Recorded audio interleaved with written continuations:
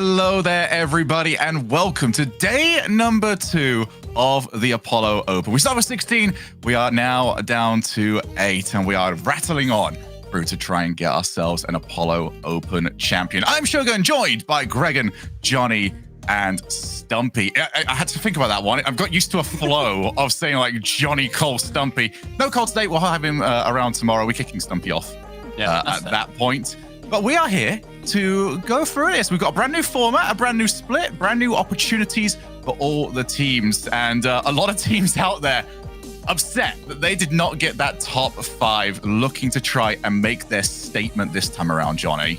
That's a great word of choice. It's almost inevitable right now in some of these matches, although on paper, you have to just call them an upset. They're seeded as they are. But, you know, there's so many teams coming in right now, even through the closed qualifier, that are just that good. And I don't know if I would even call them upsets. You know, the more I think about it, but we'll talk about that later. Yeah, we certainly will. I mean, Stumpy, let's take a look at yesterday, because myself, you, Greg, and Cole, we were around. We were doing the commentary. We were joined by Orb. Fantastic job, by the way, yesterday, Orb. Great to see him. I'm so glad that he's been a more featured part of Rocket League. But we went through, we had 2 different stages. We had the 3 rounds of the group stage, and then we went into the low bracket. But my goodness, the group stage was pandemonium. It threw up. Very, very calm about it. So many weird results that I don't think anybody really anticipated in a lot of these groups. We kind of expected a couple, you know, BDS to top theirs. We expected for there to be the mid-table battles, but some teams that have gone out, we didn't necessarily think they'd go out with such bad style. I need to just give my condolences to Navi, who are having internet issues on Virtuoso's part. Really sucks, but ultimately Group D did conclude, the big old group of death. I think the biggest surprise for me, Williams Resolve, a closed qualifier team coming in and topping their group by winning that tiebreaker match versus EG in an overtime. Amazing result in Group C, but all of the other ones, just they finalized in nice, brilliant ways, giving us an awesome playoff bracket here. So, Gregor, I want to discuss this with you very quickly about how this new format changes the approach of teams, because last split we were going through the Swiss. You had to lose 3 times to be eliminated in the Swiss before you got to the playoff bracket. This time around, though, results and especially losses impact you an awful lot more. How do you think that might have affected some of these teams? Oh, yeah, the losses are so big on not just the teams that lose, but the teams that have to face the teams that lose. Because once a top seed like Dignitas or Semper lose their games in the group, they then take the seeding of the team that they've lost to. So in Dignitas's case, they're 3rd in their group. They're now considered in the bottom half of the teams at this event. So then they had to play Luminosity in the lower bracket, which means every team is then scared of Dignitas. And I think that's the big difference in this format. The Swiss had the ability for some of these top teams to take a loss here and there and still make their way into that top 8, whereas now it's a lot more fierce on the teams who have to face off against the best teams. Yeah, it really is a case where there are bigger risks, and that means that you need bigger plays. Johnny, let's have a look at some of these top 3 plays that got these teams to this stage. Well, you know, we're going to talk about this team a lot, but take a look, first of all, this goal, what a pass from Shoyo. On 0 seconds to center the ball for his teammate Rise. Completely catching Dignitas off guard. But this result didn't really catch, I think, a lot of us off guard. Maybe it surprises many watching, but Queso, they look really, really good right now. This is a scary team, and they're able to take that dig. Speaking of a scary team that didn't quite perform as well as we were hoping, Evil Geniuses were just short of winning a few series. I think there were 3 series they could have won, and it was moments like this that needed to happen a little bit more often for them. But Ivan coming in 1v3, pops it over 1, goes for that double tap to take it past the last 2. He was playing amazingly. Evil Geniuses were playing amazingly. They just lacked that little bit of clutch in the final moments. With 2 goals like that, number 1 is going to have to be pretty sick, and I think Jack delivers it. He goes for the first touch onto the backboard, collects it then with his flip reset, and then backflips using that flip reset to tap it in. It was like every mechanic in a beautiful sandwich served at the greatest cafe in town. It was so good to watch, and the defenders, they literally had no chance. That was incredible. Maybe really want to go over to the cafe now. It's really nice. Usually I just go and sit up, write up some of my notes. I missed out on it today. Got a little bit too late, but it's been nice to go and have a look at some of those. But this format has been utterly brutal. And last season, or last split, we had, you know, a couple of weird results overall, but this one will really start to shock us. Let's take a look at the standings from yesterday's groups. If you were in 4th position, you were eliminated. You were gone. And we didn't need any tiebreakers to get through those. If you got through in the 1st seed, then you are over in our upper bracket, which we'll show you in just a moment as to how much of an advantage that gives to you. Only 1 tiebreaker required, Greg, and we managed to get through that one. Williams Resolve taking it in a battle against EG. And we're going to show you why that was so important for Williams Resolve to get that result, because now we're going to take a look at today's playoff bracket and take a look at where EG are now, from a potential upper bracket to eliminated, Greg. And where on earth did this go wrong? Yeah, EG played Williams Resolve twice. The first time EG lost in a reverse sweep, Williams Resolve looking to clutch it up both games, and in the game 5, in the tiebreaker, Williams Resolve came out on top, and they've earned that spot in the upper bracket. And unfortunately for Semper, just a little bit of underperformance in that group also led them to be found in that lower bracket, and not so lucky down there. As you can see, it's a really tough lower bracket now with Semper, K-Corp, Luminosity, and Dignitas all competing for 1 spot to make it into the top 6. Johnny, I'm going to come over to you for this one because you were involved with Flipside when they went on that really long Season 2 lower bracket run. Yeah. What does it take to get through? Because that is an awful lot of games that you're going to be playing over the next 48 hours. Well, you know, the key is just to only really look at the game that's in front of you, because the biggest mistake you can make in these lower brackets is thinking too far ahead, or maybe thinking that, oh, life's looking pretty good in the upper bracket. If only that was us. You know, everybody, especially nowadays, you know, it needs to be taken with respect. You've got to look at the opponent in front of you. You've got to look at how to beat them. Don't even worry about what's coming next. And I know all these teams, especially the ones that are left, will have a lot of respect for each other. So I don't expect that to be an issue for them. But yeah, mostly looking at that bottom half there, Vitality, Singularity, I think the other team who have really shocked everybody, because Williams, they won their group. Singularity came 3rd, but now they've actually gone past Misfits, which is a huge win. And they're in with a shot at beating Vitality, I reckon. Yeah, Singularity as well is huge, because I think that now means they get a guaranteed spot in the next closed qualifier, stealing that spot from Guild. So that means they don't have to go through the open bracket anymore. So their performance in this tournament, really important for them. And I'm sure there's going to be a lot of teams that are thinking every step they can remove from getting into these regionals is so key. If a team steals that 8th spot, we're looking at Williams Resolve right now. They're going to be looking to push into that top 8, so they don't have to qualify through those open qualifiers. I mean, bear in mind that we all thought that Singularity, realistically, may well get that bottom spot in their group. Getting to where they are now, after the win over Misfits, they've got themselves nearly triple the amount of points that we all thought they were going to. Awesome performance by them so far.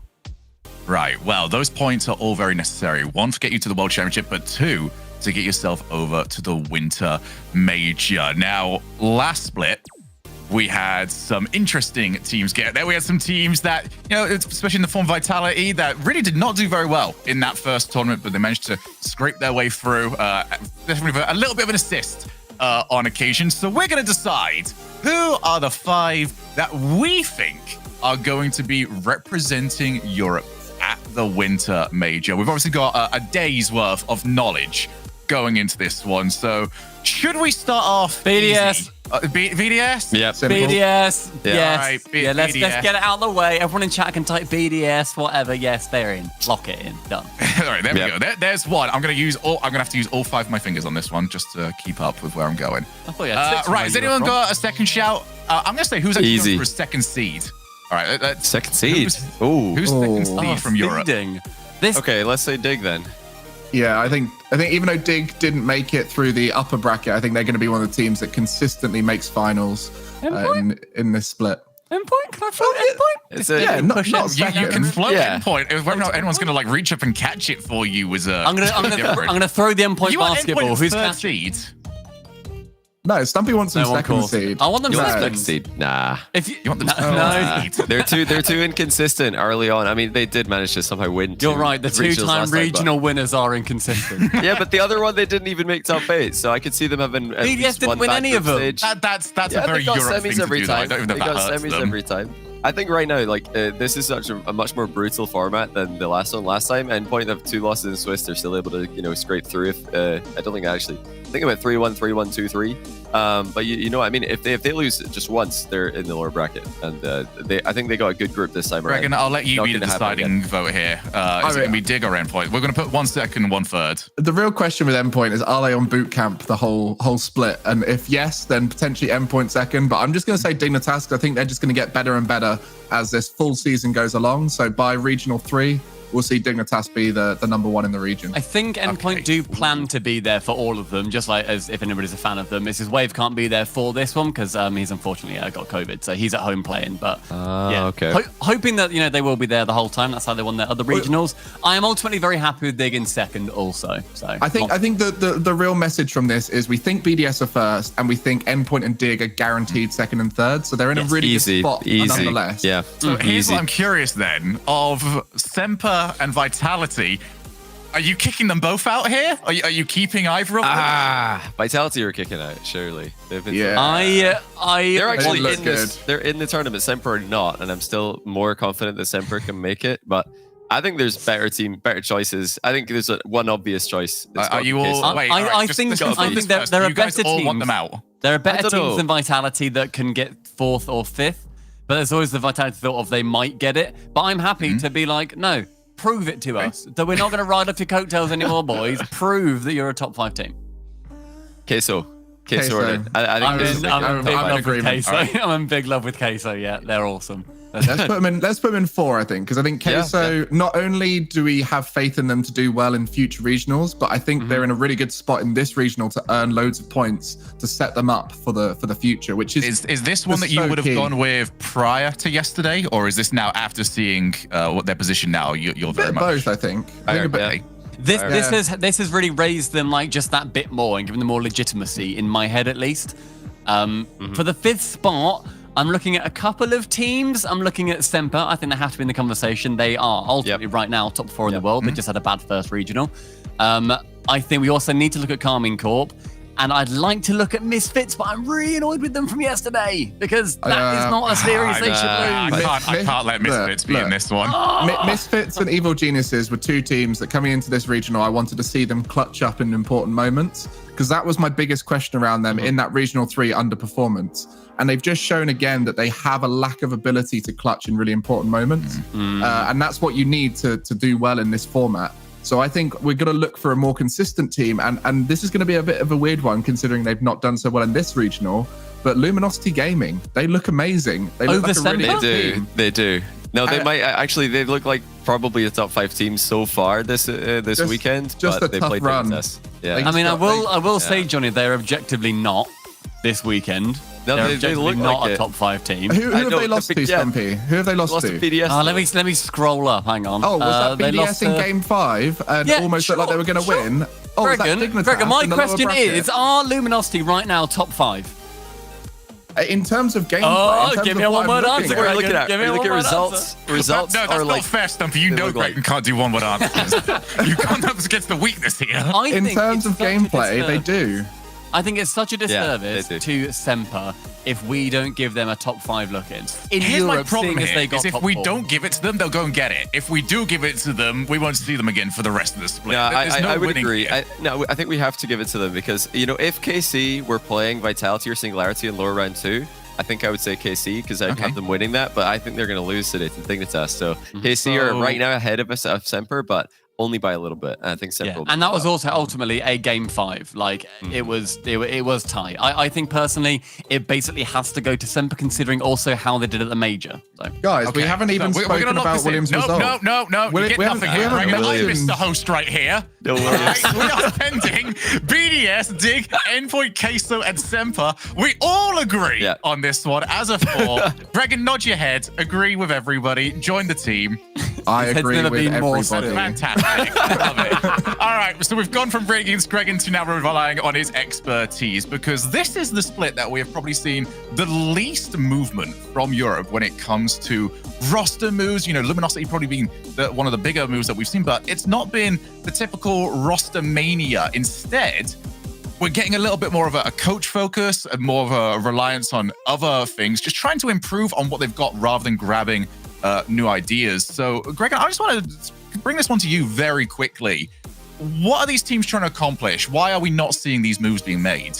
I think Europe was very happy with the performance that we had at the full major. So we were happy where we sit in the world scene. And I think a lot of teams recognize they're on an upward trajectory and they're improving. So they wanted to focus on staying together, improving, and trying to potentially take those spots that Vitality took from them at the full major. So this is a real good chance for not only coaching staff, but organization, backroom staff, performance psychologists, all of those different roles behind the teams to work on those players, and for the players to be really motivated and try and step up. So that's why we're seeing teams like Queso improving, because they looked good in that first split. And now they've got a chance to really grow and improve as players, gain experience under pressure and develop. So big shout out now to all the coaches out there. This is your chance to make a name for yourself in Rocket League and prove what your work behind the scenes can do to these players. And by the end of this split, we'll start bringing your names up and saying, look, this is why Luminosity Gaming looks so good because of Snasky. This is why BDS is so good because Kale's been there the whole time. Whatever it is, we're going to be doing that. I think it's an interesting topic when you look globally as well. Since we've had coaches on stages since, before RLCS X era, that was a massive change to team mentalities and how they could bring themselves back up. And I'm going to go across the pond to North America for one of, I think, the biggest coach turnarounds of a team is Sizz on NRG.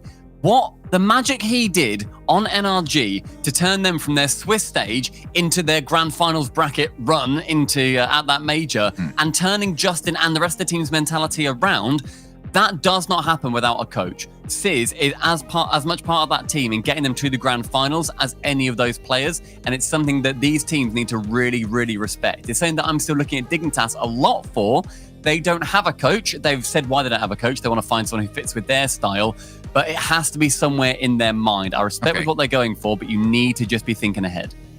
Okay. Well, we now know what we are expecting from all of you working behind the scenes at home. Cannot wait to see some of these other things. And I think we're going to try and make it a little bit more of a deep dive and maybe even reach out to some of these coaches to see what they're trying to do behind the scenes. But for now, it's time to move on to one of my favorite subjects. It's yay or nay. We've had an entire winter, an entire festive period to think of some new things, to get some more crazy takes. So we're going to start this off as we always do. We are going to give our own predictions whether or not we agree with a hot take or disagree with it. And you at home can also follow along by putting hashtag yay or hashtag nay in the chat. We've got 3 of these for you. The first one, we have already kind of decided as a group that we don't expect Williams Resolve to be making it in our top 5, but will they make another top 6 this split? Yay or nay? I was impressed by what I saw from them. You guys all see, apart from Stumpy, you all seem pretty much okay with this one. I feel good. All right, we all good to go? All right, on 3. 1, 2, 3, and thumbs up or thumbs down. The Johnny middle thumb into the... I don't think so. It's tough because this format is so brutal, and I don't think Williams Resolve are going to win a group again. And if they don't win a group again, do I think they're going to win 2 straight lower bracket? No, I don't. I don't think Williams Resolve make top 6 again. That being said... very split. Have we ever had a 50-50 on one of these? I think we've had it like once or something. Yeah. That's crazy. Okay. It's tough. But that shows how close it is. That really does. Because, Johnny, you're completely right. If they don't get top of the group, it's hard. Yeah, I rate this team. It sounds like I'm saying they're not any good, but it's just because you need to win a group to get into that upper semi. And I don't think they're going to win a group again because it's just too hard to see that.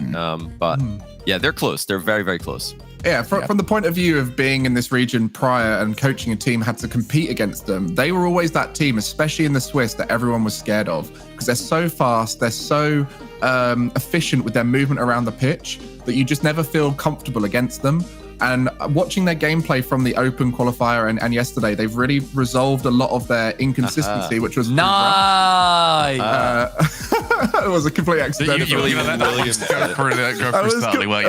was completely accidental. We'll take it. But yeah, they've worked it out, and they're much more consistent now. And the real question now is, can they bring creativity into their gameplay where their speed and breakdown was so good? I have a lot of faith in this team to keep going up and up and up. Okay, so we've gone from quite middling to start this one off. Now, brand new mechanics sort of discovered, kind of figuring out new ways of doing it. We're going to call it the Helix jump with this one. It's a way of maintaining your flip reset throughout the aerial. I think you pretty much use the wall. For those of you that have seen it, bang your head against the wall Pretty and then much you use the wall. Will we What technical see- description? God, that is? you couldn't tell this is your job, job. could you, Shogun? Yeah, absolutely. You use the wall but to we go wanna high know- or whatever. I don't know. We want to know whether or not you at home think we are going to see one of these scored this split. We'll go with this split on this one. It's very early on. Is that across all regions? Can I just confirm? Yes, we'll go Yeah. all regions. We'll offer the olive branch to the other ones. You know, maybe they can figure out some mechanics at some point and join up to the rest of us. On 3, 1, 2, 3. Okay. Yeah, all John, you got regions. to start making some decisions Yeah, here. all bud. regions. I was thinking yeah, all regions regions. swayed it. I was going to say no, obviously not, but you said all regions, so maybe I think, yeah. I can't believe you regions, I think copied region. Stumpy's homework there, Johnny. You waited and copied Stumpy of all people. Guppy, stumpy. The thing I've is, ever done. I think we can look at another region like Middle East or something. Like we've got a very mechanical team against a team that is going to be not as good as them. Ultimately, there's a big disparity in Nah, these. it's not, in some never of these. happened in Middle East, man. Okay, You guys let's don't say mess around. OCE then. Fever. OCE Fever poss- bops one out. I Yeah, reckon that. possibly. OCE or North America. That's the two I would expect. I mean, a lot of people at home might even know what this new mechanic is, and I think it's really exciting that we've got this new mechanic, and it will be a mechanic of the future, but right now, probably not. No. too Right, well, slow. let's not look at the slow. future. Let's look at right now. We've got one final question. I'm sure nobody will be upset with this one whatsoever. The last question is, 4 of the top 5 players in the world at this very moment come from Europe. Hashtag yay, hashtag nay. I get the feeling this is going to be a clean sweep over here, but I'm curious. I think we're about to find out how many European and how many North American viewers we've got right now. 1, True. 2, 3. Oh, all right. Who are you inserting into this top 5 here, Gregan? I think Justin and North Daniel are in the top 5. Daniel, come Daniel on. He's played already? one event, man. He's played one event. He's like one event where he was Top good. 5. Watch his gameplay and don't tell me that he's Nah. not the best player in the world right now. Nah, he played one event. You got to see more than one event. Like I think I mean, I Daniel, thought Seiko was based one of the on top that 5 event, players off the first event he played. Like, just That's because a bad take as well. That's because he's playing in he's playing in a harder region as well. That's Nah, the you thing. can't say after one event. But I do think Daniel was top 2 for regional number 1 in NA. Like Justin and Daniel were the clear best players. But well, no way you, he's top you 5. believe what you want Not to yet. Not yet. Nah, Believe what you I'm wanna Jordan's feeling believe. really Archie, bad right now because we're It's going to Jordan's go Archie, into... Monkey Seiko. and Seiko. That's its up for the Yeah. just for I'm with anyone you on wondering. I'm feeling pretty bad about this because I've now got to work with Gregan for our next segment, which is going to be our predictions. This is what we're expecting to see throughout these. I let Gregan do all of this pretty much for us. I got 1 veto on 1 matchup. So Try and guess it. Try and work it out. Yeah, try and figure intrigued out to which see one what I you guys have switched got. at home. But I think we can maybe take a look at what myself and Gregan, well, mostly me, you know. The I was Gregan carrying. prediction. With Gregan, it's going to the be a big Gregan. min-max bracket. It's going to be pretty boring. All right, so which one did I switch? I like being right. So I've put Queso winning and BDS winning in the upper bracket, and then obviously BDS making it to the final. And I think just experience is going to win out in the lower bracket. And I've gone for the more experienced team throughout. I think Dignitas are just going to heat up as the event goes along. And then the final is a Dignitas double dub. I do Crazy. like the Dignitas double. Crazy. I'm a fan of the. I'm a Thank fan you, of Stumpy. that. I mean, but who knows also, which one I put? stupid bracket. Imagine that. When you've got brains like myself and Johnny, and we've called ourselves. Wait, Johnny, what's the name? Stunny Boy. Yep. We're Stunny Boy. Stunny Boy. It's not. It's The Yumpy. or Team It's Jumpy. They don't even know Team their own Yumpy. name. Look at that. That is the bracket. Beautiful. Oh, hello. Dignitas, what do you reckon to our bracket? That's What like are the your bracket feelings? as well. See, they loved our bracket so much more. Ours was right. This one's wrong. Look, I'm so glad that they've decided themselves. I mean, I thought Dignitas were going to win. You. I mean, it's Remove your thing. You guys But also we had- decided to agree. But we've got a queso No, they dub. didn't like it. They didn't like the Queso dub, so they hid it with their faces. Dignitas. Thing is also, Queso are winning this. Go and screen Dignitas. everything has fallen into the void as Queso win it, and then we've ended up having everything go wrong. The world ends, but Queso, they get themselves a lot of points. All right, so all we've all decided is everyone's decided that Dignitas is winning this, including Dignitas have decided they Good mentality are winning right there. this. But for those of you that are joining us a little bit late, we discussed this earlier on, but here is how the overall bracket looks coming into this. Nice, clean one for us all. These are the matches we are expecting. If you're over in the upper bracket, you've got 2 opportunities. If you lose one, you're fine. You just go down to that lower bracket and you run the gauntlet with everyone else. But if you are down there in the lower bracket, yeah, you have many a game to play. And that has resulted in our schedule looking like this. We have got 4 matches ready to go. 2 of the uppers, 2 in the lowers. We've also got 2 more that we'll be playing later on. So later on, we've got Endpoint CX against BDS. What match that's going to be? Team Queso winning Resolve to guarantee a top 3. Whoever wins that is going to have a haul of points coming their way. And Singularity ends Vitality. But for now, we need to focus on our first matchup of the day. It's going to be Karmine Corp taking on huge rivals in the form of Dignitas. A Dignitas team that seem to just be getting better and better every time we see them. And we thought, Stumpy, that Dignitas were almost ahead of schedule when it came to their improvements. I was not expecting to see them this good this early.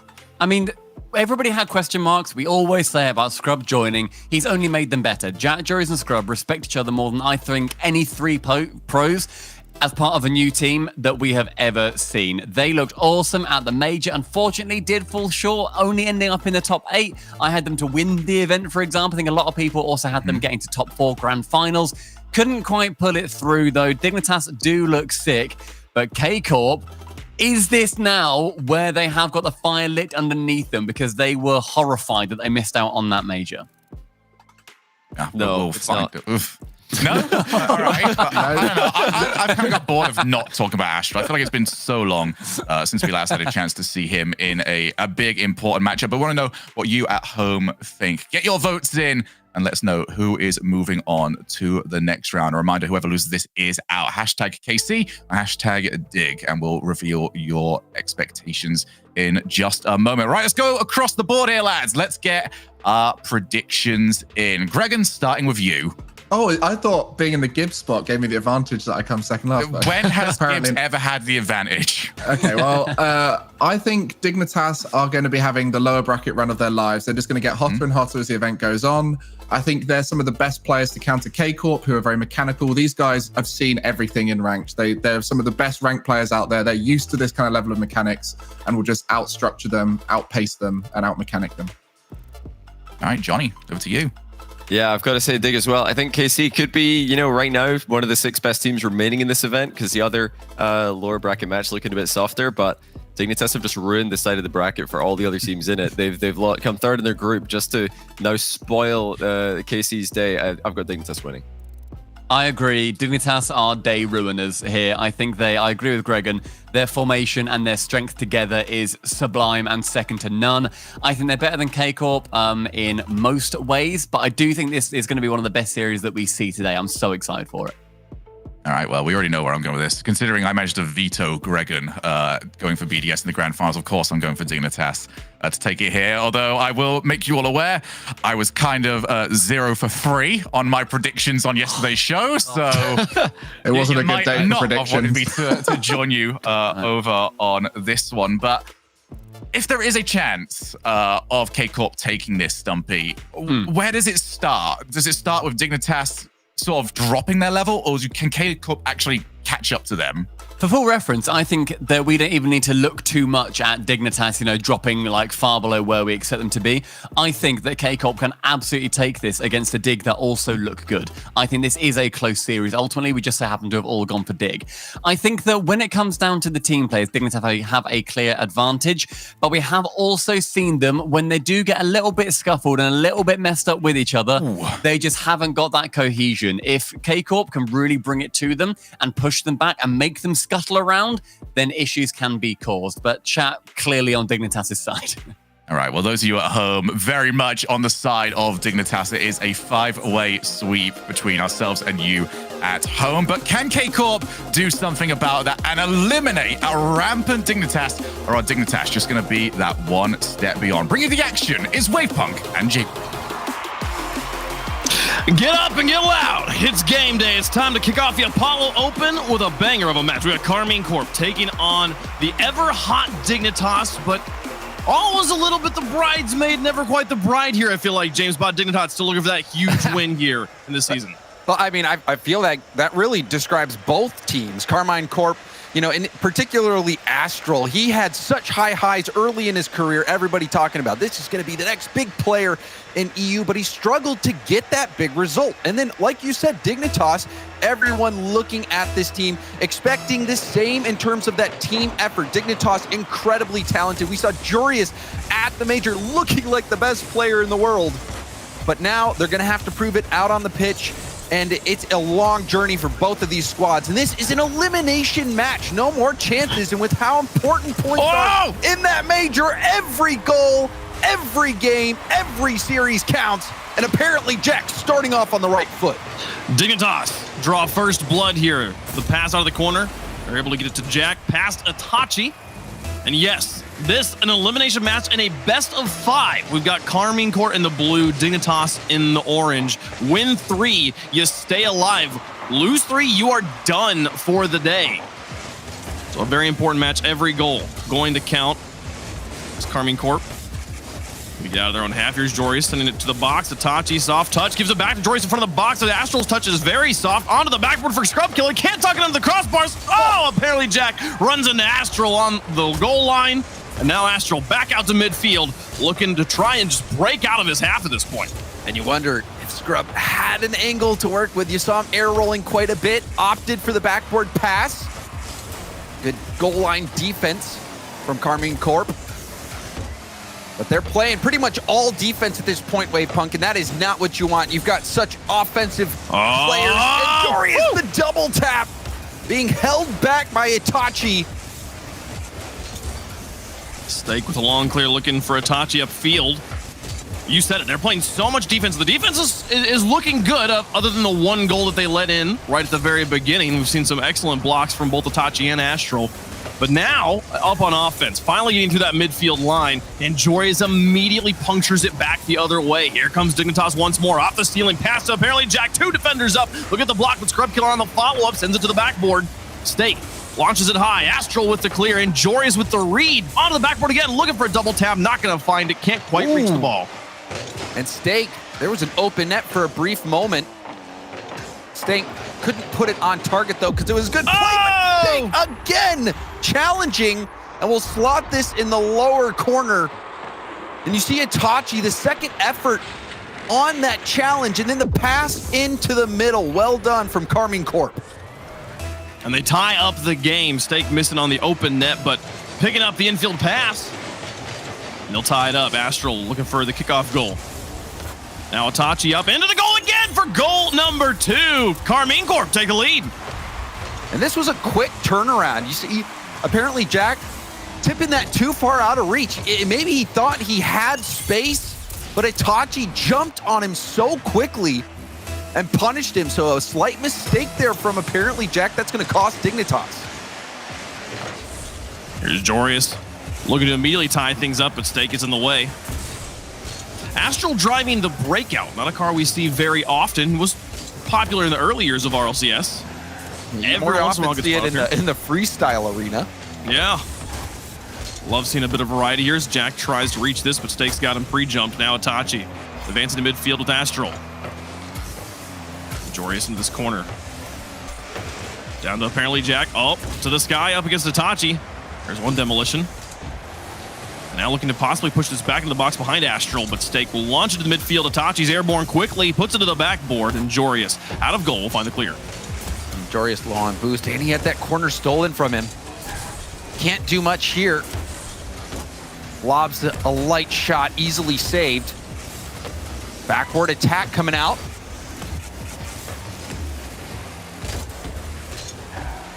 There through Astral. Here's apparently Jack looking for the clear to the side. So across halftime, Karmine Corp able to bounce back quickly after dropping the first goal. Apparently Jack to the sky, looking for the dribbles underneath Itachi into the corner. Going to be low on boost, but able to get one more touch off the wall to Jorius. And Stake finds second touch and a bump on his way out. Another bump as well. They're paving the way. Here's Itachi around the corner, looking for the pass to Astral. Covered up by Jorius on the retreating defense. And Stake now keeps the pressure on. Karmine Corp looking for goal number 3. Having to back off in a low tanks. Scrub Killer will find a touch in midfield. And then again, out of boost. Having to rely on the wave dash just to get to control. Wins the challenge. But that play from Scrubkilla is so clutch. He was out of boost, still managed to get that 50. And it's a low boost situation. Another pass to the middle. Astral has had amazing center balls. Oh, Astral gets up in time. The breakaway goal. One defender back, and Astral's able to reach it. Hold on to their lead. Final minute. Game number 1. Here's Itachi looking for the goal. Oh, demo on a parallel jack. And oh, look at Jorius diving across the net. Makes the stop. Itachi back across. Out of boost. Has to leave the ball alone. And Jorius picks it up out of his corner. 1 goal deficit here. Can Dignitas equalize? Oh, the long trip around the ball from Scrubkilla. And now the 1-2 that's vulnerable. And it's in. Jorius on the quick counterattack. And Dignitas looked like they were about to get scored on from Scrub positioning on that ball, but then, oh man, the pass out, the shot from the wall, and it's a tie game. Dignitas starting out hot. They then got doused, but in these final moments, finding a break, really. That was a situation where, Dignitas goes from getting scored on to a quick counter. That was a mistake as well from Karmine. They really needed to get a touch on that ball. They dove in hard when they saw Scrub out of position. Well, and that was 2 quick counterattacks in a row from Dignitas. The first one, Astral was able to get back and block, but the second one just barely, I think it was Itachi, just barely missed the clearing touch. And that quick aggression, 1-2 touches from defense to shot on net for Dignitas gets them back into this game. Clock expires. Looks like we're going to go to overtime here for game number 1 of day number 1, match number 1. How about it? Next goal wins the first game. Wavepunk, whoever loses this game is really going to think that, they deserve that win. Both teams having some situations where they made some slight mistakes. This one going to be a tough one to stomach. I think Dignitas. Go ahead. A very evenly matched so far. Scrubkiller around the corner. And now infield pass to Jorius, covered up by Stake from the outside. And there's apparently Jack taking the shot. Oh, look at Stake save your medal here to keep him playing. And Astral will find a clear, but it's straight to Jack. Oh, just over his shoulder. And now chasing it down himself, looking for the demos, but Jorius gets airborne from the corner. He's far away from the defenders. Won't get demoed just yet, but Dignitas back on offense. And this was more of what we saw at the beginning of the game. Dignitas threatening, but Astral, his passing game is so good. We saw him find 2 wonderful center balls. One of them ended up being a goal. And we've seen this before, Wavepunk. But that overcommit, we see Jorius dive in. Astral with space. Apparently Jack will cover up the pass. Loses it to Itachi on the rebound, but Jorius able to get the final touch, clear at the entire length of the field now with more space. He takes a shot and Stake gets the block. Stake having quite the game here. 4 saves, 6 shots, back into the box, looking for the winner. Now apparently Jack to the outside for Jorius. Does a breakout work? Off to the inside. Oh, just high. Follow from Jack, though, is good. And Dignitas will take game number 1. Oh, and that dive at the end. You saw the all-in play by Karmine Corp getting caught out. That has haunted them. Even in the goal that they allowed in to tie it up, Dignitas, they get so close. They're playing on a blade's edge, and they're barely staying on top of it. That was a close game, and for Karmine Corp, a tough loss. You even saw that last play from Itachi coming off the ceiling. It was an incredible fake, and then the shot goes wide, and then at that point, you saw the third man trying to do that calculation. Do I go in? Do I try to win this 50 and keep this ball in the Dignitas half, maybe squeeze out a goal? And then you saw the complete miss that started that counterattack for Dignitas. The few opportunities that they got on those counterattacks, they clutched it through. So Dignitas, a very difficult win in that situation. They're going to be really happy they were able to pull that out. But just mentally, a loss like that, either way, is going to do some damage. I agree with you that I think that Karmine Corp's got a little bit of a mental game to play to get back into this game too. I do think we were saying like, oh, whoever loses this is gonna feel like they should have won it. I don't know. Karmine Corp, there were 2 things. The one was a little bit of inaccuracy there, like having a few moments to score and not making it count. The other was the Dignitas counterattack. 2 of their 3 goals, Dignitas was able to score, breaking out of their half, first drive down, second touch after crossing the line, going into the goal. you have to have a better retreating defense here for Karmine Corp with the way that Dignitas is playing in this series. If you're able to shut them down in the midfield, make them take a few more touches before they're able to take those shots, you're going to buy yourself that time to get back. But right now, you got to be flying, and you cannot miss that first saving touch because they're taking shots right out of the gate. And I mean, a lot of that is the responsibility of whoever finds themselves in that third man spot. If you're in that third man spot, you have to be sure, you have to be confident that if you're diving in, that you will at least get a piece of the ball and you won't lose that 50 hard back to your own corner. For sure, yeah. Or that your first man is already rotating speedily back into the third man. Be able to cover. Yeah, exactly. No, but the third man roll, the critical point right now for Karmine Corp. Joreus breaks through Scrub Killer. Oh, nearly finds the soft touch off of his roof to get it over the top of Stake. Joreus putting it back down. Apparently, Jack looked for the bumps. Now Scrub Killer in the corner. Follow from Joreus onto the back. We're going to chase it down. Doesn't quite have enough boost, though, and gets covered up by the defender. Here's Scrub Killer with a little bit of space, but Stake, or Astral rather, getting out into the front line, finding the block. Dignitas peppering the net over and over again. Itachi tries to dive, but didn't have the boost to reach the ball. Apparently, Jack scores the first goal 2 games in a row. And you called it, Wavepunk, literally on 0. A good shot from apparently Jack. Itachi just a step too slow. I mean, even one small pad would have been enough to make that play, and we're starting to see Dignitas exert their dominance. We've seen them multiple times keep this ball in the Karmine Corp half.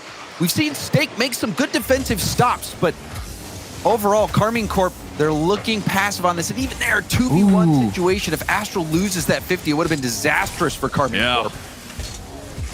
I'm actually impressed he won it, too. As I was looking for more demos, there's an empty backfield here. Itachi's the last player back, and he will manage to get in front of the ball. But here's Scrub Killer onto an open net again. Stake's got to reach for this. Can't quite get there. Dignitas up by 2. And now, you know, as a spectator in this game, you can't help but ask, is this the point that the wheels fall off for Karmine Corp? It was a really rough first game. They gave up the lead in the final minute.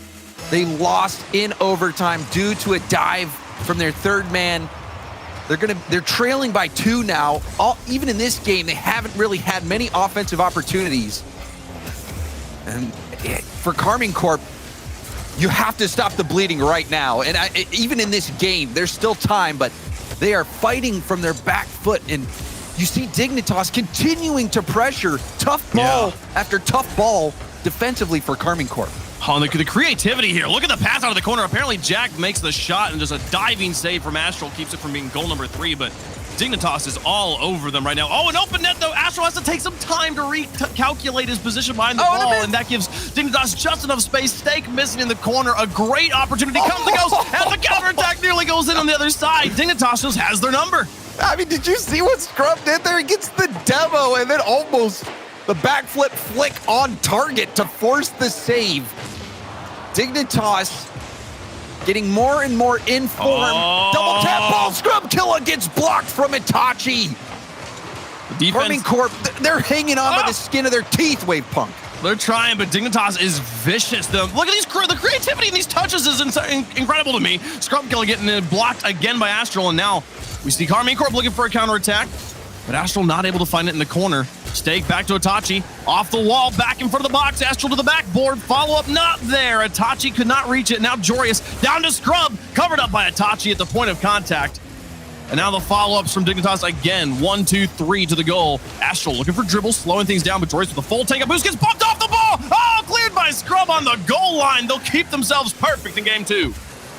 And even here, you see that save deflecting off the wall, forcing the defense back. Oh, that's a poor clear. And the bump, Scrub Killer ended up saving it. He got the bump on the player who was going for the save, but it ended up deflecting off his car. However, Dignitas playing creatively, playing with so much speed.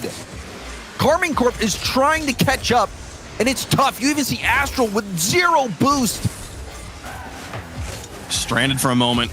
In the final minute here, down by 2. They need to go quickly. Stake past 1. Joreus, though, with an answer. Astral shot wide of the goal, and Scrub sends it to the outside. Now to Joreus in the corner. Puts it high. Tachi trying to hold on to it, but apparently Jack just challenges him. The gall on this player. Scrub Killer to the outside now. Final 30 seconds. Astral needs to make quick work of this midfield, and Jorius won't let him have it. Back to the ground, looking for another challenge, looking for bumps every time from Dignitas. They're looking to the back line of Karmine. Jorius giving up possession there. That could open up a window, however unlikely, but the 50s and the pressure, the speed of challenge from Dignitas has been wonderful. That one, yeah, a valiant effort, but Hail Mary attempt will come up short. Dignitas, Wavepunk, they controlled every moment of this game. Yeah, there was a little bit like a clash of style in game 1 where I think we saw Dignitas come out on top. Here in game 2, Dignitas rinsed them from beginning to end. They had the stronger play, the creativity we're seeing from them when they're going on offense. Every time a player wins a challenge at midfield, if they've lost control of the ball, they're not looking for boost. They're not looking to go back and defend. They're looking for demos, and they're looking for and just a way to stay in the cherry pick positions and be creative. Karmine Corp just doesn't have an answer for that right now. And particularly, I think the creativity is coming from Scrub Killer. You have such threatening offensive weapons in Jorius and apparently Jack, who will just outskill you straight up. They'll put the ball right in front of your face, just far enough out of your reach to where you can do nothing but watch. But Scrub Killer, you see his creativity on the demo into the backflip flick. You saw the fake trying to get the poor touch out into the middle of the field for his teammates to take a shot. Scrub Killer, I'm loving his creativity, also his patience. He has been a great third man for Dignitas in those situations where he's had to make the intelligent challenge. But overall, everyone from Dignitas doing a really good job, especially in that game, of knowing when it's safe to dive in and keep that attack going. And already we're seeing shots come out. This game picking up right where game 2 left off. I mean, we saw Astral find a clear straight down midfield, and what could, function just kind of like a straight down mid blast to the other side. And the Dignitas player, who's looking just to trap the ball in the half, instead not only traps it in the half, but passes it directly to the second man. And who passes it right back? It's crazy plays from Dignitas. Can they close out the series, though? Up by 2. Got to win one more. Third really man. Feel for Karmine Corp as well, Wavepunk. I mean, they haven't been playing too poorly. It's just that this Dignitas team has looked that good. They have and I think the first touch efficiency for Karmine Corp has been a point of weakness that Dignitas is able to exploit. You saw there on that drive a double commit from Dignitas, kind of a flagrant one. The defender almost had the ball by the time the second man committed to the ball, and Itachi through the sky still takes 2 touches to get a shot on target, and that gives them so much time to breathe. Here again, another double commit, but Astral's going to go up for this one. Apparently, Jack actually beats him to the ball. Then the third man, and Jorius will find a clear, but the counterattacks we've been seeing from Dignitas have to do with that first touch efficiency. How good is the touch towards the goal? How much correction does it need to actually turn into a shot? And for Dignitas, it's not been much, and for Karmine Corp, it's been, a little bit. Oh no, Scrub Killer looking for goal number 2. Astral blocks him at the goal line. Now winning another challenge. Scrub versus Astral. Staking a look for the bumps, but Scrub just hits him with the brakes and then finds the block. Oh, will we see a counter goal as well? Oh, apparently Jack didn't get the touch he was looking for. Maybe looking for a pre-flip, trying to time it well so he could get the flick pass out to the middle. Regardless, Scrub Killer in that situation, the nightmare situation. It's 2v1. You have to dodge the demo and make the save, and he was able to make that play. That is that third man expertise that can make or break a team and win or lose a game. And that play from Scrub Killer keeping this scoreline even. Back in the day, James, we would have said Scrub Killer is the apparently Jack or Jorius of his team. He's the flashy frontline goal scorer. I think Scrub Killer having made peace with the fact that he's on a team with 2 excellent offenders, frontline players, is happy to. Apparently, Jack 3 games in a row is going to score the first goal. And you look at this again. We'll take a look. Stake. You talk about that first touch, Jorius not letting him get an easy one. The pinch right off the ceiling.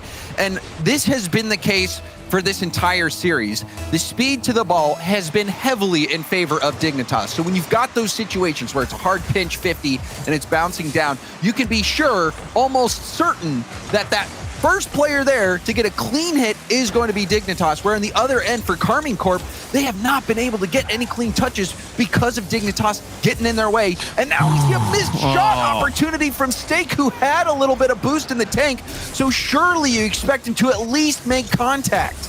Yeah, he had a little bit of boost in the tank, and he had a lot of space. He, for once, didn't have a Dignitas defender breathing down his neck right in front of him, in front of the ball there.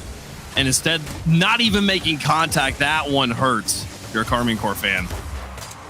Stake to the outside here. What I was saying about Scrub Killer, though, is that I think that he's settled into this being the third man, and it's unlocked his ability to be as creative as possible in one of the least flashy roles, and he's thriving there. Oh, certainly. I mean, he's an amazing defender, and Scrub Killer also a brilliant Rocket League mind. You talk about someone who may have the most hours ever. And Scrub Killer's been playing a lot of car ball for you know, a majority of his life. So his IQ is off the charts, and you pair that with his mechanics, and he really is such an incredible defender and someone who can help unlock that next level for his teammates. When you have a player who is so smart, who can set you up with opportunities, it just makes you look that much better, and that is what Scrub Killer has done for this team. Oh! Karmine Corp, they finally get a shot on target, but it's blocked. They're still scoreless here in a critical game 3. Karmine Corp must win to stay alive in the match and in the tournament. Satachi to the corner, able to beat the first man, drop the ball to Stake, puts the shot on target, and Jorius blocks him on the goal line. 38 seconds left. I feel like I've said that story before. And now I'll fake out to the outside. Here's apparently Jack looking to put the clinchers on the game. Stake back to Itachi. Too far ahead, and Jorius picks up control. Astral out of the corner, final 20. Just stalling him at midfield, wins challenge after challenge. The midfield from beginning to end getting dominated. Dignitas in control, final 10, up by 1, and yet I'm not even scared at this point. Astral back to Stake, looking for some last minute heroics. Itachi puts it on target, but apparently Jack with the block. All 3 players there. It's onto the ground. Too little, too late. Dignitas sweep him. In a heartbreaking end, you saw the opening. There was the turnover at midfield. Everyone from Karmine Corp in position to make a play on the ball. The rebound comes out. It's in the air. There's the chance. Dignitas at the mercy of the shot. And it was going in, but when the clock is 0, it can't touch the ground. Shot didn't have enough juice on it, and Dignitas survived. Back-to-back shutouts in games 2 and 3. Game 1 was a tug of war. Karmine Corp had the lead in that final minute, and they weren't able to hold on. Dignitas, this was a big win for them, a statement game. And I mean, you saw the pre-show Wave Punk. Some members of the desk expecting Dignitas to potentially go all the way, get the double, the bracket reset win. Yeah. And if they play like this, series, they have a chance. You saw how good they were looking on their speed, the challenges, the creativity, all aspects of their game looking really, really solid in this match. Yeah, I mean, it was a story of 3 failures, I felt like, for Karmine Corp here. I mean, it was the speed of Dignitas. They could not beat them to the ball. And then when they were able to beat them to the ball, they could not hit that first contact. The one contact they got for free, never quite good enough. And then even when it was quite good enough, the shots were just never there. They were hitting around the goal, or not making contact. You saw the Stake opportunity where he had all that space and that boost. Defensively, Stake made some plays, but offensively, no one from Karmine Corp was able to rise to the occasion today. Yeah, Karmine Corp, they do valiantly to make it through the group phase, but fall here at lower round 2. So we will see them again in the second regional event for Europe here for the winter split. But for now, Dignitas moving forward. We got a bunch more matches to get through today, though. We're going to take a quick break. When we come back, Singularity taking on Vitality. That's thinks that's the softer match. They've got a lot to prove here. The RLCS, we'll be right back.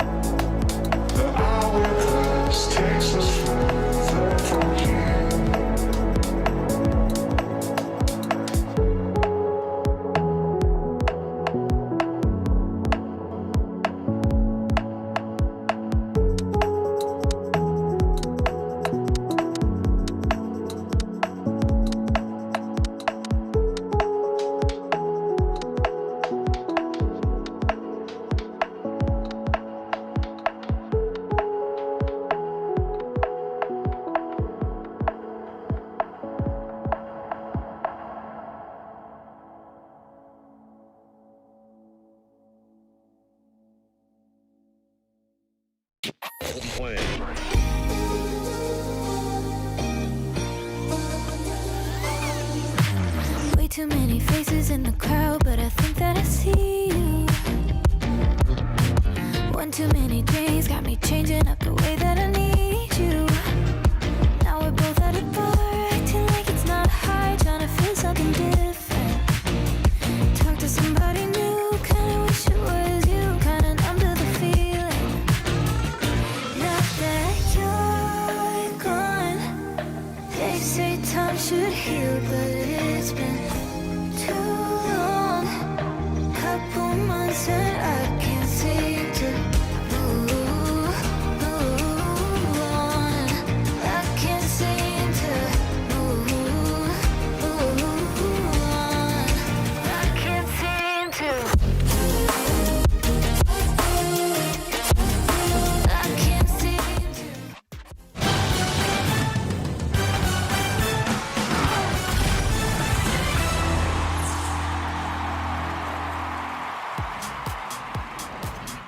Welcome back to the RLCS Apollo Open. I'm Cole here with Stumpy. And Stumpy, the Rocket League's about to continue. Yes, incredibly exciting. We've just seen Dignitas, shockingly, take down K-Corp in a 3-0. Only 2 goals scored on the side of K-Corp, and then none in the second games. But they're just going to be talking about that after this series, because now we are looking at Team Vitality versus Team Singularity in another wonderful best of 5. It's lower round 2, and I am hoping, Cole, for something more than a 3-0.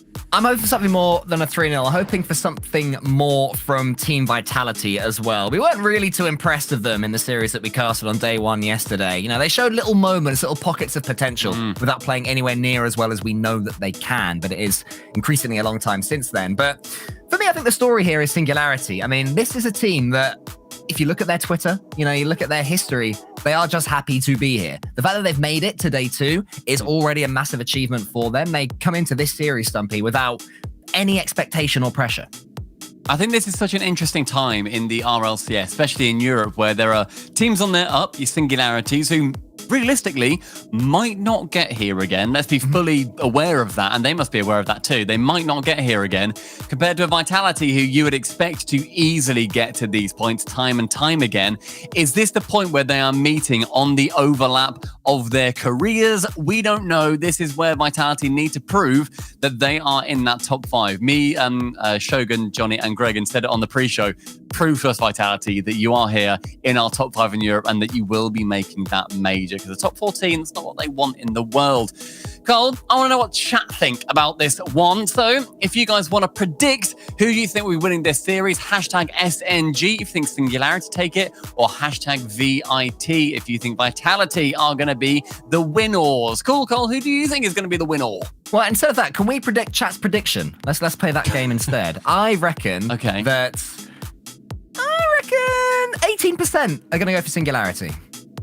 Right, so what do you want on the graphic under you? I'll put Vitality or whatever, but I reckon 18% are going to go for Singularity, and there's no bracket there under me anyway, so, you know, curse your graphics, Stumpy. Fair enough. So what percent are going for Singularity? This is the important question. I think they're going to go 60-40 in favor of Vitality. That's my feeling. I think it's close. I think people are on the Singularity hype. Oh, Stumpy Goblin. See, it's fun, this game, isn't it? I am a straight-up genius, and I quit. Sadly, I'm so good at my job. 39% not Chat, please, more Singularity. We both lose, unfortunately, on this occasion. But please, come on. These two teams can't lose. Hit it. Singularity versus Team Vitality. We are going to start. We're approaching the second series of the day. It's another knockout, another best of 5 as well. Surely Vitality the favourites, but Singularity, they're the sort of team that can be chaotic and they can surprise Vitality here. I mean, these guys never play against each other either, whether it's because Singularity, as I've said, and I really am not putting them down at all, I'm being realistic, they don't get to this point very frequently. That's just not, this is a big upshoot for them. This is potentially an overperformance for them, but they're here to prove to us that they can still hang out at this level.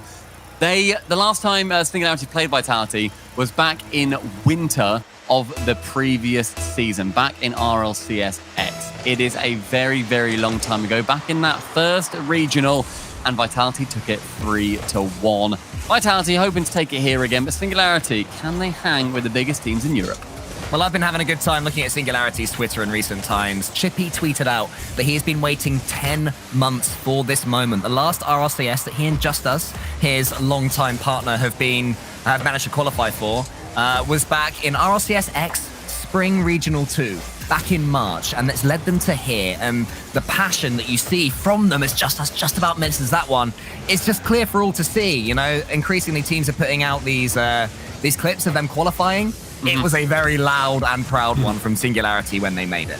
The passion from any team when they get into the RLCS is something that we just adore seeing. It's a passionate game, and it is a three-man effort to open the scoring. Vitality passing between themselves. Fairypeak taking his time, faking out Chippy. The pass from the sidewall from Alpha to K-Dot. Missiles abound.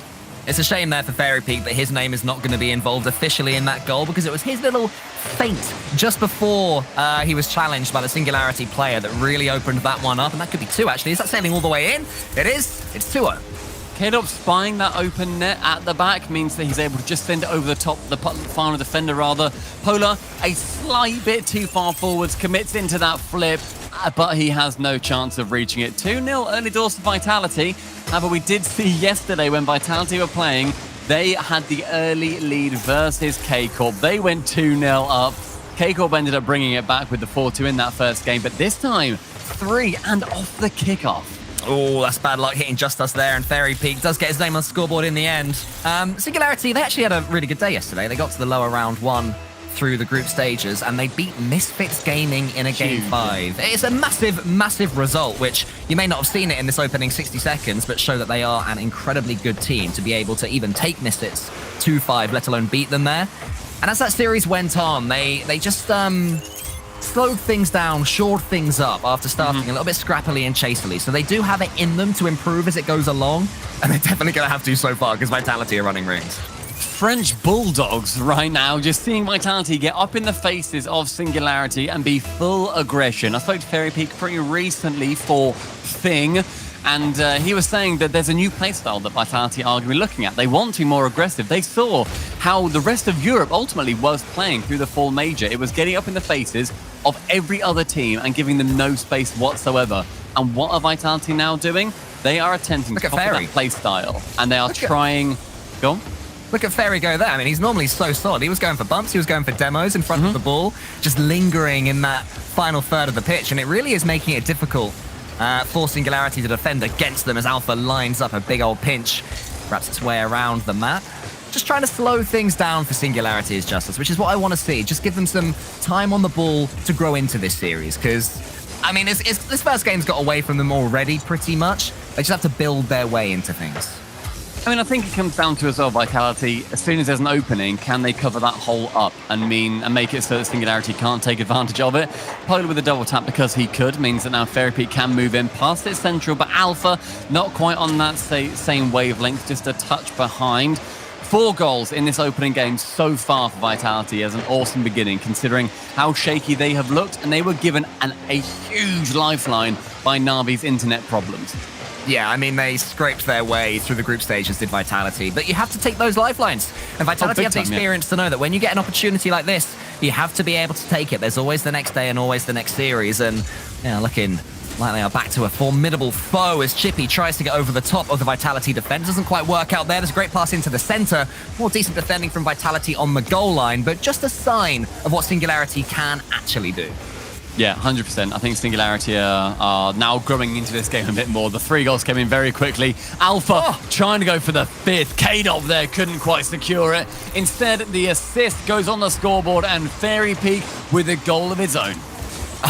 K-Dot couldn't let poor old Alpha get on the score sheet. So far, Alpha, the only Vitality player not to do it, as K-Dot has got a hat-trick, and now Fairypeak's got his 2nd as well. And Vitality, they look like they're enjoying themselves out there, which is very important for them, because I don't know about you, Stumpy, but I've not got the impression that they've been loving their Rocket League in recent times. You look at their body language at the full major when some things went wrong, and there's always these questions over them. Seeing them not only score 5 goals against Singularity, but saving their teammates' shots, silly things like that, having a laugh about it is, I think, just as important for them as grinding ranks and grinding the training packs. I mean, as silly as it sounds, the having fun meta was clearly working at the full major as well. NRG, when people were saying they gave up, I appreciate NRG also said, we'd given up, but they then started to have fun.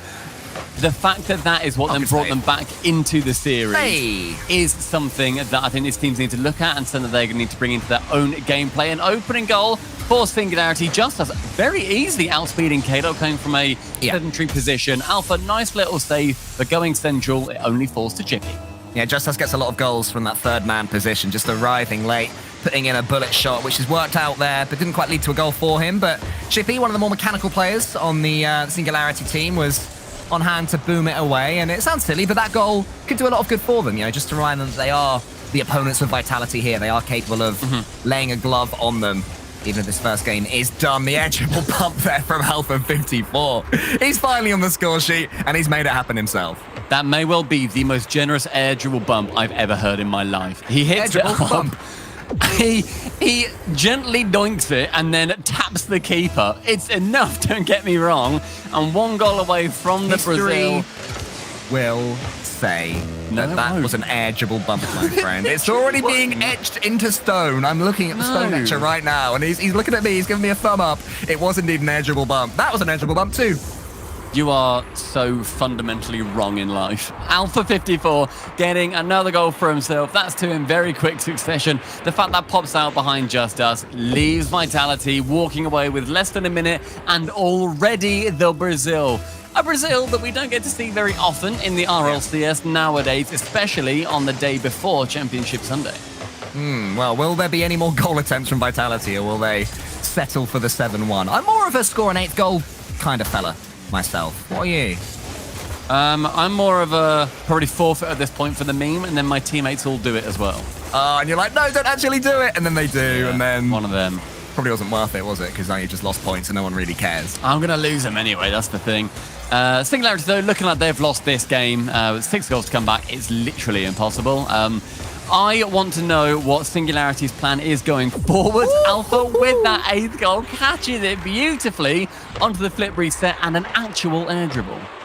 Just like me, Alpha, he is a score an 8th goal kind of fella too. That was beautiful, a flip reset to an air dribble. Nice little quick fire passes as well from Vitality, as they just continue to have so much of the ball. How many shots have they had in total? It is 5, plus 7 is 12, plus 3 is 15. Quick maths, by the way. 15 shots.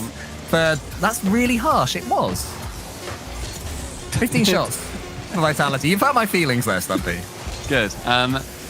It's a really bad start for Singularity. As much as we want to be talking up Vitality, we have done a good job of keeping that pressure and not letting the ball die now either. Trying to go for a couple of bumps too.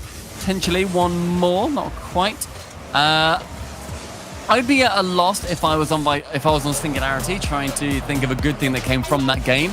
But that is why Singularity are in this position and I'm not. Lower round 2 is a time where they've already secured themselves a lot of points, but they want to go through to those lower quarterfinals. Vitality, I honestly have nothing but good things to say about them. I think that was just a really good performance. They've learned from their mistakes that they showed at the full major, from going through yesterday as well. This aggression is something that Europe is certainly pioneering and giving zero space, and Vitality are absolutely reaping the rewards. The good thing that you can say for Team Singularity is that it was only game 1. Who cares? You lost game 1, you got smashed. What are you going to do? You take it to game 2, you play a proper game, and just completely forget it ever happened. So that is the positive that they can take. They can also look back at yesterday's results. I was having a little scan through just now, and they put 0-0 Nation, their real challenger in Group A, to qualify. They beat them fairly comfortably. It was 3-0. Right? Even against Team BDS, they managed to get themselves a game for a start, and in the last 2 games, they scored 6 goals. So this is a team who can come up against a team as good as Vitality and very much make them struggle, make them panic, make them rush. And Vitality in offense, they can be rushed. So Singularity, show us what you're made of. Let's have a proper game this time. It's something that Vitality, I think, that is something they definitely fall prey to, is a couple of good shots come on target and suddenly their composure that they can show glimpses of, that they have been showing glimpses of in this series so far, certainly, it will then start to crumble quite quickly. It's on both Vitality to hold it together and for Singularity to not be able to threaten them in that regard. And it's also on Singularity to make sure they are threatening. Alpha, with the first goal, though, on the scoreboard. Forbidden Temple is opening for the Frenchman. It's just Alpha refusing to back out there. He knew that he could get the challenge, and he also knew that he could get that read off the ceiling fast on the Singularity defense to give Vitality a very early lead in game number 2. Literally the last thing that Singularity wanted. Can they do something slightly more about it in this game? It's a decent kickoff for them. Chibi's going to get some control. But not quite the dunk on Alpha. He goes to the sky. He's got the air dribble here. Justice is trying to block it, and fair play to him does get in the way. And it's a better start than game 1 for Singularity. Yeah, hoping to see personally on my part is show more speed. I don't think you can play slower against the team that are playing fast. I think you just need to match their pace.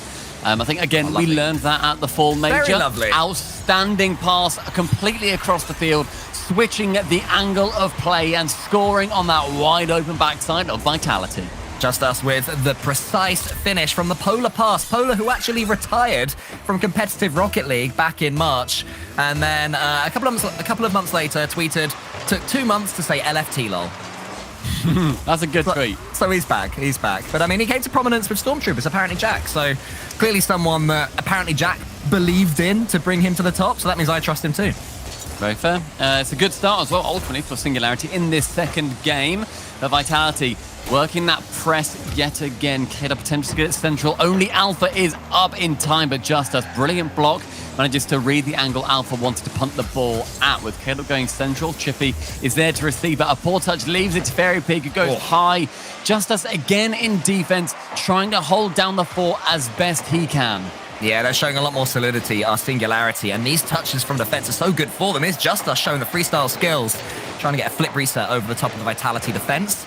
Not quite worked, but it has bought them a lot of territory, and now demos are flying in. The ball is being beaten. They're beating Vitality to the ball, our Singularity as well. They have indeed stepped up the pace, Stumpy, which is exactly what you wanted from them. Yeah, and getting those demos involved too is going to be huge for them. Cut out the final man, and you've got an open net to score on at the back. It's how they got their previous goal. You can probably double up on it realistically, especially when Vitality are trying to go for those demos too. Maybe catch them like horses with blinkers on. Chippy's going to take that one to the ceiling, is he? I thought he was following it himself. I think he wanted the ball to bounce off a little bit quicker, but more good pace from Singularity in the air. They do seem to be beating Vitality to the ball a lot more than they were before, and Alpha's solo plays a lot less effective than before as well. Maybe Singularity just defending that little bit deeper so Vitality can come to them and the ball doesn't go straight above their heads, which is one of the big mistakes they were making in game one, as Fairy Peak almost diverts that one goal. K-Dot, though, rolls back the years to smash it top right corner. That's a very clever shot from Fairy Peak. Ends up backflipping just to force the 50 instead, and then bumps Polar out of the way, opening the net for K-Dot. It looked like a fluff shot, but that is pure outplaying by the 1v1 demigod. Happy to bide their time, our Vitality. Could sense that Singularity were just starting to get a foothold. Didn't rush, didn't panic. Just knew that their chance would come to get their lead back. As Chippy takes it high, he's off the ceiling. Good play from him, good mechanics. Should be able to get a pinch here as well to really send Vitality back. Fairy Peak with some good boost management, though, manages to keep it, and then his teammates come into play. His Alpha from the ceiling, that one's going all the way in. Justus saves it. Fairy Peak arrives. Saved at the near post by Chippy, and Justus passes it out, and Singularity's pre-jump defense has improved. That pre-jump from Alpha in the midfield before it even gets to, I think it was Justus at the back who goes to the high shot instead. Alpha's already up reading it. Justus should have left the ball and reacted to what Alpha was doing, because otherwise he was completely red. If Vitality keep doing it, then no wonder this pressure is continuing. And Alpha for 1, for 2, for the third goal. I can tell you were already gearing up to say it was going to be a goal right about now. It's like he's not missing it. That first touch, so good from Alpha. He could score those all day, but they look so clean. I've always been a massive fan of those double taps, and Alpha does them as well as pretty much anybody. 90 seconds for Singularity to attempt to claw back this game. Better than 8-1, but it's not quite a dub on the score sheet for the blue side. Polar drops it down to Justus into that right corner, sees Fairy Peak with little boost and Justus stealing one. Singularity going to be able to hold it. That's a good touch from Chippy, sends it across the goal line because Caleb is only as far as halfway at the time. Now Fairy Peak continuing this attack, but the double commit on Vitality. The fact that works is criminal. No, it's not criminal. They meant it. I'm firmly on the side of they meant this. But Fairy Peak, yeah, you do a decent call there. Fairy Peak definitely has the presence of mind to predict that K-Dop's going to do a little touch and he'll be... I can see your face. You're giving me like a... But no. Fairy Peak meant that. He's a genius. A genius of the modern era. I agree, he's a genius. Great play in the end. They do secure the goal from it. Can Chippy get a second? Not quite. Final minute sees them struggling yet again. Singularity need to change it up. We don't want 2-3-0s to start off this huge day for Europe. Yeah, I just want to see him chucking everything at it now. They've tried the slower play against Vitality, tried to defend their way to at least a bit of territory. And Vitality, just the better players, to be quite honest, and they've managed to wrestle everything back. Look at Alpha's dribble, going upside down, jumping to then get back on the floor. The 50 Floor from reset. Chippy, but bouncing perfectly for Fairy Peak. That trust in the Vitality teammate to get it into that back position so Fairy can shoot grants them their 5th goal. 2 for Fairy Peak, 2 for Alpha, 1 for K-Dop, and another game for Vitality overall. I can't remember the last time we saw Vitality dominate an opponent, an RLCS level, you know, to this standard. Oh, yes! An opponent that's capable of that. Oh, that passing play from Justice to Chippy, midfield, back over to Justice. Crossbar down above both defenders, starstruck goal scoring. Beautiful, absolutely beautiful there from Singularity. 29 seconds, if they can score a quick kickoff goal here, maybe there'll be a chance for something. There's a miss from Vitality. Justice is trying to beat K-Dop, not quite able to do it, and K-Dop, all he has to do is pump it all the way forward. Should be able to win them this game, barring a monumental 50-50 challenge here from Chippy, which won't quite happen. But, I mean, there are positives that Singularity are giving themselves. Passing plays like that, the goal that they got to equalize, just little moments that are something to take into Game 3 and potentially beyond. More of that is 100% needed, otherwise Vitality may as well call the series here. Game 2 falling their way. That's 2-0. One more and Vitality head through into the lower quarterfinals following the fate of Dignitas. Singularity, you don't want to be a second-rate K-Corp. 13 shots between Vitality there. Only 1 for K-Dop in that game after getting a hat-trick in the first one. So he at least was slowed down somewhat. But the problem was that Fairy Peak, he was having so much fun right there. That is why I believe that he went for that, you know, that quick K-Dop forced pass thing that Fairy Peak scored from. He just is darting all around the pitch. He's not as controlled as he normally is. I think Fairy Peak is playing with a freedom that we've not seen him have for a while. And perhaps that's why Team Vitality, I would say, are surprising Singularity. I think they thought they'd come up against a solid Vitality, but not one that wants to just chuck the flare at them. I mean, Vitality are doing everything that they need to. They are being so aggressive because individually, they are better players than Singularity. If you just keep forcing 50s or those individual races to the ball, Vitality win it. They are fully aware of it, and it's something that I would really want to see Vitality continuing. If this is who we see today going through into that lower quarters and then through this competition, that is a really, really great place for them. They suffered at the start of fall where they went out in 16th place. They don't want the same fate again because they saw how arduous that path was back. The 3-0 certainly on the cards, and Singularity are dreading that scoreline. Can they get a game? Can we see more passing excellence from the Young Guns? Meanwhile, 13 goals in 2 games for Vitality is just a glimpse into their dominance so far in this series. And they will want to start off the 3rd game in a row with a quick goal against their opponents as Alpha tries to force it the middle there. I think Polar got a really important little nibble on K-Dop that stopped that one being 1-0, but Alpha still wins it cleanly. Only to Chippy, though. It was a brilliant bump from Polar as well. Cuts out that passing lane, intercepts it fantastically, and now passing themselves over in the Vitality half. Can Alpha get on that ball? Does bump Justice into it. So Chippy on the backboard has to outpace Fairy Peak. Doesn't manage to, but can clear it away regardless. Down the left lane, Kato with 100 boost. Leaves it for Alpha and great communication because he has that forward momentum. I was just thinking, and there's another pinch as well, similar to their goal in the last game. I was just thinking exactly that. That is where Vitality get themselves into trouble, maybe when the series are a little bit quicker. Getting in each other's way, not being quick enough on the calls. Justice was quick with the thinking there of the floor pinch. Brilliant play from Justice to intercept Alpha. It's flowed down from him, but staying floating with boost gives him chance and time to go for that shot. Singularity securing a lead. They need more goals than that to fight back the floodgates of 13-goal Vitality. Yeah, I mean, he was their top goal scorer yesterday, was Justice, and you can see why. Of all the Singularity players, he is 100% the one that is making the biggest statement right now. Looking like he's going to try and drag his team into at least getting themselves a game, like they did against Team BDS. The Vitality pass it so well as well. Look at that. Awesome play. Seeing Fairy Peak get those multiple 50s, bumping Chippy as well, out for the handbrake turn, via the 100 boost, and outplaying everyone on Singularity. Chippy, no chance. There was so much going on right there. It was Singularity's first lead of the series, and it lasted about 6 or 7 seconds, unfortunately. But they know they can get one. Here's Chippy to the skies as K-Dop in front of him tries to beat him, but K-Dop's clearance is absolutely massive there.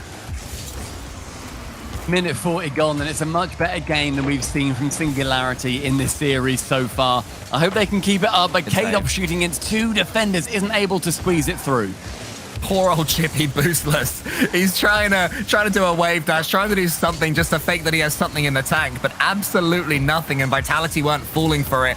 And look at the apply the pressure now. It's Alpha. He's got 100 boost too. Puts it into the center on that occasion. K-Dop to the backboard. It was read by Polar, and to be fair, the angle wasn't quite perfect. Vitality going to try again, but Chippy's winning that, and Singularity are still winning lots of these challenges in defense. And they do manage to get it away in the end. There's positive movement down the pitch as well, where we see Singularity move up maybe a little bit too soon, because then it means that the defense can be lacking, but they've not been punished for it in this game in particular.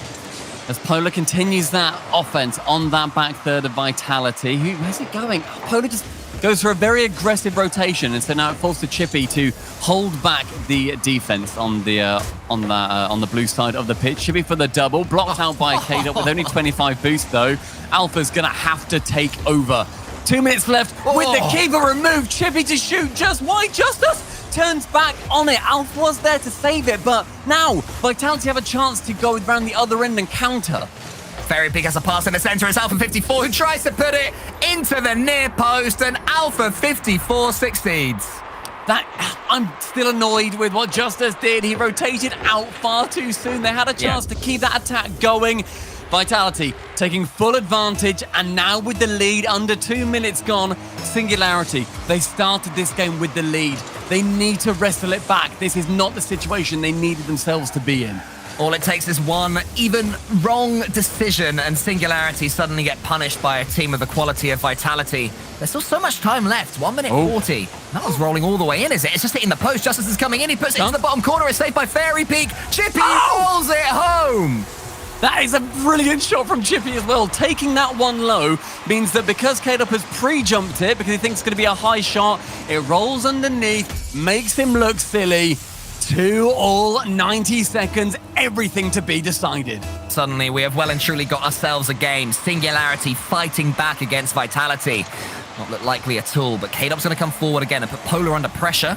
Well, his touch is just about good enough, but it's as far as Alpha, who is causing all sorts of havoc in those Singularity corners. Fairy Peak gets a couple of touches. Polar clears long, but it's exactly what Vitality would want, because here's K-Dop with full boost of Fairy Peak next to him. That's a really good challenge from Chippy. Alpha's coming back. Is Chippy going to beat him? He is. But Alpha still gets the save. Up towards Justice on the backboard. It's falling downwards. And K-Dop can clear. K-Dop again with that second touch. Sends it long to Polar.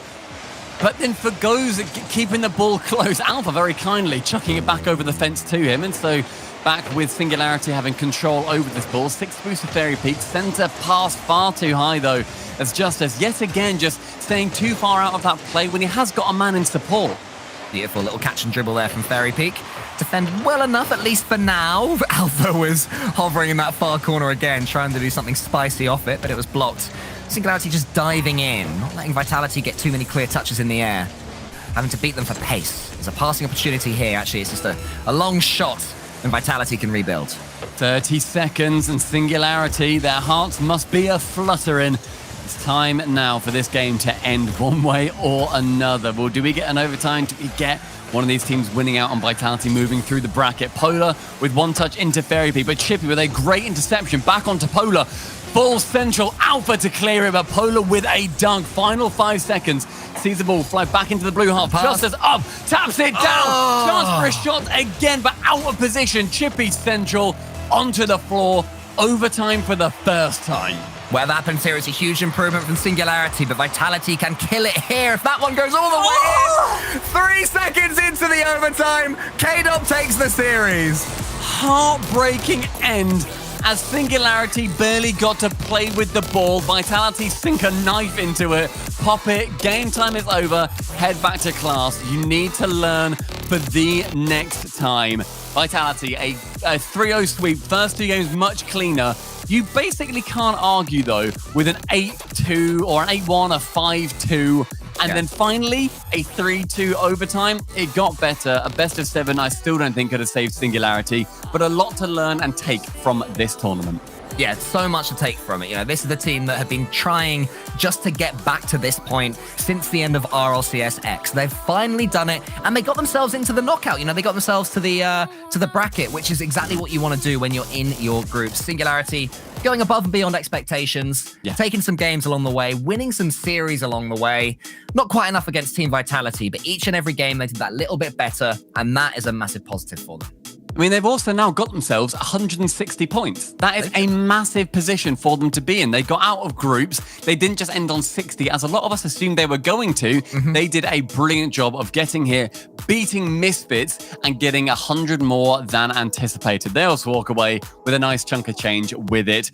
After the break, the Awesome Desk are going to be going through the results of the previous series with Corp and Dignitas, as well as reviewing what just happened in Singularity Vitality.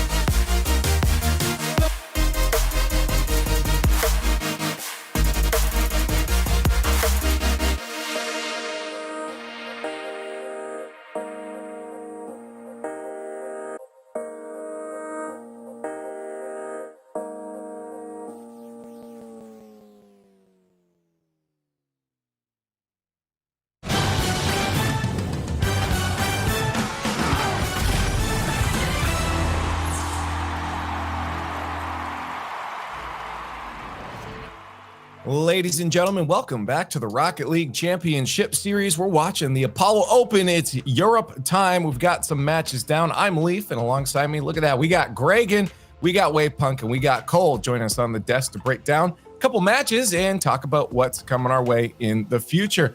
Let's start with what we just saw. It seems like Europe's kind of copying North America's homework when it comes to the brackets here. We're getting the 3-0s off the bat. We're going nice and easy, Wave. Of course, we started off with that Dignitas Karmine Corp matchup.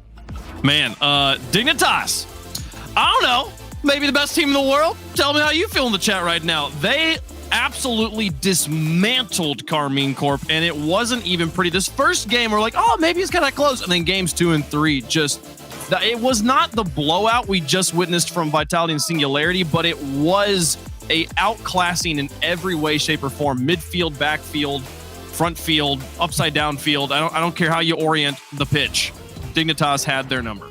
Yeah, they looked very nice. comfortable to Dignitas, but I mean, right at the end, K-Corp had that one chance that they just couldn't quite convert. The ball rolling so desperately into the goal, and it just ending just in time. Maybe had that gone in, it would have changed everything. Probably not realistically, but you know, still a decent challenge just about in the end.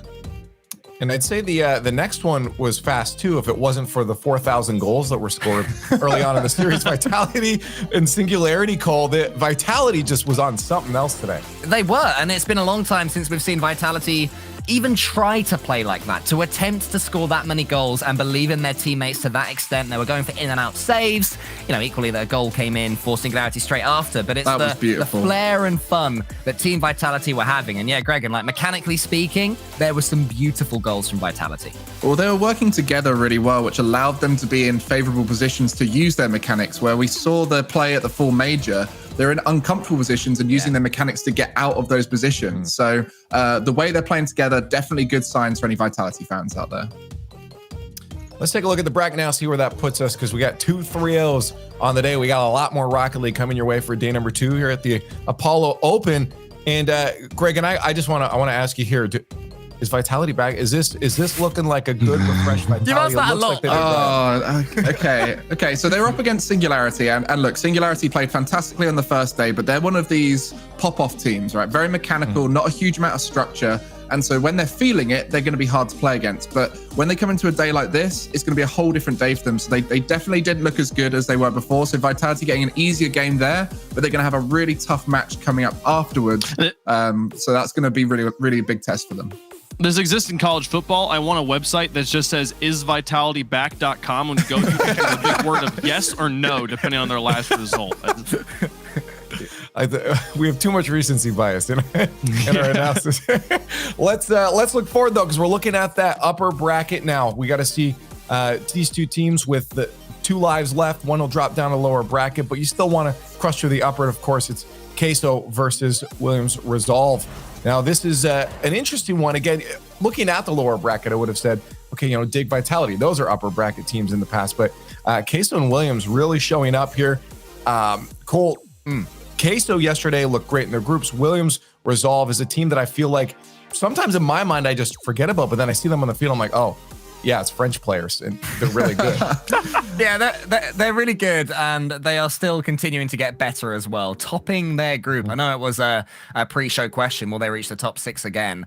They're someone that they're always going to be there or thereabouts. The solidity that they have means that, you know, Greg, and you were saying earlier of Singularity, they have to pop off in order to have a good day. I feel like Williams Resolve don't have to pop off in order to have a good day. They can be not quite there mechanically, they can be not at their fastest and misplays, and yet they'll still find a way to grind through goals and grind through wins. And that is, in my opinion, step 1. And then step 2 is you introduce that flair and you really unleash yourself onto the Rocket League world. They've not quite done that yet, but it goes without saying, because they're French, that they do have that capability.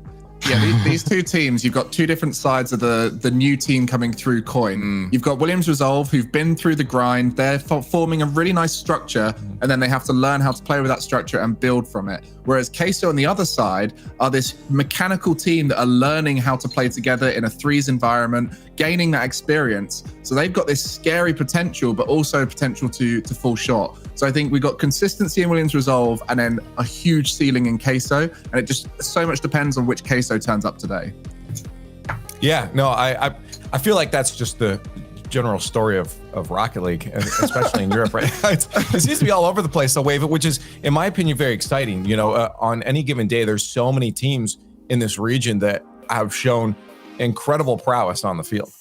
Yeah, for sure. The skill ceiling is incredible on many of these teams. There's not many teams in Europe that I would look at and be like, yeah, I think on their best day, they really are. They're just not that good. Like every one of these teams can have their pop-off moments. It's one of those pop-off moments for Queso was yesterday, going 3-0 in a group with Dignitas there, getting the 3-1 win over them. So, but Williams Resolve also able to win their group in what was very tight fashion, a 2-1 down the board, having to go to a tiebreaker there and win that in 5 against Team Geniuses. So I'm really excited to watch these two teams go head-to-head.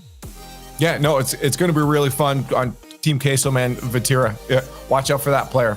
The other two as well, but Vatira has all that pop-off potential. Let's see what chat thinks. It's time for that fan vote. Let's get that up on the board and throw your hashtags in the chat, WR or TQ in the chat, to vote for the team you think is going to be moving on through the upper bracket. Remember, both teams, they got their second life here. They do have that lower bracket, but staying up in that upper bracket is the ideal situation here. So let's get those in and get ours on the board as well. We'll go down the line.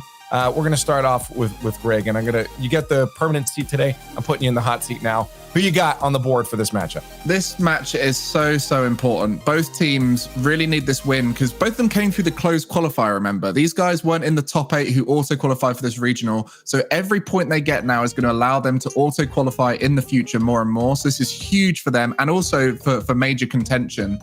And with that pressure, I think that Williams Resolve have a more consistent play style than Queso. And I think across the series, I think they're going to come out on top. But I do believe Queso have this incredible potential that we might see here today. I was actually thinking Queso at the beginning of the show, but I flipped as the show's gone on, as I thought about it more, and I'm going to go with Williams Resolve. Oh, okay. Resolve on the board. Oh, sorry, I've skipped ahead. Sorry, Funk.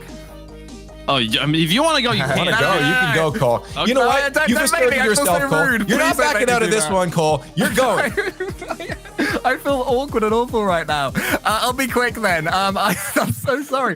I think that Team Queso are going to take this one. Basically, for the antithesis of what Gregan said, you know, he's saying that Williams Resolve will be solid and that will get them through. I think that Team Queso are going to shock them and pierce into their defense, and they certainly have the players to do so. Wavepunk, please take it away. Okay, look, this is easy. I already have the answer, okay? I know who's going to win, okay? See, Dignitas 3-0'd Karmine Corp just now, okay? And yesterday, Karmine Corp 3-2'd Semper. Semper reverse swept Williams Resolve, and you know who Team Queso had to beat yesterday? Team Dignitas, who beat Karmine Corp, who beat Semper, who reverse swept Williams Resolve. You know that's not how this works, Wavefunk. I'm going with Queso. I'm going with Queso. Clearly the better team. Thank Clearly God the better team. I didn't have to follow that because I would be stranded. I'll explain it to you. I'll explain to you in a second. You know what? It sounded like it made sense, and that was enough convincing for me. So I'm going Team Queso. No, wait, but just I feel outnumbered right now, and I do just want to make it clear. I do believe Queso have the potential to win this, right? Oh, he's I believe. Oh, you split it. No. I think they're incredible, and I think they have the potential to win the series. But I'm just going with a slightly off-piece prediction here, and I just think Williams Resolve are going to be consistent and solid. You know, that's all I'm saying. Don't get me wrong. Queso could win. Fair, but it still sounds like some fence sitting here. I'm just saying. You could have doubled down, and instead you're like, "No, I'll come over with you guys. I'm alone." Look, I'm not pouring any water in my head over this. That's all I'm saying. You're very alone too, because chat is sitting 71% on the side of Team Queso right now. I guess they were happy with what they saw yesterday. Honestly, it is really impressive to go. Wave said it 3-0 in a group with Dignitas, especially after what we saw Dignitas pull off. Oh. We've lost the host. No pun intended. Resolve. Oh, he's back. He's back. He's back. Is he back? Hey, look, You were gone, but you returned. I'm here. Hello. Welcome back. We can hear you, but we Welcome back. can't see you, Lee. So make sure you Start speak a and game! not use your I'm hands. still excited about the game. I just can't control. My computer's all over the place. Let's get to the game then. Let's head over to the Skybox because this matchup is about ready. Queso crushed their groups, but can they crush the bracket with 3 French players on the other side of the field? Team Queso, Williams Resolve. Let's get into the next match.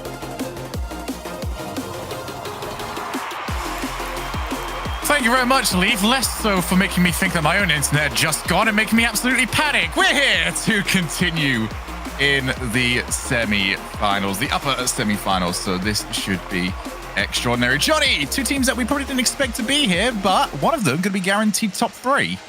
It's a crazy day for Williams Resolve. This is a huge opportunity.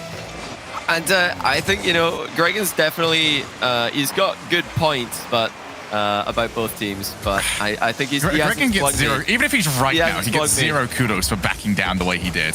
Absolutely agree with you there. He could have had a phenomenal prediction if this ends up going Williams Resolve's way. And I don't want to give him anything for it now. No, you should have doubled down. I think we can all agree there. But I'm gonna lean towards Queso as well. I really am a strong believer in this team. I think the fact that they've topped a group that contains Dignitas is not actually that big of an upset. These guys are really just that good. Right, well, Saturday, since we've got started in winter, have been almost speed runs with the amount of sweeps that we've had between Europe and North America. We're going to get another one here, or both these teams can be able to take the fight to each other. Joyo, they just try and put some pressure on. That is a large commitment, actually, from Joyo for very little gain. And it's those sort of recoveries, Johnny, that you need to be very focused on, because that is a long time he was out of the position, and any sort of better breakaway can be very dangerous now to the rest of his squad. Yeah, that's something that all of the top teams, including Queso, Williams Resolve are going to be doing it as well, although to a lesser extent. It's that constant pressure through fast recoveries. You're seeing, just a triple threat team here. Joyo, Rise, Vatira can all make huge plays, but it's not just about making a big play. It's about making a big play and getting back into the rotation. That's what they're doing here. They're trying to keep the pressure on their opponents. Williams Resolve absorbing it right now. They'll want to break free at some point. They've, left lingering Redostans in the midfield a couple of times so far, trying to get those knock-ons for clears. This time it's Sizen. First touch goes astray. Yeah, Redostan coming back to the field, spent all of yesterday calling himself Radio Sin. Definitely was weird to see that one, but good to see that he's refound his own name. Now can he find his form as Sizen looks to try and set up for the rest of the squad. Vatira pretty much the player to look out for on Team Queso, according to the desk. Might be called into action. Too low boost and also being chased down by Prime means they can't get anything going. And now he's been bumped away. Vatira just getting bullied. Yeah, he's up against 3 of his own countrymen here. They'll know exactly what to expect from Vatira. Brought his first touch, that is, by Joyo now. He's going to go for the bump onto Prime. Sizen is there for the cover on his teammate on that play. It's just constant. The pressure out of Team Queso. They are not letting Williams Resolve escape their half, except for, little glimpses here and there. But that being said, Williams Resolve keeping a good number on their boost total, and they are absorbing this pressure, and they have been for the almost 3 minutes of the game that we've had so far. Well, when we did get to do commentary for them for yesterday's matches, the only goals that they seem to be conceding were fantastic ones. And that was almost a fantastic way to put the team up by 1. Williams Resolve's defense cannot be questioned. It is a constant for them, and they will not really break down for anything less than a complete outplay. They do not make those sorts of mistakes. Redostan just trying to set himself up. Has he got the reset? Of course he does. Actually puts the ball lower than Rise, which makes life awkward. Don't really want to be attacking that ball when you're above it on the wall. Redostan, good challenge. He goes for a teammate bump. Gets rid of the goalkeeper. And there is the first goal against the run of play, which has been swinging back towards Williams. Vatira trying to make the save, but his fellow Frenchman sizing him up and sending him into the net. The ball swiftly follows. 1-0 Williams Resolve. What a play by Sizen. He didn't have a lot of push, just turned around, realized that the threat was incoming, knew what he had to do. They've really turned this one around after being on the back foot for most of the game. Back to Vatira. He does set himself up for the air dribble. Redostan looks to take him on, and he's lost that challenge. Vatira makes it 1 each. What a play by Vatira. A little bit of spice on that. He even managed to drop the ball with the reset. That's crazy, because he gets the reset on the ball, but not only that, he slows it down and manages to force Redostan over the top of it. That's what you get when Team Queso are on the field. They are a constant threat. They've got big plays coming out of all 3 of their players. I just think that for me, is the difference between these 2 teams. They're so unpredictable. Williams Resolve, as I previously mentioned, you're only getting past them if you pull something very special off, and that was certainly a goal that would adhere to those qualifications. Redosin, just not great play out though. They need to figure this out a little bit more. Back to Prime. Gonna be challenged very quickly by Rise. Actually, he's gone over the top of him. Goyo easily able to take control. He's actually managed to follow up as well. Out of boost. Won't be able to get any more on this play. But 30 seconds left, and both of these teams showing off where their strengths lie. Now going to be up to who can take this next goal and put themselves in the driver's seat for the rest of the series. Tira. I just love that we have players just around there now, because as a defender, you've got to look out for them. Now you've got to look out for Rise. If he could just have got down a little bit quicker, would have been a real menace. Late chance in the game, though, for Williams Resolve. Still, Sizon's up for it, but Joyo beats him to it. He's not going to get back to this before Prime does, though, and overtime will decide the first game. There've been big saves on both sides of the field, big plays to put goals into the nets on either side. Very close game to start the series. Reminder yet again, both these teams, if you are just joining us, in the upper side of the bracket. Winner of this will be in that upper finals. Chance to enter the grand finals. Rise with plays like that could be sending Queso into that spot.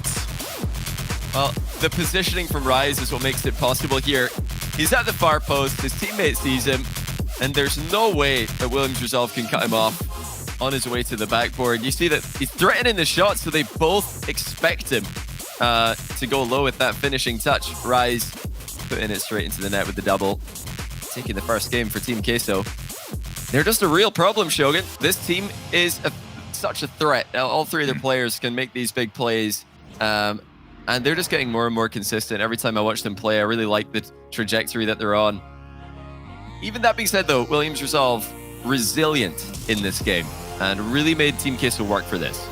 Yeah, Williams Resolve definitely started to flourish a little bit more in the middle part of the game. But what I really love from Queso is I believe there are much more mechanical players out there, much more mechanical teams out there. But what Queso do so well is vary their offense. We saw that last shot right there where they made Williams Resolve guess, is this on target? Are we going backboard? We've seen so many teams that have got very high mechanics keep going for the same option. How many times do we turn around and just go, stop going for the, mate, it's been red. Stop going for the infield. Yeah. These guys are always changing up what their options are and hiding it and disguising it until the last moment, where Williams Resolve, half the job is just figuring out what the play even is. That's the advantage of being such a mechanical team. You just have more options available to you. When you can land a reset on any ball, when you can decide to go for a double tap because you see the net's defended, or shoot low because you see the backboard's defended, you just have got the better play available to you more often than you don't. And the recoveries are coming through. The pace to the ball is clearly there today. The touches on the ball are effective. It really looks like it's working today for Team Queso, not just a one day event for them. Williams Resolve need to up the aggression here. They cannot give the space that they're currently giving to Team Queso. They're going to continue to get abused. There's now Joyo looking for the double tap just wide, but that's a warning to Williams Resolve. Now off the backboard, he's going to have to leave. Up goes Redosin, and no threat on that shot. But Team Queso, what a play style that they have brought with them today. Looking like something that they can continue to replicate. Rely on each other, and there's even a double commit that we have come to associate the Team Queso name with over the years. Prime will try and find some way to escape. Redosin on the chase. I love this. Rise's, I just want to keep an eye on Rise's rotations on the way back because it's so non-committal. He's just driving over the small boost pads without really trying to find any pace because he wants to leave himself as a passing option for as long as possible. He believes that his teammate is going to have the next play on the ball. Yeah, Rise really, he's in the conversation for most improved player, looking between RLCS Season X and the new RLCS 2021-22 season. This guy was a part of many an RLCS X event, but didn't get into many deep runs, had a few top 8s, I believe, but was never really the star of the show. And now he is consistently performing against the very best players in the world. I love, like you mentioned as well, his decision-making. It's not just mechanics. He is filling the blanks, filling the gaps extremely well, because Fatira and Joyo is extremely unpredictable to play against, also pretty unpredictable to play with, but Rise has got a good read on it. And that's also part of what has helped Rise, though, is the lack of ability Williams Resolve have had to escape as Joyo calling Radosin into action. But because Williams Resolve have had no great ways of counterattacking and making their own goal-scoring chances, Rise can afford to come back that slowly. He hasn't got to make a panic decision. And that'll be up to Williams Resolve to change that. Sizen, well, he's not going to get an easier shot than this. And he has turned it in. It's the Sizen physical plays. He got the bump onto the goalkeeper in the first game to open the scoring. Now he's got the demo on the last man in this game to open the scoring. That's one thing that's working extremely well for Williams Resolve. Queso are going to need to keep an eye on where Sizen is, where Williams Resolve players are. That's one of the things that happens when you have such a high defensive line. It's just easier for the opponents to sneak in behind you and come for those demos from the defensive blind spot. So scary. The moment you lose track of players in this game, they could be anywhere. There are ceilings right behind you trying to get the demo, or just stealing all your boost. Either way, just keeping that mental map of where everybody is so important in modern Rocket League. Rise, not the best first touch from him, but he does guide the ball away from Sizen. And Vatira, not going to get a second block shot. That one always drifting away from him. Now 1 minute 45 on the clock. Williams Resolve almost there, despite yet again having the majority of this game going the other team's way. They're the ones that are making something. They are very much waiting and seeing. Yeah, they realized that they were just getting dusted a couple times at the end of the last game, so you've got to just calm down when that's happening. Just stop throwing yourself at the ball if you're getting beaten to it as consistently as they were. That's what they've done. They're just being calm, staying in defense for a bit longer, staying in the ground a bit longer, and only really going for these aerial challenges when they know they can get there. Prime just taps the ball onwards. No real risk to Rise. And with all 3 players back at the moment, it's going to be more space for Queso to work with, but they've got to use it first. Still Radosin looking for backline demos. Forces the play to go that a little bit quicker than Team Queso would like it to be.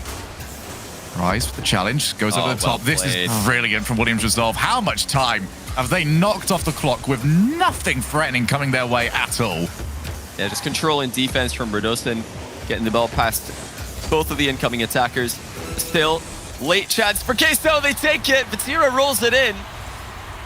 And Resolve, despite looking so comfortable for the entire game here, just fell apart. A couple of misses at the near post. Last man gets bumped. Queso have tied it late in the game once again. Everyone was just so adamant about getting out of the bump, the demo player's way, that they just completely whiffed on trying to play the ball. Team Queso right back into it. 1 each. Radosin wanted to try and make up for it. He's past the goalkeeper. Another one arrives. Here's Prime off the backboard. Also into his own teammate. Might have the infield passing option though. But Rise is aware of it. He's on the breakaway. Off the backboard. First one to it. It's going to be Joyo. And what a save that is for Tira. Where is he? Comes in a little bit too late. And a last gasp scare. But Williams Resolve have survived it. Yeah, just no faith there from Team Queso. They should have been playing the whiff there. You've got to gamble with a chance that good late in the game. Looked like they were playing reactionary Rocket League instead of predicting. I am surprised to see that coming out of these guys. They love to make their big reads. Radosin to Prime now. Downfield and on target. What a goal by Williams Resolve. Only 19 seconds into OT.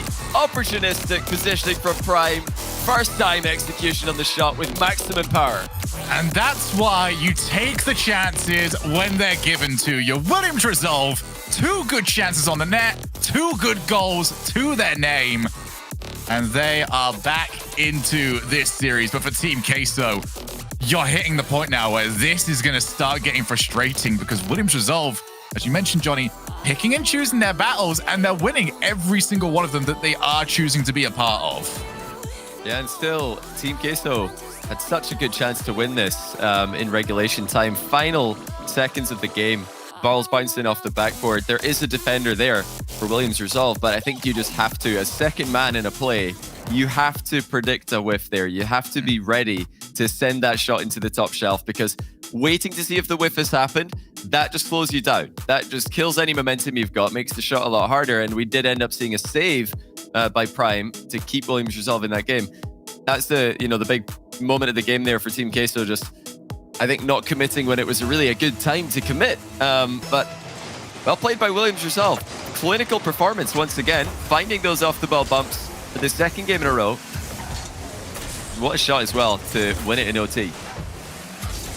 It's one of those play styles where we'd be very worried about it up against the top teams of Europe. But even saying that, Team Queso are on the cusp of that particular bracket of team.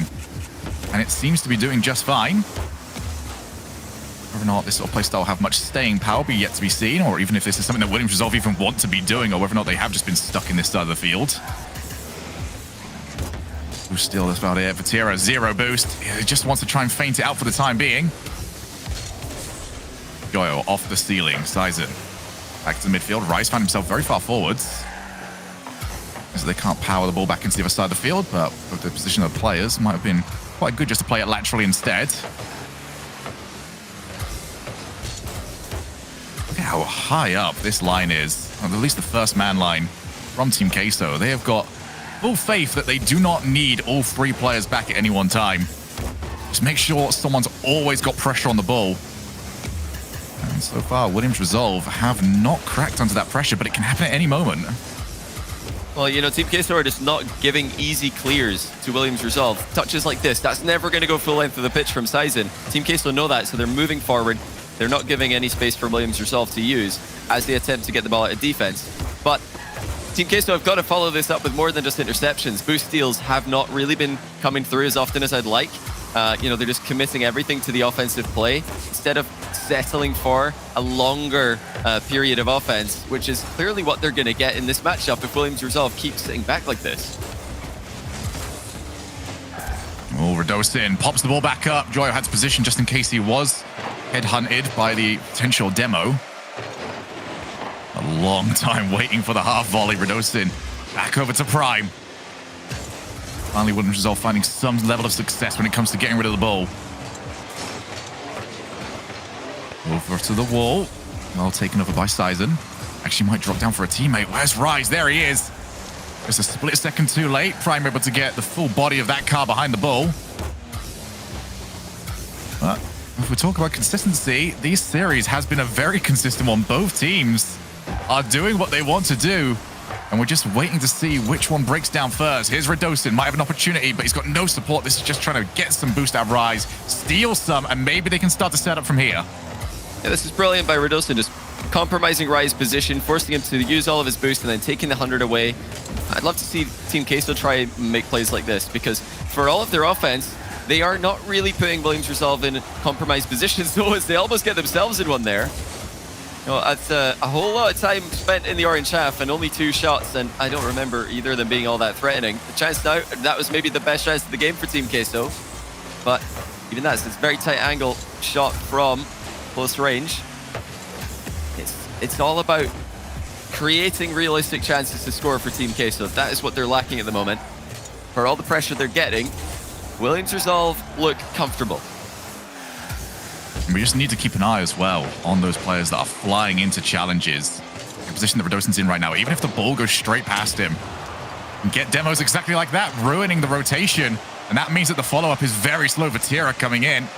He was probably not the intended target. That was also not the intended target. Rise bullying Joyo off that ball. 0-0. Just over a minute left. Vatira with an opportunity to try and change it. No power on the shot. Not really even on target. Team Queso, again, setting up for plays.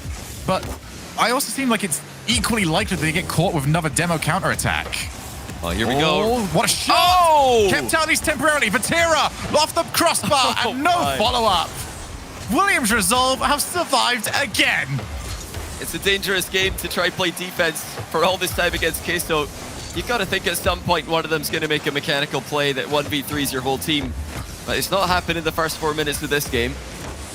Team Queso, careful to avoid that counter-attack, like you mentioned. But now another interception by Sizen. He's the guy who put his team in front twice in a row in this series. It was demos in the previous games. That was just a break of rotation to intercept a play, and the ball's just gone right through. Sizen's there for it. Out of nowhere, Williams Resolve get a goal. But really, Team Queso should have had this under control. What is going on in the defense? Well, both players had got somewhere covered, but it was nowhere that the ball was. Everyone jumping, goal line goalkeeper, just flat-footed entirely. And Williams Resolve, again, against the run of play, are finding the better chances. We'll take a look very soon at the shots. I'm almost guaranteeing that Team Queso have more of them. But we'll have to look back at how many of them seemed like they were really threatening. That one just floats its way over to Radosin. Vatira looks to try and keep the play alive. Rise with a good challenge. Sizen leads the way temporarily. Prime over to the floor. I don't know how Joe's kept that one up. What a play. That's unbelievable. Are they really going to be able to keep this up? One more chance, maybe, for Team Queso. What a flick as well from Rise. Vatira's got the double. Doesn't get the contact. Oh, Rise, you took it from him. Joyo had it, but Rise decided to try and pop it for him. Not a terrible idea. They are just panicking here on 0 seconds. Oh, that was unreal from Queso to keep it alive for that long and create real shots on target. Probably the best chances they had all game. But why are they waiting until 0 seconds to do that instead of just using the 5 minutes that they had before they got to this impossible position? I mean, good try, but talk about playing the game on hard mode. Why are you leaving these great chances until you've got no time left? Oh, that was certainly a way for a game to end. Well, Williams Resolve now. Man. Double match point. I'm hoping we get to see this again. Look at that from a shot. I mean, Sizen's not taken any risks with that particular shot right into the far corner and hit about as well as you can possibly hit it. But now for Team Queso. And again, Gregan, I'm going to call you out here. Why did you not stick with it? You were on the verge of a brilliant prediction and you've backed down entirely. But what we have seen from Williams Resolve, no back down from them, mostly because their positioning gives them no room to back down. They'll be out of the map at that point. But their deep play style, waiting for their chances, grabbing the counterattacks, has put them in a spot where they're so close. There it is. To that upper bracket finals. But there's the gauntlet thrown down by Joyo. This is what we're talking about with this team. Joyo, ceiling reset, reads the double tap, easy peasy. Where was this creativity? Where was the flair in the previous game? That's what I'm wondering, because Queso have got it in spades. All three of their players have got ability to do this, but they just waited a bit too long. They didn't really create these chances. They didn't make the big plays in the previous game. I think that 0 second window might have given them hope, though. The fact that they were able to make plays when they're not even allowed to let the ball bounce, even though they then ended up losing the game, it probably gave them some confidence going into this next game here. They still got that playmaking ability. Oh, it's Sizen! Oh, what a shot! Well, you don't hit them better than that. Perfect placement by Sizen. Radosin with the pre-flip to center the ball. Sizen there. No chance for Vatira on the goal line. Perfect pass. Radosin making it as easy as possible for his teammate there. One more for Williams Resolve would give them 3 match points. We thought, this is already a great result for this team. Top 6, well done. Great weekend, but they're aiming higher. Top 3 if they can make it past shot half. Yeah, this is a team that. Oh, wait a minute, that's just snuck in. And for Williams Resolve, after how good their defense has been, that's one that you don't want to see. It's a very nice recovery by Rise, and he does hit the long distance shot very well, but like you said, that should be a shot that's covered. That should be a third man's ball to collect in the back corner without any issues. And in this case, it wasn't. Rise alone in defense, doesn't get the save. Radosin able to cheat on the kickoff and beat him 1v1. Credit to Rise for at least being there to try to save the shot. Too many times today, we've seen these goals go straight into open nets. But the placement from Radosin was too good. Clinical with the finish, fast play as well, didn't give Rise any time to position. This might open up the series a little bit more as well. For Team Queso, that'd be a good thing. You haven't really had a dance partner to fight in the midfield for the most part, so he's probably not up to a position where they'd be happy with it. Doyle clears down the far side. No players waiting for that one as he comes back in. Can he read this ball? Oh, almost found its way in. Rise incredibly close to the play. Couldn't scoop the ball back up. Actually, that's drifting. And Radosin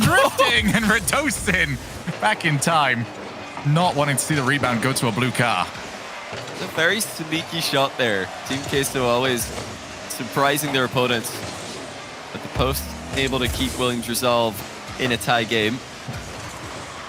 It's great speed by Sizen. Joyo was no slouch to that ball. Sizen able to deflect it into the corner.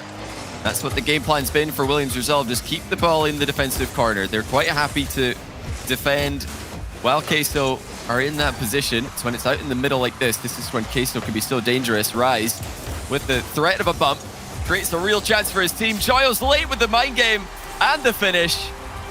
And as booster dwindled for Sizen in that play, he just did not know what to do. Such better commitment, though, from Queso. Not allowing the ball to be taken under control by Williams Resolve and played back into the midfield. Instead, just pinning them back and eventually getting themselves into a spot where they could do nothing but score. Brilliant response. Now, can Williams Resolve respond yet again? They've gone down 3 times. Will they get back into it 3 times? Prime. Just allowing Radosin to take back over. Well played over the top. Sizen's there! That would have been one of the best goals we've seen in quite some time. Well, he used up a whole lot earlier than that last touch from his teammate. Almost getting a screamer on target. Rise accidentally backflipping. It might work favorably, but Tira able to get a shot on target because of that. Maybe actually an intentional backflip there by Rise. He was looking for the infield pass. Batira just had a clear shot. The Prime, 1v1. Batira's clear is not good enough. And another equalizer coming out of Williams Resolve. Look at how good this is from Prime. The reason why Batira's clear is not good enough is because he just had to stop. There's no way to generate any power from that position. And it drops straight over. One of those times where you just hit the ball and hope that your teammate is there before anybody else, and that was not the case. Maybe another kickoff opportunity as well. Radosin can't quite get it beyond Rise. But for a strategic affair that we had in our first 3 games, Johnny, this has been a lot more back and forth. Yeah, Williams Resolve continued to be clinical. Here they come again. Double tap attempted. Radosin just misses. He was halfway between a shot and a double tap there, and ended up not being able to do either. This is brilliant from Williams Resolve, really putting the pressure on Team Queso, who have looked shaky in defense compared to their opponents today. Those bumps off the ball are now being utilized by Queso. We saw it on the previous kickoff that really helped out the last man. Joyo on the sidewall, infield to Vatira, who shoots wide. That is the kind of play that just has to go on target. Team Queso missing when it matters most here. Getting into the final minute now. They already trail in this series, and now Radosin with an extra touch. This is in real trouble. Radosin all the way himself. He just didn't have the boost to get there. Would have been desperate for that ball just to drop down quicker. He can't get to the ball. He needed the ball to come to him, and it just would not do what he needed it to do. 3 each. It's time for that pressure cooker to start heading up a little bit. Both of these teams in a position that neither of them probably expected to be in.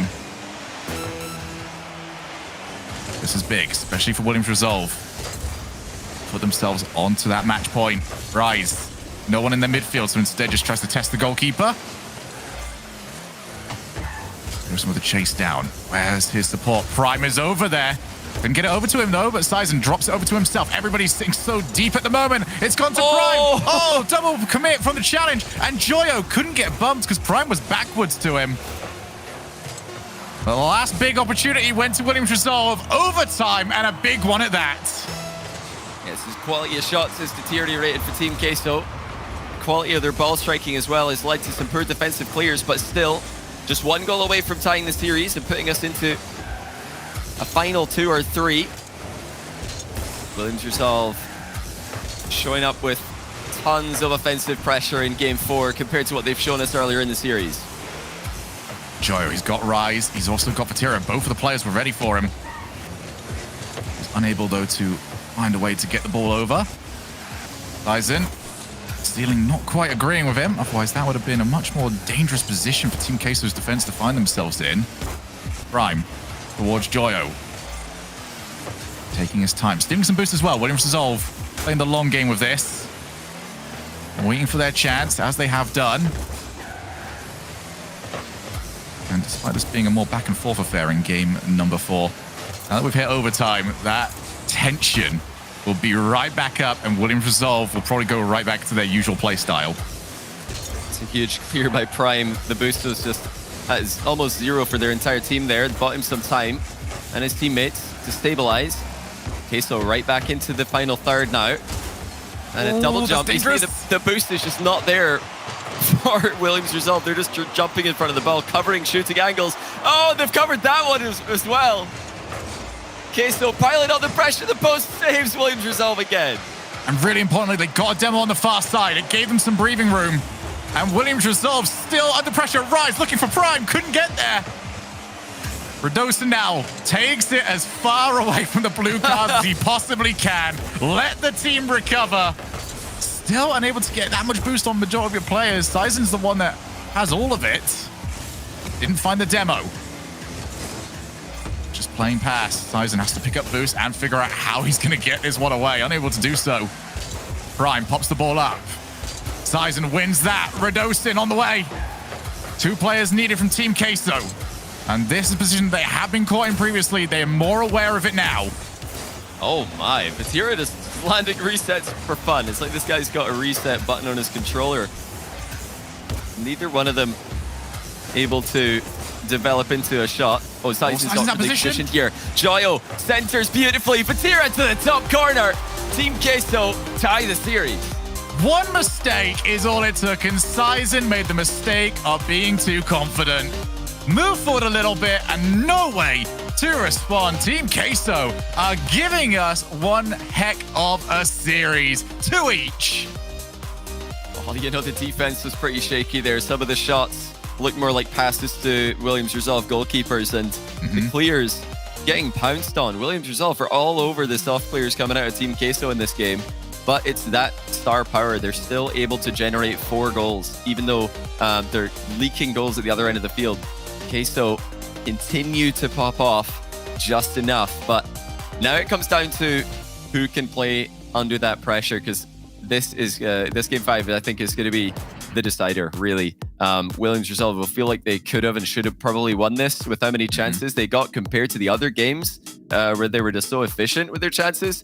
And Queso, you know, this could be the turnaround for them. They're now finally back in this, but it's a best of 7. So although game 5, I think, is really going to dictate which team will be feeling good, we do need to see 2 wins here, and it's about consistency. So maybe Williams Resolve actually in a strong point here, because they have been, I think, the more consistent team. Queso have got higher highs, but definitely lower lows on show. Yeah, and for me, I just really want to keep an eye on Joyo in this one, because I think he started off that last game and set the tone for Queso. And the rest of the team sort of followed suit and got themselves into good positions for the rest of the game. But for Joyo, the more wacky his playstyle becomes, the better I think this team plays. And I want to see him going off the ceiling, finding those flip resets, doing things that don't make sense to the opposing team, and then allowing players like Rise and Vatira to make it up as they go along after that. But just set the table and see what the other 2 can do afterwards. Oh my, what a read. Oh, almost from Vatira, but he doesn't actually have to go for this. Rise able to finish off the touch, but what a read on the corner there from Vatira to block that clear. And the fact that he's deflected the ball into the corner wall makes it impossible for the goalkeeper to beat Rise to it. And it's just a completely uncontested shot. Brilliant pass by Vatira to open up the scoring in game number 5. Now Rise looking towards the backboard. New wrinkle that we've seen Queso add to this series has been that willingness to maintain pressure in the other side of the field. Previously, it was just a little bit of a poke at the defense. Oh no, you guys seem fine. All right, we'll start heading back. Instead, they're sticking around, doing exactly what you wanted, Johnny. Steal that boost, hit the goalkeeper, and just make life miserable for a team that wants to be in defense. Now that's a really awkward spot. See more players jumping on in. Rise not adding the 3rd man. And for Williams Resolve, for a team that struggled in our opening few games to get rid of the ball in meaningful ways, this new adaptation from Team Queso might make that more difficult than ever. You know, it's why the demo meta evolved in the first place. It's because teams are getting so good at saving shots, even on low boost. Teams are getting so good at recovering after committing to a play and making another save, making another challenge, that you need to do more than just outplay players. You can't get by just doing that. You've got to take the boost. You've got to play for the bumps in the demos while you're rotating out. Oh, or just infield past Redosin so he can slam it on target. That's brilliant by Prime. Sends it into the middle with pace. And look at the angle Redosin's coming in from there. So hard to defend against. Do Williams Resolve have the most consistent shooting that we've seen? Because they do not let a chance go to waste. I'm sort of taking the last game away from that a little bit. But for the little that we've seen, they create gold every single chance they get. Great positioning again by Redosin. Not able to get any outplay there on Vatira, but it ball goes middle regardless. Sizen picking up that boost on the exit. It's now Team Queso who are in a bit of trouble, but what a flick. Vatira buying them so much time with that. That's enabled Rise to move forward. And what shot, slamming it in from the edge of the box. For the second time this game, Rise smacks it on target. And that's all down to Redosin, in my opinion. He didn't air roll into the ball, so it just meant that his car popped off it once he made contact. He needed to just get the first hit, bring the ball with him to the backboard and play it from there. And instead, because he had no control, it meant that the other team could take over. Redosin gonna look to try and make up for that right now, but instead he's got Vatira right over at him. And that could have gone anywhere. Thankfully, it was away from the net. Really good call there. I think Rise just pretended to go for this. Joyo is ready to follow up. Now Vatira actually missing his touch in the back corner, but he recovers fast enough to get another one.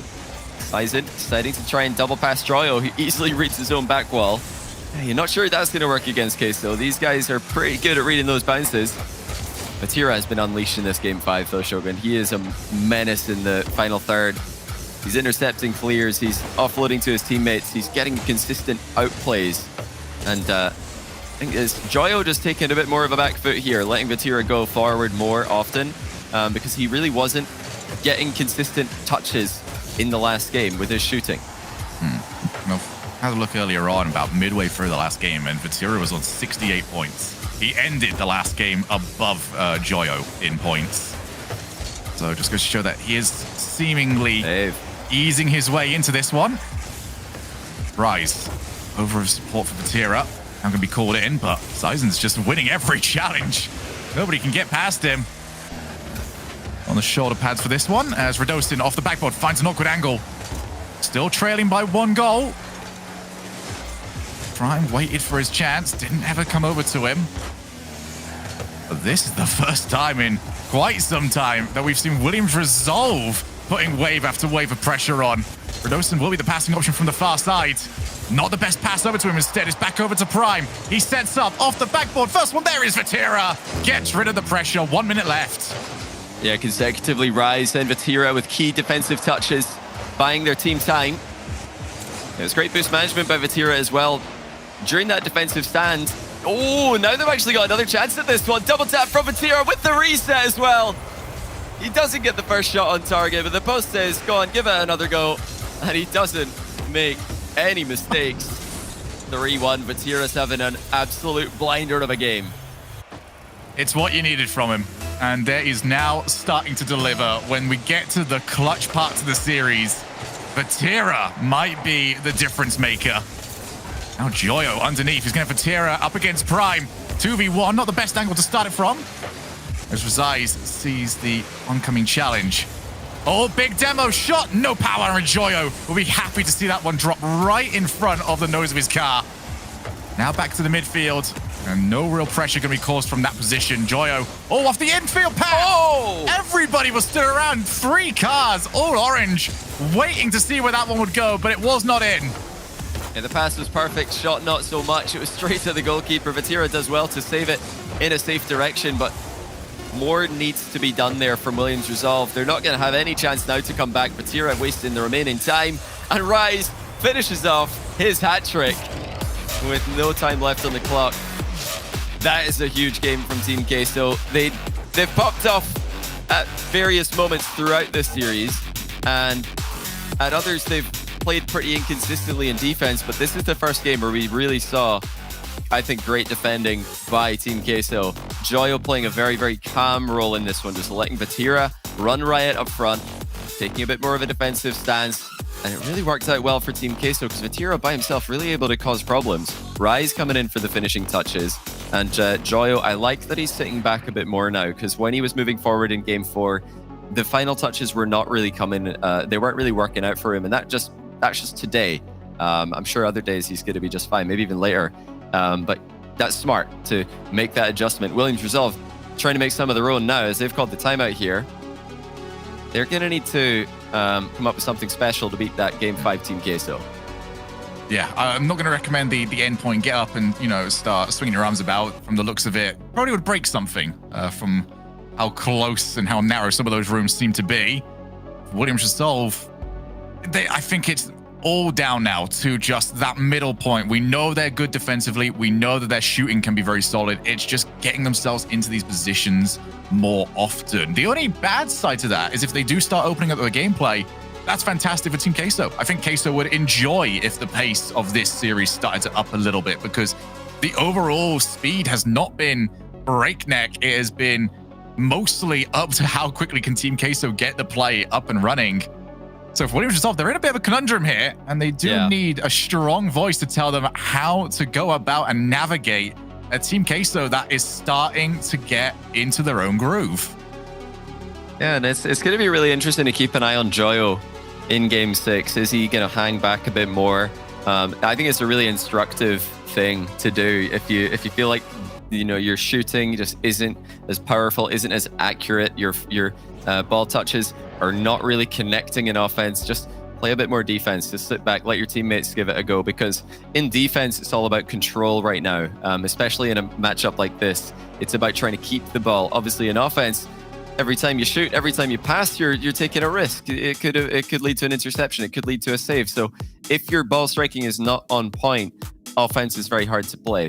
Defense, though, well, as long as you're just controlling the ball and making time for your teammates to come in and help you, that's a much easier thing to get right. And I love it from Joyo, helping Rise out at the back and letting Vatira do all of the break-in rotations. We see Mark by 8 do this for BDS regularly, and many other disruptor type of players from other top teams as well.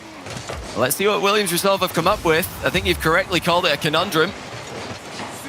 But to me, it's like I know what the answer is to make them play better, but I just feel like it makes Queso play better if they do it. Yeah, they love a riot with mechanics on field. They would love to just go head-to-head in a mechanical battle. It's going to be tough to do it with a final win. This is where reality really starts to kick in. They're thinking, wait a minute, guys, we might actually be a top 3 team this event. Just one more win. You can't think like that. You just have to play the game in front of you, not think about the event as a whole. It's hard to do that when the excitement really gets to this point. So far, so good for Queso. Calm play from Vatira, not giving the 50-50 to his opponent, stealing the boost away. This is really going to put an awkward position on Williams Resolve. Sizen's not done badly with that, though. He's still going. Rise able to shrug off the 50-50 and come away with possession, but for a moment there, Sizen, I mean, he can stomp that out in nothing. He's going to have an opportunity again very soon as Prime trying to find a way of getting the ball over to him. Going to take on another challenge. This has become a full-on challenge game over here on Neo Tokyo. No attempts at an outplay just yet. Vatira now with his first chance. Oh, for once, not getting the flip reset. Somebody chalk that up as the first one in about 20 attempts where he's been able to do so. A joy of his own chance. Oh, what a touch that is to Vatira! Oh! He needed to turn that in. Oh, you're not wrong. That pass deserved to be scored. That was unreal from Joyo with the stealing reset and then the offload instead of shooting on target like the defender expected. Vatira, in his rush to get to the ball first, sent the shot too high on target to score and a bit too far away to double tap. You can see a calamity happening over in the midfield. Sizen seems to have come out the best of it. Ball and boost. Over to Prime. One of the big factors that Williams will have going their way, though, is how much pressure will now be on both of these teams, and they play a very frustrating playstyle where if anything starts going right for Williams, it can start to snowball very quickly, and we might see Team Queso make more mistakes. But you've got to get that first step. You've got to start adding that doubt to Team Queso's minds. Here's Sizen, right into 2 players. And just that usual power not there anymore from Williams Resolve. Left for Sizen. Off the backboard, going to need help. Doesn't quite get it, and Rise with the clear. Yeah, that clinical shooting is deteriorating. It was present earlier on from Williams Resolve. Now, a couple of infield passes just not being struck properly. Easy saves for players of Team Queso's caliber. Team Queso are just waiting for their moment to strike, and there is not really a counter-attack, more of a little bit of time being bought for their squad to buy boost, as they were running a little bit low after defending for a while. Unless another wicked infield pass comes into the in for Atlanta. Sorry, I'm thinking of their old org. In for Williams Resolve. I don't really see how they're going to get outplays on Team Queso, who are managing their boost really well, and they're just so fast. No hesitation when they decide to commit defensively. There's a good chance though for Sizen to make something happen. Using the ceiling to try and get it done, but Vatira just rolls with the punch. Still has control.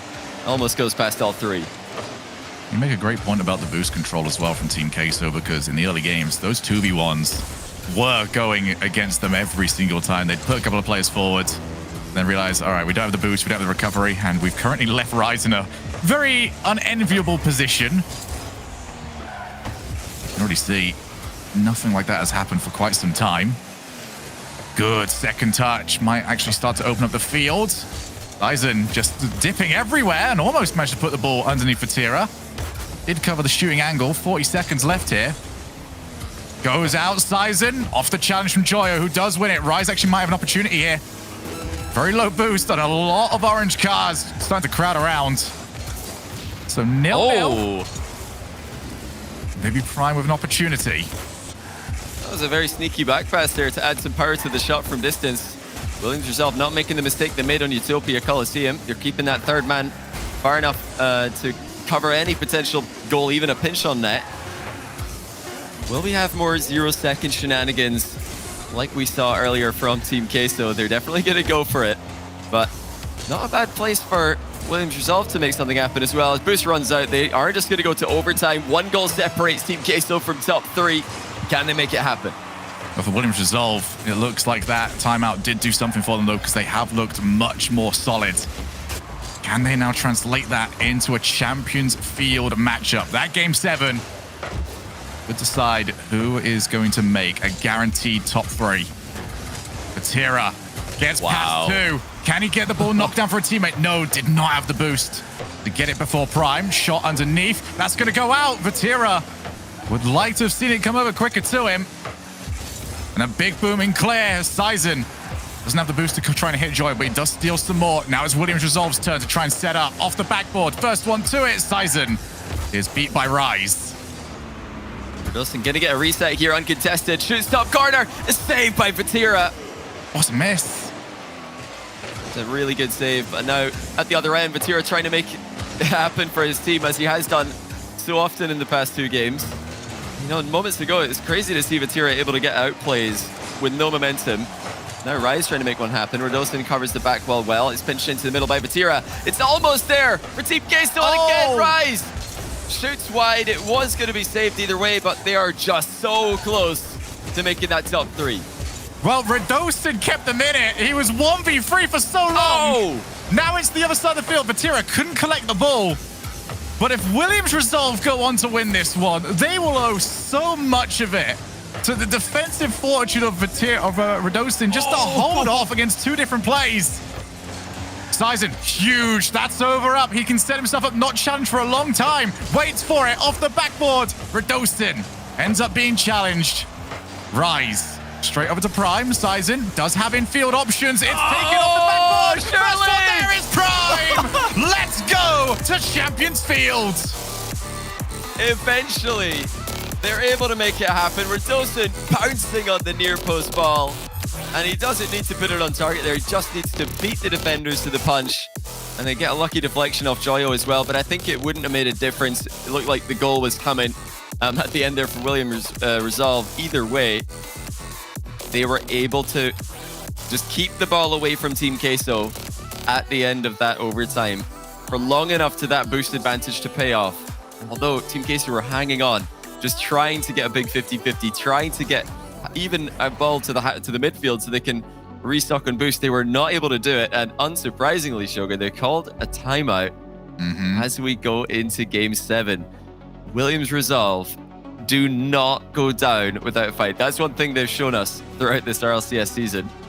Team Queso, despite looking like a world beater at times, despite rumors about their insane ability in practice, making it to an RLCS broadcast for the first time in this deep in an event, they are still up against it here. And that's going to put some doubt in their minds. They would not have liked how that game ended. Just sitting in goal with 12 boost, 0 boost. That's not fun. And then getting scored on. And then again, no, there's not really any fun way to lose Game 6, but... Especially not at this level, where of all teams that Team Queso would have liked to have seen in this particular matchup, Williams Resolve would very likely have been quite high on the list of everyone that we saw in this tournament. But both of these teams, I think they are exceptionally happy to see the other one. And this will be seen as an opportunity lost for either team. It's just a question now of how this is going to go down. Who's going to get this first goal? Because Williams Resolve didn't change much. I didn't see a monumental shift in their playstyle in that last game. It just seemed like the timeout was used as a reminder of what the win objectives are for that team. And now that they've got a hold of it, it starts to shift. I mentioned this going into the last one, that yes, Team Queso are in charge, but it just takes one goal and one game to change everything. But Game 7, this is the most pressure all of these players will feel in their entire career. Yeah, there's just so much on the line here. Obviously, this event in itself, preferential seeding for the next one, auto qualification to the next one, perhaps for one of these teams, if they can go deep enough. There's so much to play for. And with the reset of points, well, not really a reset of points, but the Winter Major qualification counting only this event and the next two, there's just so much to play for two teams who are on the come up in Europe. Who's it going to be? Who is going to get a shot at one of the big dogs, BDS or Endpoint, later on in the event? Well, ask yourself and the rest of the gang during the pre-show about whether or not we expected to see Williams Resolve make another top 6. They win this and get another top 6, they are in prime spot to head over to the Winter Major. We saw how difficult it was to string together good results during the last play. That one was not a position that they wanted to find themselves in. But as Williams Resolve have come to do throughout this entire series, they survive and they managed to get away. Yeah, that was a bit of a mistake by Joyo. He autopiloted a bit close to the play, and a shot that would have gone uncontested actually ended up just bouncing away from him. Those opportunities are far too good to pass up on. He needs to just stay calm, wait for the ball to come to him. There he is, just waiting a bit further back on this play. His Team Queso keep the pressure up. Now the boost running out of Joyo there. He had to just leave the attack, and Williams Resolve break free once again. They seem to always find a way to just either survive in defense or break out into the blue half. Joyo, again, nearly getting too far up the field, but the discipline just good enough at the moment for Team Queso. It needs to remain. Tira just completely dusts another opponent. Joyo commits with him, but the defender does well. Yeah, Joyo and Sizen are both the players that we're looking towards for exactly what we just saw. They have had a little bit of a tendency of starting to push forward when not quite necessary. Now Redolson on over to Sizen, shot on target. Not really much more than that though. Rice is actually still around. Prime did not expect to see him there. And why would you? You just turn around and instantly see. But again, Joyo was very far up, and he's put his team in a spot above her. Yeah, just awkward positioning there by Joyo. He's not moving. He's got no momentum. He's not got a lot of boost either, and he's a bit too close to the play, so he just has to make a touch and hope that it's good enough for his teammates to work with. But this is much better, though, as he keeps Redolson at bay. Oh, no way! Redolson! Lots of resets! Someone keeps it alive for Tira! With a goal line stand, has somehow denied Williams Resolve the opening goal. Well, I'm impressed with the shot attempt. I'm even more impressed with the defense of it. What a play from both squads. You want to see which one is going to earn their spot in that upper bracket final. This is how you do it. It's like I said, Berdosa, how did he manage to get... I was already looking for his teammate. I thought he was out. Crazy, crazy play. And a play that would have been worthy to put a team a goal ahead in Champions Field, but Vatira says no. Now, just over halftime. This one is completely up in the air. I mean, I honestly have no idea who is going to win this. It looked like Queso had found it in game 4 and 5, but Williams Resolve still in this, but not able to keep Rise at bay. Back post approach, gets a free shot on the ball, and the placement is good enough. Rise clutches it for his team. Yeah, Rise needed to make sure that was in a good spot since it didn't have that much power on it. And just far enough away from the goalkeeper. 1-0 to Team Queso. Williams Resolve have to now try and fight from behind. Sizen, he's got Radosin up in support, but he's lost the challenge to Vatira. And instantly, Sizen's back around. He actually might be able to turn this one back in. Williams Resolve now need to put that pressure on and not get caught whilst doing so. Vatira really stepping up. He's been the best player in the pitch in Game 7. And Team Queso, you know, is very, very close. They're just good enough right now to be winning this. But the mind games are starting to come through for Williams Resolve. That's not the first time that they've faked a high air dribble and now gone underneath. Rise denies the shot that was on target. There was someone on the backboard trying to get a bump for Williams Resolve as well. Time is running out and they are more of a counter-punching team this series. They're waiting for that opportunity. They can't really wait around right now, though. They've got to go and make it happen themselves. Well, but Rise has given that opportunity to them. Double commit. That bounce is going to help out Team Queso, give them plenty of time to reset. Back over to Sizen. What a play! What a goal! How has this bounced in? Joyo's off the goal line. Once more, he's just too far forward. If he waited in the net, he would have had an easy save here. But he's driven into no man's land. And we've been noticing this happen in Game 7. The pressure is just, it's brought the autopilot into action. And sometimes autopilot's not a good thing. In Rocket League, it rarely is a good thing. The defense crumbles for Team Queso at the worst possible time. And of course, Williams Resolve are there to punish. Williams Resolve refined their shooting accuracy. Back over to Prime. Oh. And Rise needed to be there. Radosin's not going to have any passing options, so instead has to try and go by himself. Back to Prime in that midfield. Just puts that over the top of the blue cars. Vatira. Reset. Of course, it was a reset. Back to Rise. And somehow kept out. Valiant defending either side of the field. Now we get the infield to Radosin, who was too close to the play. He just sees the ball sky over the top of him. Vatira really causing problems right now. Just get the ball to this guy in the final third. Here he is. Can he reach it? You bet he can. Can he deflect it into the middle? Of course. Is someone going to be there? It's another save for the French roster, who are actually in with a shot and making something happen in 0 seconds here. Into overtime we go. One goal will put one of these teams into the top 3. Rise just tries to find some way out for this team. Team Queso have not been the squad that we have associated with struggling to escape. They have not done so either this time. Here's Vatira off the crossbar. And Prime was sat hoping that where he thought the crossbar was exactly where it needed to be, because it has kept that shot out. One of these teams are about to get the jump start of a lifetime towards their winter split. And it just takes one goal to get it. And Joyo able to get involved in offense. Hasn't done a lot of that in this game. Vatira would love to have boost, but he doesn't have any to continue with another aerial play. Radosin has just enough to force a 50 with Joyo. Now that's 2 players committed, but the recoveries are there. Rise offloads to Vatira.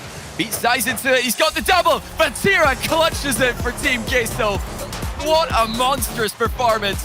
One of these French players is not like the other, and he is the difference in Game 7. What a series. Team Queso have got the dub, and they are moving on in the upper bracket. They're going to be waiting to see who they are playing. But for Williams Resolve, they are not out of this just yet.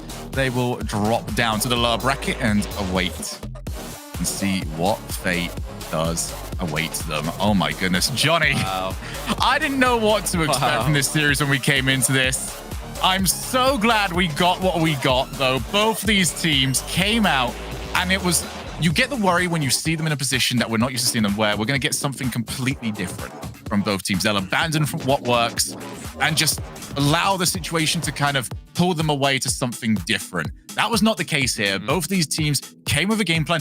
It took Team Queso a little while to really realize how to perform their game plan, but they got there and they've got the win.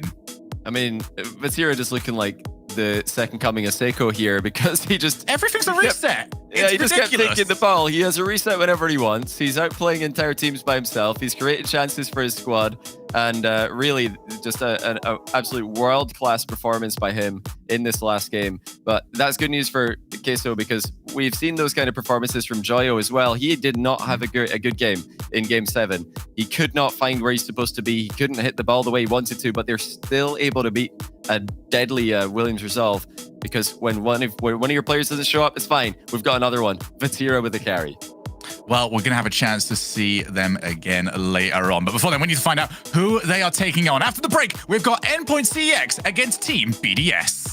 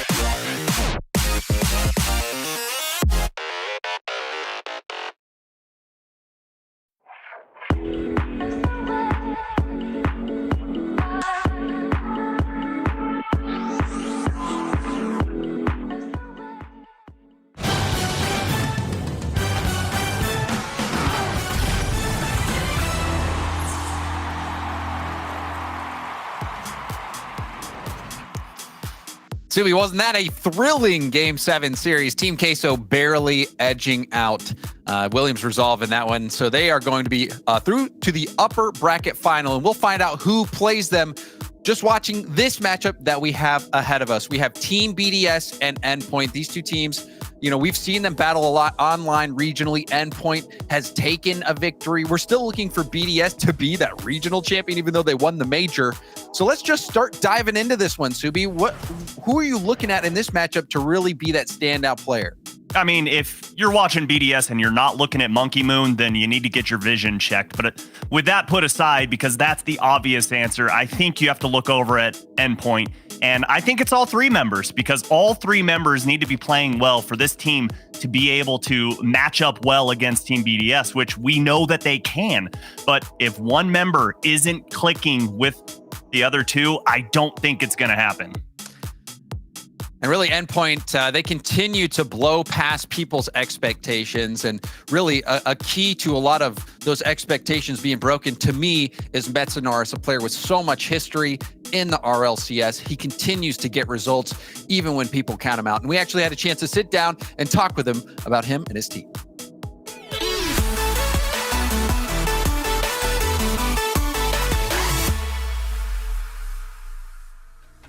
I think our main lesson at the major was to relax a little bit. We had so much pressure on our shoulders at the start, and once we got eased into it, we realized it's the same game. We play on stage.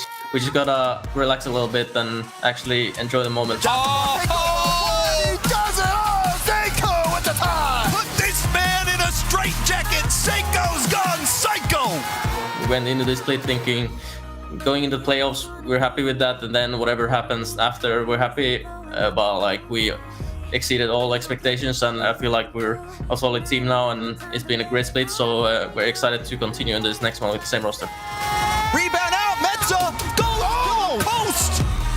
I think celebrating is important not only for your success and team chemistry, but if you don't feel any emotions in this game while you're playing it, this is what we get from this game. The memories, the emotions, everything. Not done yet, Metso! It's gonna bounce in! And Endpoint, take a little page out of G2's book. This split, you're gonna see a very excited and energetic Endpoint as usual. We're gonna give it our best in every tournament. We're going into every match to win, and we'll see how far that goes. Uh-oh, Seiko, and a 1v1 against J-Naps. He's forcing his way. Oh! It looks like he ripped out of that straitjacket and escaped the insane asylum, and he's done it again. We had some time off to rest and get prepared for the next split, and now been working very hard to be the best this time, and we're not gonna lay around and be happy what we did last split. We're just gonna try to get even better. Oh, landing wave! Oh my God! Endpoint, do it! Unbelievable! Relating wave dunks his way through to the top 8. Endpoint! What a... There is an instance where it could happen. So fantastic seeing the teams compete, especially Endpoint. We saw Seiko make a name for himself at that event. Huge plays. And then also Endpoint as a team, Mesa talking about the things that, they choose to focus on, getting excited for these goals, hyping each other up. And then also Endpoint, one of the few teams in timeouts where we saw them get up out of their chairs, do stretching. We saw it even at the major, that they're really trying to pull out all these stops, and they continue to experience success. So it's always fun watching Endpoint play.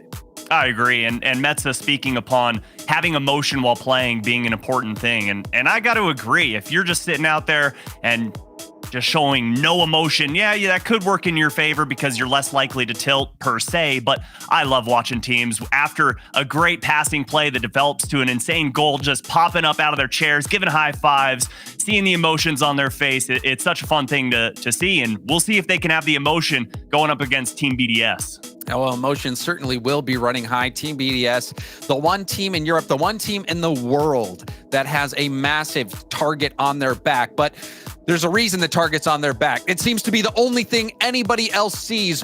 BDS so far out ahead. They are the leaders of Rocket League right now with their level of play. This is going to be a huge test for Endpoint as they try to take down a BDS that has been looking unstoppable. I mean, and it's been for so long as well, almost 2 years running, where Team BDS has thrust themselves into the scene and just really solidified themselves as the #1 team to be taken down. And I cannot wait for this matchup, James. I mean, 2 of Europe's top teams going head-to-head in the winter split. A chance to make it to that upper final to play Team Queso. And the winner of that moving on to the grand final. It's a short journey to the top for both these teams. One of them will make a big leap forward here.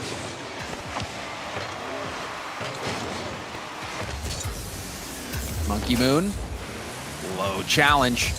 Metza taking it across. Seiko, backward bounce and a well-played ball by Extra out to Relating Wave. Mark will tip it high. Monkey Moon racing Metza, who drops it down. Relating Wave will turn on it. Low boost situation for Extra. Relating Wave trying to get up there, and Mark handled that ball well.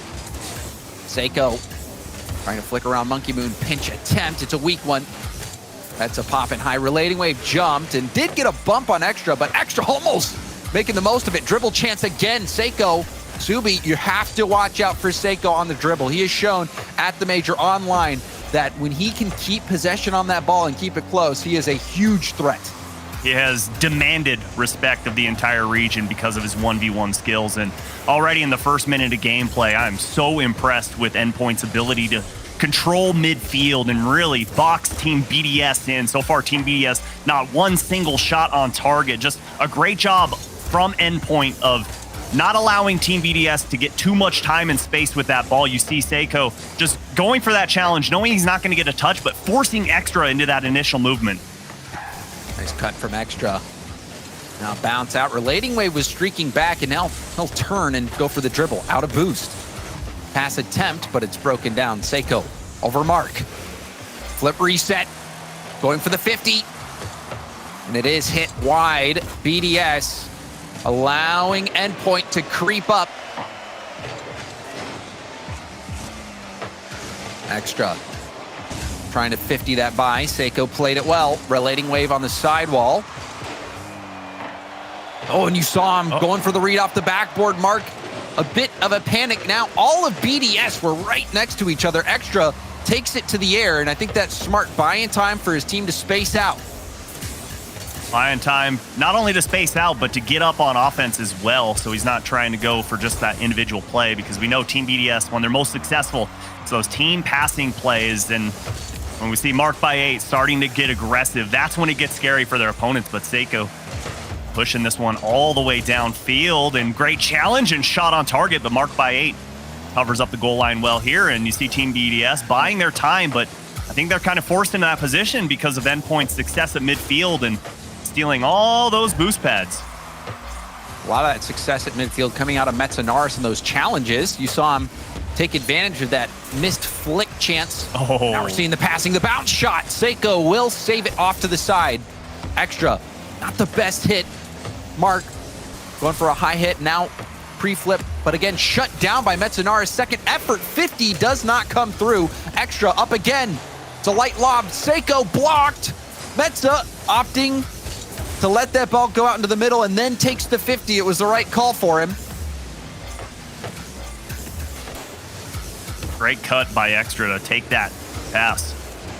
Monkey Moon up and gets the dunk to tuck it under the crossbar. It took a while, but finally, Team BDS up on the board. And there's that misdirection. You saw him threatening the flip reset. So Metza goes early. Monkey Moon takes the touch and then sets up for the 50. He needed some help from Seiko, but he put himself in that situation. Monkey Moon, brilliant play.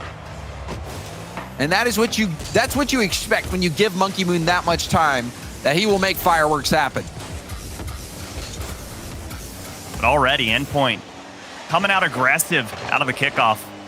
And we've seen a little bit of offense from them, but so far, only Seiko is the only one with a shot on target. Needs to get that ball mid and can't quite find Metza. Right idea, but someone else has got to start putting pressure on Team BDS's net as here comes Metza looking for a double, can't find it, and Extra with a booming clear to relieve all that pressure that Endpoint worked so hard for. And we'll have to take another look at that replay. Did Seiko see the net open? Did he have the boost, the positioning to score that open net? BDS holding on to this 1-goal lead with everything they've got. Relating wave bailing out. Seiko catch into a flick. Metza up early. Mark back-to-back 50s, but relating wave whips it back to the corner. It's a tough bounce. Seiko patient, will have boost and some space, but he's challenged by Mark, who had nothing. However, Endpoint still retaining possession. Thought they lost it there with Metza on that mistouch. Right idea there from Relating Wave, trying to get that pass in field, but finally less than 10 seconds to go. Endpoint gonna have to march the full length of the field, and it starts now, but Extra, great cut from the rotations to put pressure on that ball, and all he's got to do is hit the ground, and Team BDS take game one. Very tight game. Endpoint having a lot of the possession. You saw them attacking very early on. And the one play that made the difference was Monkey Moon taking it to the air, faking or misdirecting, really making Metza think he was going to go for a flip reset shot, ended up tapping it out, then got the dunk over Seiko. That was a solo play that made all the difference. And for BDS, I mean, you called it, Subi. Monkey Moon is that player that you're looking to, and he rose to the occasion. Yeah, he's constantly risen to the occasion, and it's just so dangerous when you're playing against him because you think you know what he's going to do, a la Metsunaris there coming off that back wall, but he holds his hand so well, and he doesn't show it until he absolutely needs to.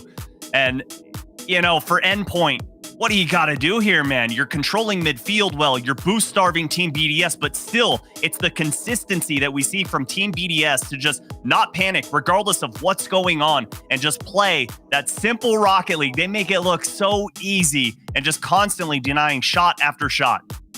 Well, Subi, I think you just stick to your same game plan. That was a really tight matchup, and the whole difference was a single solo play by Monkey Moon. And if Seiko can hit that ball along the backboard and prevent that ball from being dunked into his own net, who knows how that game would have ended. I think both these teams bringing their A game right now. Really tight matchup. It doesn't seem like this is going to be a high-scoring affair in many games, but with the firepower that BDS can bring, who knows? Oh boy. Oh boy, if you're Metza facing the wrong way there, coming out of the kickoff, you see Monkey Moon barreling down. That is a scary sight, but gets out of that one, thankfully, is that ball just killed and nothing gonna come of it for Endpoint. And you see Metza racing back and Relating Wave giving him that space to challenge from behind as he's rotating out. Relating Wave had Seiko as lead blocker, but then goes for the bump instead. Relating Wave with the demo as well. Metza trying to get possession quickly to take advantage of that demo. BDS trying to stabilize. Backboard play. Seiko has the shot down in front of net, and Relating Wave will finish that play off. I love how Relating Wave just stays up on the goal line, And Extra didn't see him coming, puts that shot far post. Great play there out of the gates there from Endpoint. And we're seeing willingness from Endpoint to turn and stay in the play. We saw it from Metzenaris early this game, and now Relating Wave, hungry for that play. They're taking some risks, and it can pay off, and it has paid off early in this one. Seiko beat by Mark. Mark going for the demo, gets it, and Metzo will bail out Endpoint. Mark, oh, you see Metzo on the respawn, getting pool shot into that ball. But Mark, when he starts to demo, that's when things can go wrong for the other team. And that's what was interesting about game one. Team BDS took that one narrowly, yes, of course, but Mark by 8 was almost nowhere to be found. Sure, he was getting touches on defense. Sure, he was getting touches on offense to keep the ball alive, but we didn't see any demos. We didn't see even a shot from Mark. And I think Team BDS is most dangerous when Mark by 8 is playing free, just playing wild and aggressive in the offensive half. And he does bring that element of unpredictability and creativity. Well, in my opinion, that's why they were so successful at that fall major. Mark by 8 got the MVP there, and without his contributions, I don't think they're going to be as successful. Sure, they're still a great team, but if he's not in the equation, I don't think they're winning that. Certainly, BDS having tons of success. All three players critical to that success. Monkey Moon, he's blocked by Seiko. Mark by 8, self-pass off the corner. Relating Wave, weak, clear out. Monkey Moon goes for net, and it's good. He had the pass option in the middle, but he saw the lane, and he scores it.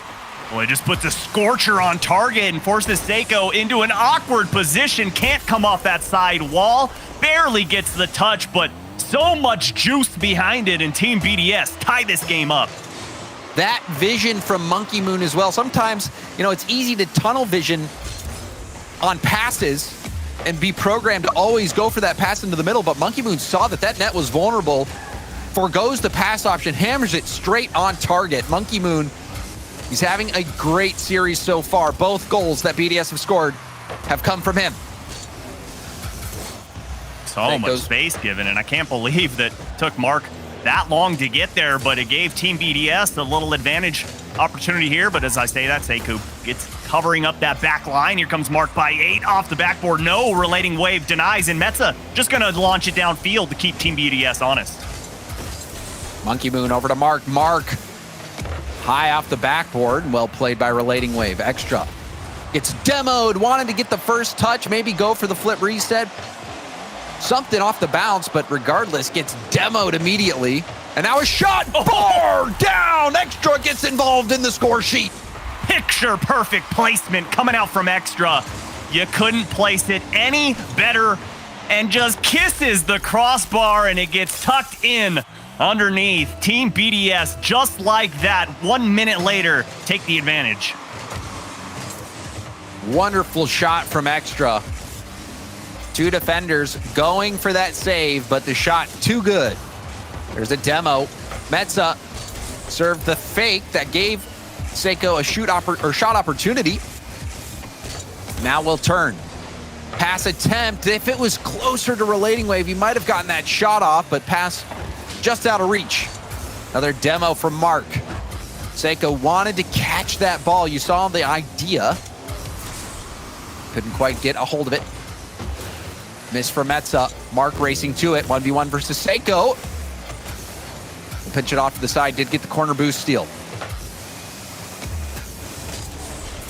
Nice speed from Relating Wave. He got Mark to bite hard on that. Pitch back towards net.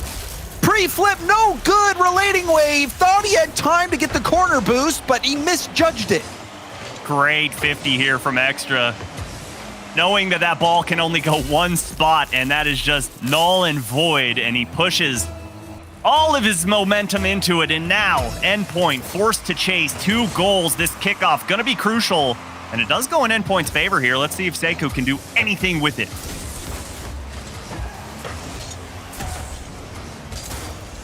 Relating Wave, infield pass, that's a thing of beauty, but Extra will tip it high. Seiko, the rebound, save from Monkey Moon. And BDS making things difficult for Endpoint. Passing play. Relating Wave had 0 boost to get up. Now the counterattack. Wide open net. 4-1. BDS closing out game 2. And Monkey Moon living up to his name on that defensive stance. He hung upside down on that crossbar for what seemed like an eternity to come out, get that save, and lead to the fast break for Team BDS. Seems like they're firing on all cylinders. It was a slow start for BDS. Game 1, Monkey Moon, that solo play was all they needed. The defense, however, has been lights out. Another pinch there from Monkey Moon on the flip reset, or marked by 8 rather.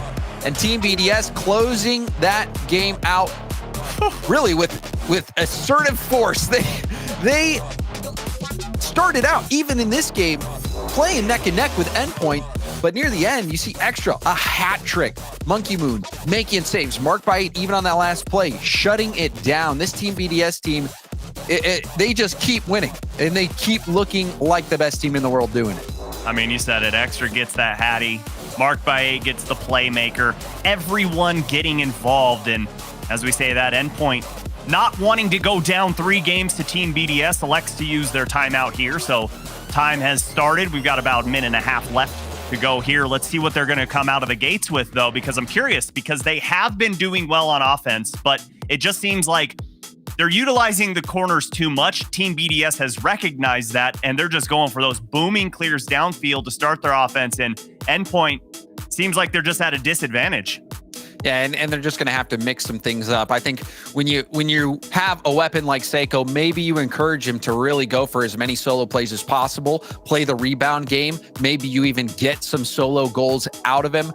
We've also seen Endpoint go for some passing plays when they have not had the boost, or the pass has just not been good enough. You think back to Seiko looking for Relating Wave. The pass was too far away. Also Relating Wave struggling to get boost in that situation. So we'll see what kind of adjustments come out. Endpoint now down 2-0. It is a best of 7, so there is time to come back into this one. This game, though, such an important game to be in a situation where they'll have to reverse sweep BDS if they lose. That seems so unlikely, let alone any team reverse sweeps being so difficult in the best of 7. But for BDS, many people would agree that this is the best team in the world, and it's tough to doubt them when they are the team that won that major. So Team BDS still marching strong, everything going well for them. Monkey Moon, the star player that you pointed out in the beginning of this series, Subi, has had such an impact. Even in that first game, that solo play was spectacular. And that is the type of player that Monkey Moon is, really can be that weight on a scale that shifts a series in your favor. Yeah, and it's so fun watching BDS. Just their rotations, their spacing, their positioning, everything is just what you want to see from a team in Rocket League. And all it really boils down to is the trust factor. They know that their teammates have their back. They know that, okay, if I go for this, someone's behind me. And they're so rare to double commit. It's so rare to see mistakes from this team. And just playing perfect Rocket League. And, you brought up, okay, hey, maybe just have Seiko just go for some 1v1s, go for some solo plays. And I agree. That sounds really great, but it sounds unrealistic at the same time, because Team BDS has been so early to challenge that they've given Endpoint almost 0 space, that I think they're almost forcing them to say, hey, I dare you to out team play us. I dare you to go for passing plays, because whatever you can do, we can do better. And it's tough, right? Because if you try to out team play BDS, I think you're always gonna lose that battle. So perhaps secret weapon Seiko could be enough, but it's a tall task for Team Endpoint as they try to battle back in the series. There's a demo from Seiko. Nice pop. That's what I want to see. But Extra there to make sure that ball doesn't leak out into the middle. Seiko perhaps looking for Metza to go. Metza pinch around net and wraps. Seiko there to punch it in. What a pinch here from Metzenaris. This is exactly the play he needed to make after that double commit. Yeah, and you saw Mark and Extra there, low boost going for that challenge. Extra picked it up in the corner, but at that point, he's already out of the picture. And by that time, Endpoint, Seiko pushing that one in and getting an early lead. Now let's see if they can hold on to it. And there was the idea from Mark. Rebound out to Extra and quickly off kickoff. Team BDS answer back. You blink and you'll miss it, and all it takes is one chance, one mistake, and Team BDS is going to be there to punish. What did it take? 5 seconds or so for Team BDS to tie it right back up. And off kickoff, Mark, I love what he did there. He had a bit of a body fake on that play where he was going to take the shot, then moved his car off to the left so that he could get a side flip to push it to the corner. That threw off the defense, even threw off Monkey Moon a little bit, but Extra there to clean up the play. Endpoint, another shot, saved by Mark. The defense for Team BDS has been amazing. And that was a nice read. Nice read by Sekou. That's as big of a curse as you can make. Absolutely. But it all developed from that Metza and Sekou combo play where Sekou came off that wall, got a flip reset, but didn't utilize it. So, you know, Team BDS forced to guess, okay, is Metza gonna shoot? Sekou gonna pass? What's happening here? And it forced the defense out in Endpoint. Come out with the team plays there. Another quick response from BDS as they take that shot, but you saw Monkey Moon didn't think in a million years that Sekou was gonna be able to get another touch on that ball. And I'm not sure if Sekou got bumped or what, but he did come out of nowhere and get that touch. Oh. Shot blocked by Relating Wave. Team BDS looking angry. But these adjustments out of Endpoint have been working. Oh, Relating Wave, how did he get that touch? I thought he might be scoring on his own net, but still it's not enough. Monkey Moon barred down. BDS tie up the game. What do you do if you're a defender here? You got marked by 8 screaming at you, and then Monkey Moon puts the shot in an indefensible position. I mean, you can't save that no matter how hard you try. Great accuracy from one of Europe's best players. Oh yeah, Extra. He got the demo in a perfect spot to smoke screen the last defender, marked by 8. You talk about making moves, gets that hard hit off the corner to set up the pass, and then went for the bump as well to secure a large amount of net for Monkey Moon to shoot on. Team BDS fighting back. Endpoint, they had some fantastic adjustments. We're seeing Sekou be a huge part of that offense, but quickly off kickoff in both times, BDS amping up the pressure. And eventually it paid off. Yeah, we need to see more from Metzenaris for sure, and that's who you pointed out. And we did get to see that VO with Metzenaris explaining, you know, emotion and all that great stuff that goes into it. But so far in this series has almost taken himself out of it. Just one assist and not much more to be talked about, really. And for this team to be successful, of course, Sekou needs to have those solo plays, and we know his pop-off potential. But I think Metza needs to be a consistent factor in this team to be consistent in this winter split. I mean, to beat BDS, really everyone has to be firing on all cylinders. Relating Wave, the bounce shot, rebound out to Sekou. Off the backboard, Metza low boost. Can't get to it in time. And a chance gone by the wayside for Endpoint. Oh, and great call off there from Sekou. Gets the pass off the backboard, but well read by Monkey Moon. And Endpoint trying to keep this ball alive. Double commit is going to hurt him here, but Metzenaris going to go up. Does beat Monkey Moon, but Extra gets back to cover up that goal line. And somehow, Team BDS holding on by a thread. But that challenge from Metza, that was key. Oh, a nice touch from Extra. Out to the middle. Metza again making the defensive touch. Aerial play from Sekou. Flip reset. Going for the bump, but Monkey Moon will tip it under. Trying to dribble and buy time. Gets help from Mark, and there's the clear out. Massive clear. So much time spent on offense for Endpoint, and nothing to come of it as great pass from Team BDS. Relating Wave reads that well to put it back towards midfield. Marked by 8, just a little bit of a poke to keep it alive. And speaking of marked by 8, we're almost 3 games in, and he's still yet to have a goal to his name, and he's still doing plenty of other things, getting assists, getting demos, and speaking of demos, another one put on by Extra. But Endpoint doing a great job of defending against this onslaught from Team BDS. Awkward ball there for Metza. Wasn't expecting Monkey Moon to get that block. Relating Wave going for the 50. Wanted to prevent that clear. Extra with a catch. Back down to Monkey Moon. Nice ball over to Extra. The shot will be high. Relating Wave taking no chances. Will get it out. Seiko back down to Relating Wave. A pinch! With 16 seconds left, a pinch from midfield might be the difference for Endpoint. Oh, disaster striking Team BDS. And you see the orange trail. Extra put it off his own hood, but you're forced to go up there, and just great pressure in the waning moments of game number 3 from Endpoint. Monkey Moon going for the demo. It's rolling back post. Pitch back out to the middle. No one there for BDS. No way.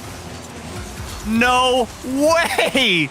How did Team BDS not score that ball? It just seemed like it was hovering on the goal line, and Endpoint did a great job of not panicking, keeping team members on the goal line firmly planted to defend shot after shot from Team BDS. And there was that secret weapon, Seiko. 2 goals, 1 assist. Relating Wave, though, that pinch, it was 153 kilometers per hour. I think that's around 95 miles an hour. An insane pinch at the midfield. Really, you don't see too many goals like that. But Endpoint, they'll take it. They were 1 game away from being on match point. Now, sitting at 2-1, they're back in this series. That is all the life that Endpoint needed. So now, going into game 4, Endpoint, they played Team BDS very closely. You might even say that they stole that game. Team BDS, so many threatening moments. Even on that last play, you saw Monkey Moon going for the demo. The ball, if it's rolling towards the net, it would have likely gone in, but it was just off target. The pinch even had them vulnerable. Endpoint was at the mercy of wherever that BDS rotation was, but still, they held on. And now you got to talk about perfect utilization of a timeout from Endpoint. I mean, you come out, you go down 2 games, you call the timeout, and you keep Team BDS at bay and get the win in the game. I mean, what a great use of that timeout. I applaud them for that one. And Endpoint, they just feel like one of the strongest teams mentally. And that timeout and that performance in game 3 just goes to be an example of their strong mentality. We'll see if they can keep riding that momentum. Shot in. Monkey Moon, did he side flip? I just think he was out of position, and he had to side flip on the goal line. He's waiting. Okay, I'm going to go. No, wait, what am I doing? Get stuck in no man's land, and you're right. Did backflip, but I don't think it matters. I don't think he had a chance. That's just great placement there from Seiko, and great aggression from Endpoint again out of the gates. Relating Wave getting demoed. He was hungry for that cheating play off kickoff. Another double commit. Relating Wave will stay on it. Mark, first touch out, 50 out in the middle. Metza clearing to the corner, will chase it down. Looking for the 50, Extra over 1, backboard bounce. Monkey Moon clearing it straight up the gut. Relating Wave playing it passively. Seiko challenged by Mark. Metza over to Seiko. The shot will be high. Monkey Moon won't let it bounce off the backboard. And what a great touch there from Metza. Not just hitting the ball to hit it. He knows Team BDS is starting to come on to offense. And oh no! What happens off this sidewall? I thought Metza was for sure going to have this save. Oh, this was a great hit from Mark. He saw that Metza wasn't playing on the back wall. He was grounded. So Mark going for that hard pass off the backboard. Extra goes low. You saw Metza trying to potentially guard a high shot. He was on the wall, and that made him vulnerable to that low bounce shot. And he had no boost. So I mean, he's kind of guessing at that point. It's a 50-50. He's going high, going low, and Extra places that one low. Marked by 8, gets the flick and his first goal to give BDS the lead in game number 4. And they are so quick to get back on top. You see Mark, the presence of mind. He gets hit by the ball, recovers beautifully, just sits there, light tap, says, okay, sure, I'll dribble it. And then that flick, taking it by Relating Wave. Well done by Team BDS. Relating Wave in a race. Nice Extra, that bump completely taking Relating Wave out of the play. He knew that he was beat off of that kickoff, and he had to play Relating Wave. Forget the ball, play the player, and just force him off of it. so smart on that kickoff. You saw Relating Wave get some revenge, though, coming down the field, demoing Extra. No way! I thought Seiko was going to get back. We're going to see if he had enough boost and what happened here. Oh, and so Seiko, he turned that, just that brief moment was enough, Subi. Just enough. He thought, okay, I'm going to start rotating towards midfield, and instead of turning left, turns right, and it was a millisecond.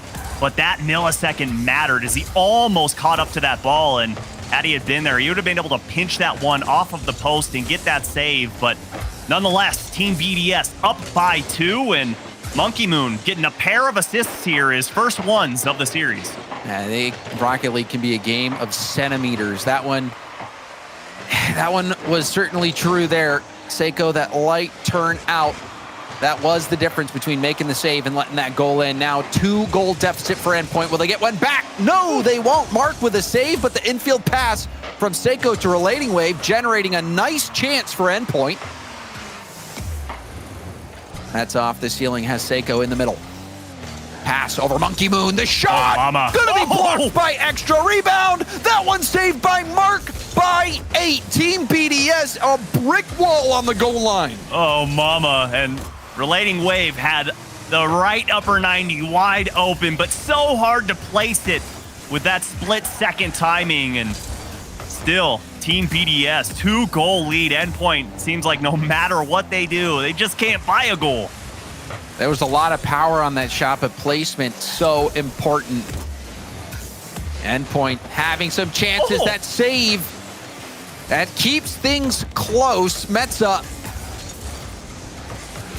that was a quality save. Now, approaching the final minute of game 4, 2 goals down. Endpoint, they recovered last game, but this one seems like they're losing control. Seiko, flip reset. Waits for it, pass out to Relating Wave. It's good, and Endpoint move within 1. 1 down, 1 to go. Look at the bump from Metza on Monkey Moon. Puts him just out of position, takes him out of the equation, and great pass from Seiko, utilizing that back wall as an extra teammate to pass that one to the top of the box, and Relating Wave brings us within 1. Seiko single-handedly froze the defense there, and you saw how long he waited to get that flip reset. It's the same situation with Monkey Moon when he was going for the flip reset play, ended up not taking it. Seiko pretending like he was going to get a hit, but then goes for the flip reset last second.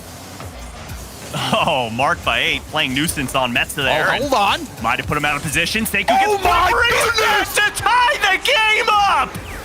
Seiko, the flip reset to tie it. He truly is out of his mind. Endpoint refusing to lay down. Oh, and you gotta question the over-aggression from Team BDS in the waning moments of game number 4. And hold on, Relating Wave can't get that 50 to go towards net, but important kickoff here as Endpoint so far has boxed in BDS. Seiko, all that pinch, wrapping around. Extra and Seiko getting tangled up in the far corner. Maybe this will give space for Metza. Extra hard boom, Relating Wave up, but Seiko will have to take it to the corner.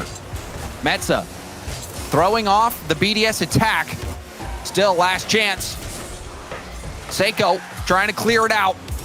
Will tap it down, and we've got overtime. A chance for Endpoint to steal game 4. Seiko has been unbelievable. Endpoint has been unbelievable. 11 shots on target against Team BDS. Relating Wave coming across the goal line. Can't quite find anyone. And Extra going to get that booming clear off of the backboard. And let's see if Team BDS can get some offense started here as Monkey Moon does get that 50 in the corner to keep things alive. But so far, nothing coming of it just quite yet as Monkey Moon rotated all the way back to defense. And that seemed to relieve a little bit of pressure there for Team Endpoint. Endpoint also having an early chance. You saw Seiko maybe looking to score, like apparently Jack with the flip reset backboard play, but wasn't able to make it happen. Nerves certainly going to be a factor here in overtime. Monkey Moon, high lob. Seiko opting to stay third man back. Relating Wave was the outlet pass for Metza. Monkey Moon. Great challenge by Mark in midair to disrupt that pass. And as I say that, Monkey Moon tries to put it far post and in, and that pass dangerous. Extra gets denied by Metza. He got beat one time off the post. Not gonna happen again. Oh, and there's the rebound. Extra claiming the game for Team BDS. Monkey Moon's shot was just off, but it was good enough to get that rebound chance. And Monkey Moon, you even saw him adjusting where he was going to put that shot based on the defense. He was sniping that lower corner.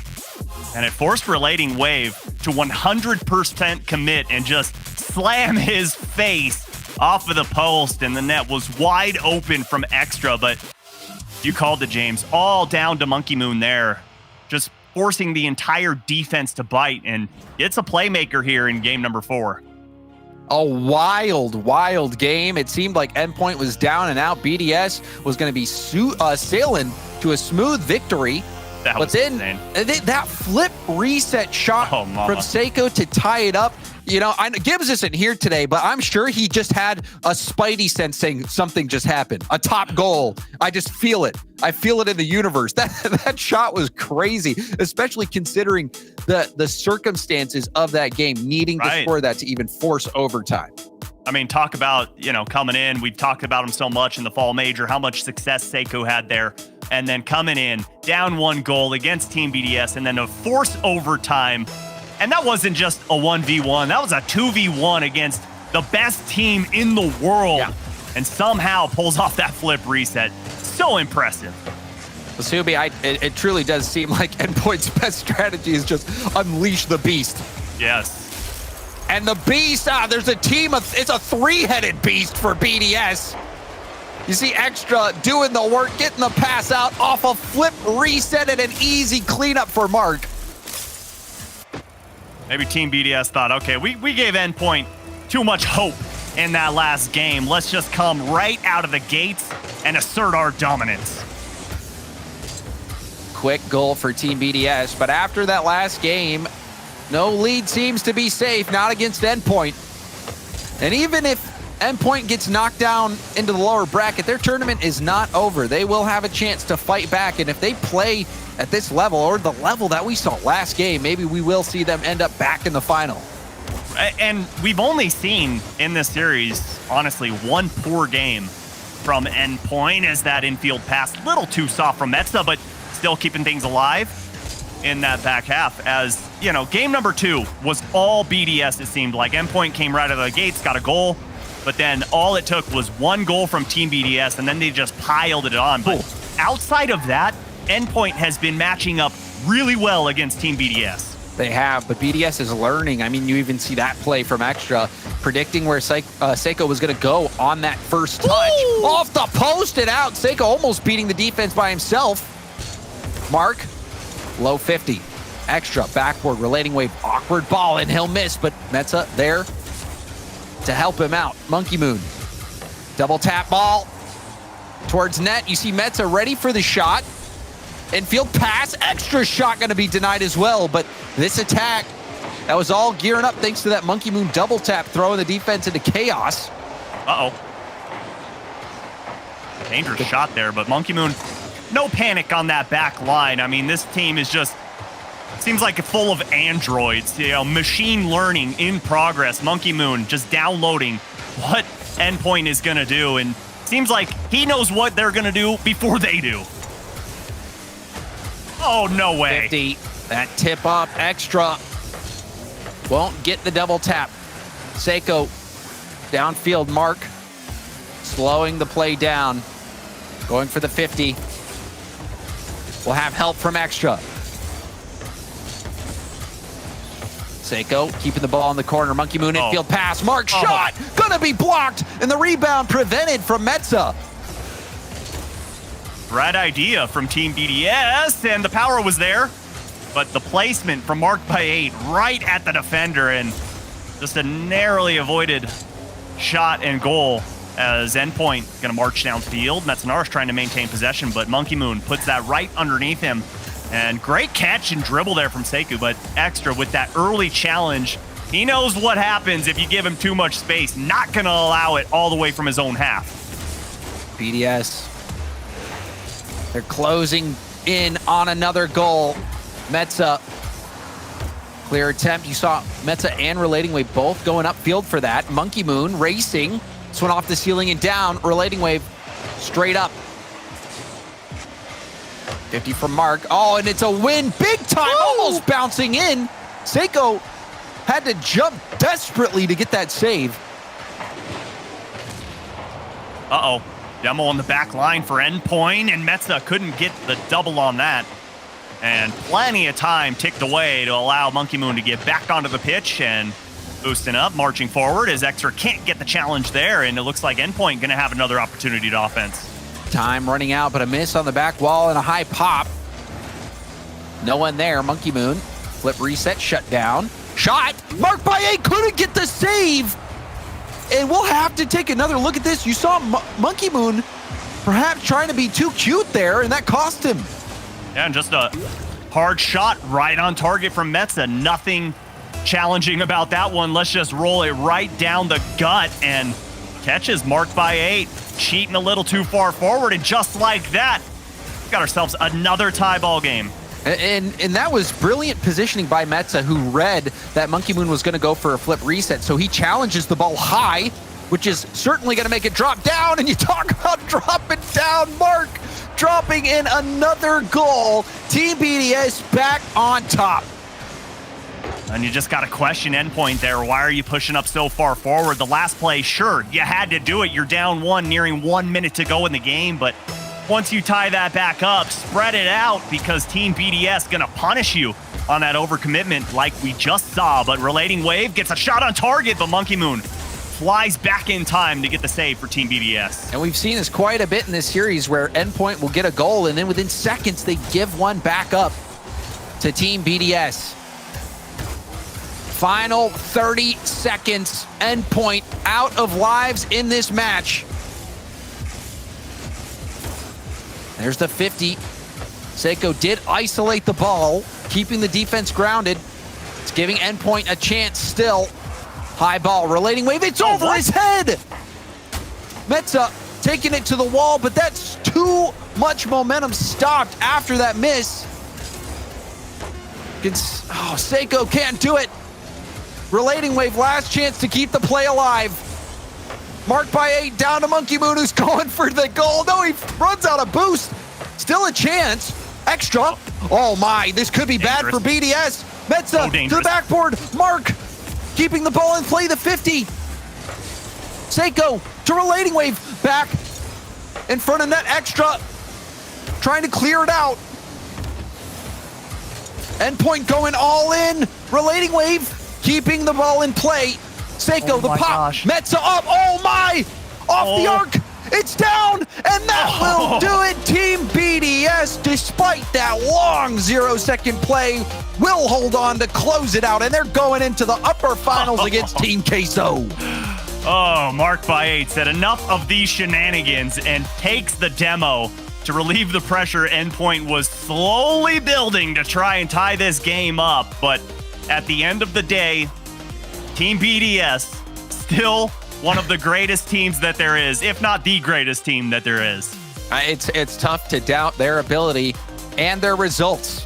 And another result here, Extra, brilliant flip reset pass, both assists coming from Extra, and another all-around team effort. But early on in this series, Monkey Moon having a massive impact with his play, getting that game 1 win. And when you're against a team like Endpoint, who can manage to, through grit and determination, squeeze out wins, scrap out wins every single game, so important. Monkey Moon was the decider in one of them. But all around defensively, it was a great showing from Team BDS, which is what you expect. And this one, a hard-fought series, even though it ended up 4-1, still Endpoint was threatening. Yeah, a lot closer than the series scoreline says. I mean, like I was talking about earlier, game 2 was the only one that really Team BDS dominated in. Other than that, you gotta feel good if you're an Endpoint fan. Sure, they lost, they're going down to the lower bracket, but if they're playing like this, I'm not too sure if there's too many more teams that could take them down. Well, we'll find out if indeed there is anyone that can stand up to Team BDS. They'll be going up against Team Queso. We also have a lot of lower match rounds to go. So we're going to go to a quick break, and when we come back, more RLCS.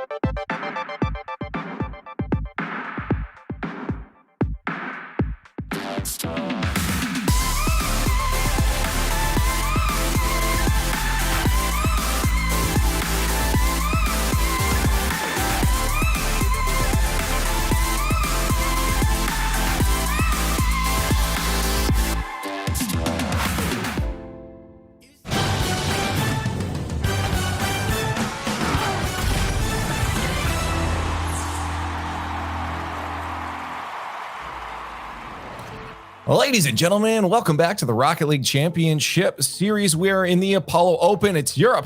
Day 2 for this regional and winter split. I'm Leaf, alongside me, Gregan, keeping me company, and Johnny Boy and Subi are joining on the desk. Let's start talking about the matches we just witnessed. We had 2 great ones in the way. We started the day off with 3-0, 3-0s. We're like, okay, is it going to be another fast day? No, they started to amp up huge here. Johnny, we'll start this one off with Queso and Williams Resolve, because this one went the distance. Yeah, really impressed by both these teams. You know, Williams Resolve, they're so close to having it all. They're so close to being at the level that they need to be to compete with the very best teams in Europe. And Queso are at that level. Vatira with an unreal performance. And the crazy thing about this team, I know this is a new team for a lot of people who are watching because they've just come out of nowhere this season. But, you know, if Vatira is having an off day, I've seen Joyo pop off like that before, and I've seen Rise pop off like this before. These guys can all do that. And that's, I think, what makes this team so dangerous. Yeah, I think for Williams Resolve to take it to that next step, we just need to see a little more consistency, especially in that last minute. And that's where we're going to see them really have that potential to be one of the great teams in Europe. Well, speaking about consistency, Subi, BDS likes to win. I like to keep going forward here. It was a great fight for sure from Endpoint, but the inevitability is that BDS stays in the upper bracket, eh? Yeah, it's the puzzle that has been yet to be solved in the entire world. And Team BDS, just all it takes is one match. I would argue even just half of a match for them to learn what their opponents are doing. And if you're not constantly changing things up, Team BDS is going to dominate you. Now, Endpoint did play very well, like I was talking about, but ultimately, you're not taking down Team BDS unless you're having insane passing plays left and right. Yeah, the BDS star factor, all 3 of them capable of putting in dangerous touches and scoring goals. We need to see that from Endpoint. When they're popping off, it isn't just a Seiko show. We do see Metzer and Wave getting involved in that offense. So seeing them step up in this tournament is the key to their success.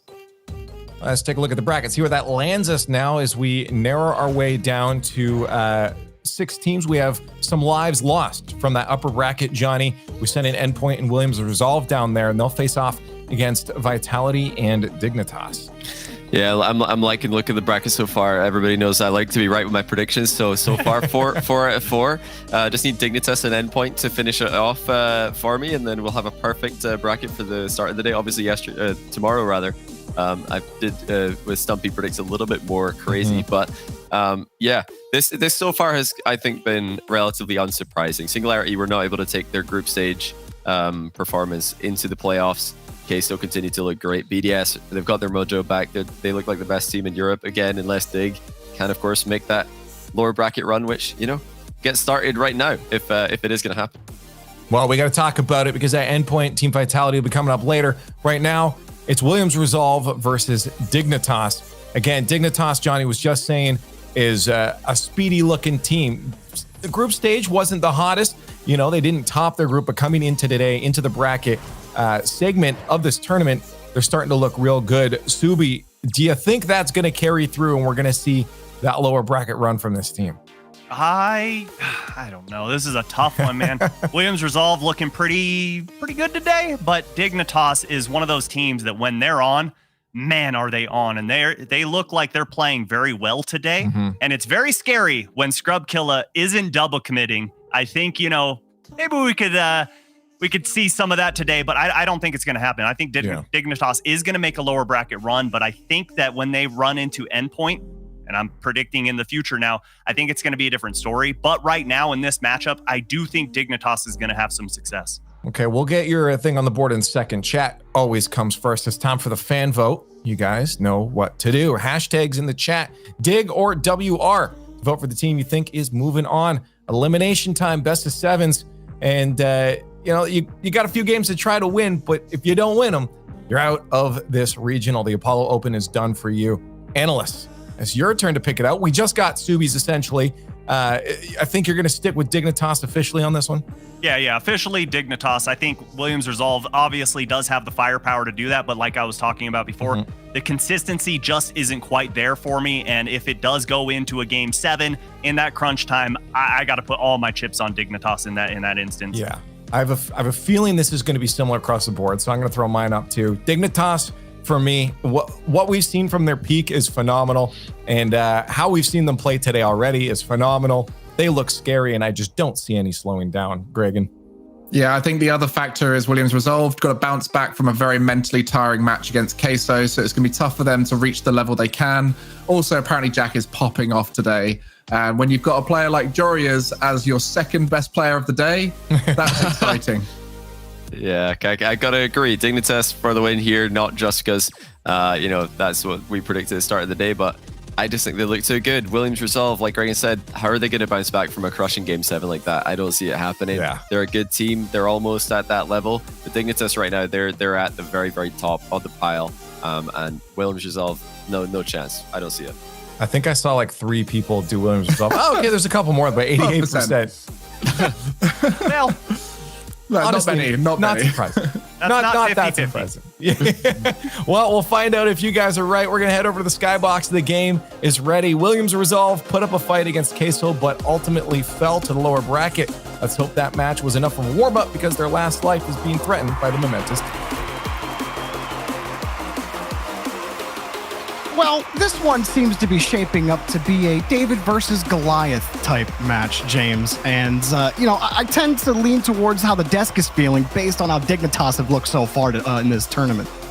Yeah, they've looked insane. I mean, against Karmine Corp, they finished the series in a sweep. In the last 2 games were shutouts. And so you just look at how good Dignitas is playing right now, and it seems like they might have a trip to the finals ahead of them if they keep playing at that level. Dignitas, when they're playing at their peak, they're just one of the scariest teams in the world, not just in their own region. And Williams Resolve, though, a fun story with this team, have been battling to try to compete in this European region. They have got a top 8 posted in the fall split, and now another pretty solid performance here moving to the lower bracket, rather.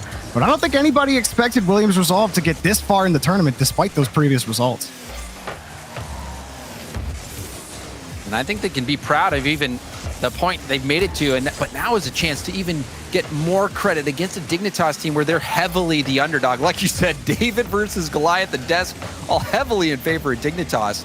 This is a chance. The pressure not as high, but the pressure on the field, it's been amped up. Apparently, Jack getting the first goal of this series, and you see Scrub, a beautiful tip that sets that pass up into the middle. So smart play from Scrub. All of Dignitas very far up. If apparently Jack doesn't get that shot, they were vulnerable to that counterattack, but that is the type of ferocity that Dignitas brings to the table.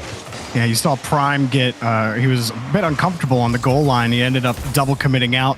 Radosin tried to move back. He had no boost to try to get that save, so Williams Resolve just not in a solid spot there on defense to handle that. And Jorias pushes this one back downfield. Williams Resolve going to have to try again from the blue half. The clear here for apparently Jack. Nice catch off the corner. He's got a little bit more boost left. That's all he needs to get that flip reset, but Sison's there for the clear. And this is good pressure. That flip reset, putting Dignitas in an attacking posture. That shot off the post. Jory is there for the rebound. And this is the offensive plays that Dignitas is capable of. It makes them so scary.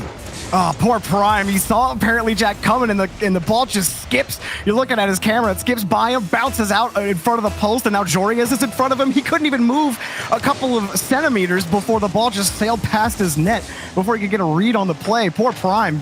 2 times in front of the net, and Dignitas will just swarm in that blue box. There's another one. Prime has to come back for another save early on.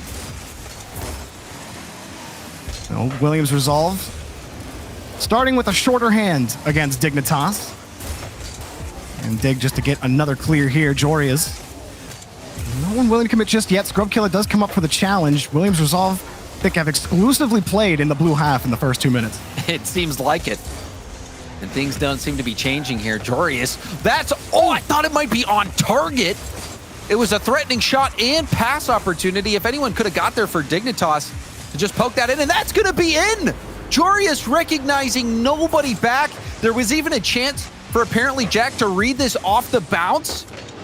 Oh, Sison, he got caught turning back up.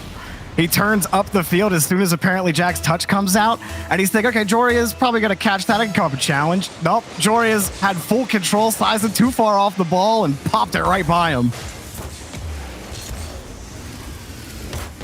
Williams Resolve have had some, they've had some incredible games today against Queso, James. They weren't able to, they weren't able to get the win against Queso. They were a tough out for them. And it just feels like you're getting an upgraded version of Queso when you're playing against Dignitas. But they finally catch Joria's out, and Radosin will pick up the first goal.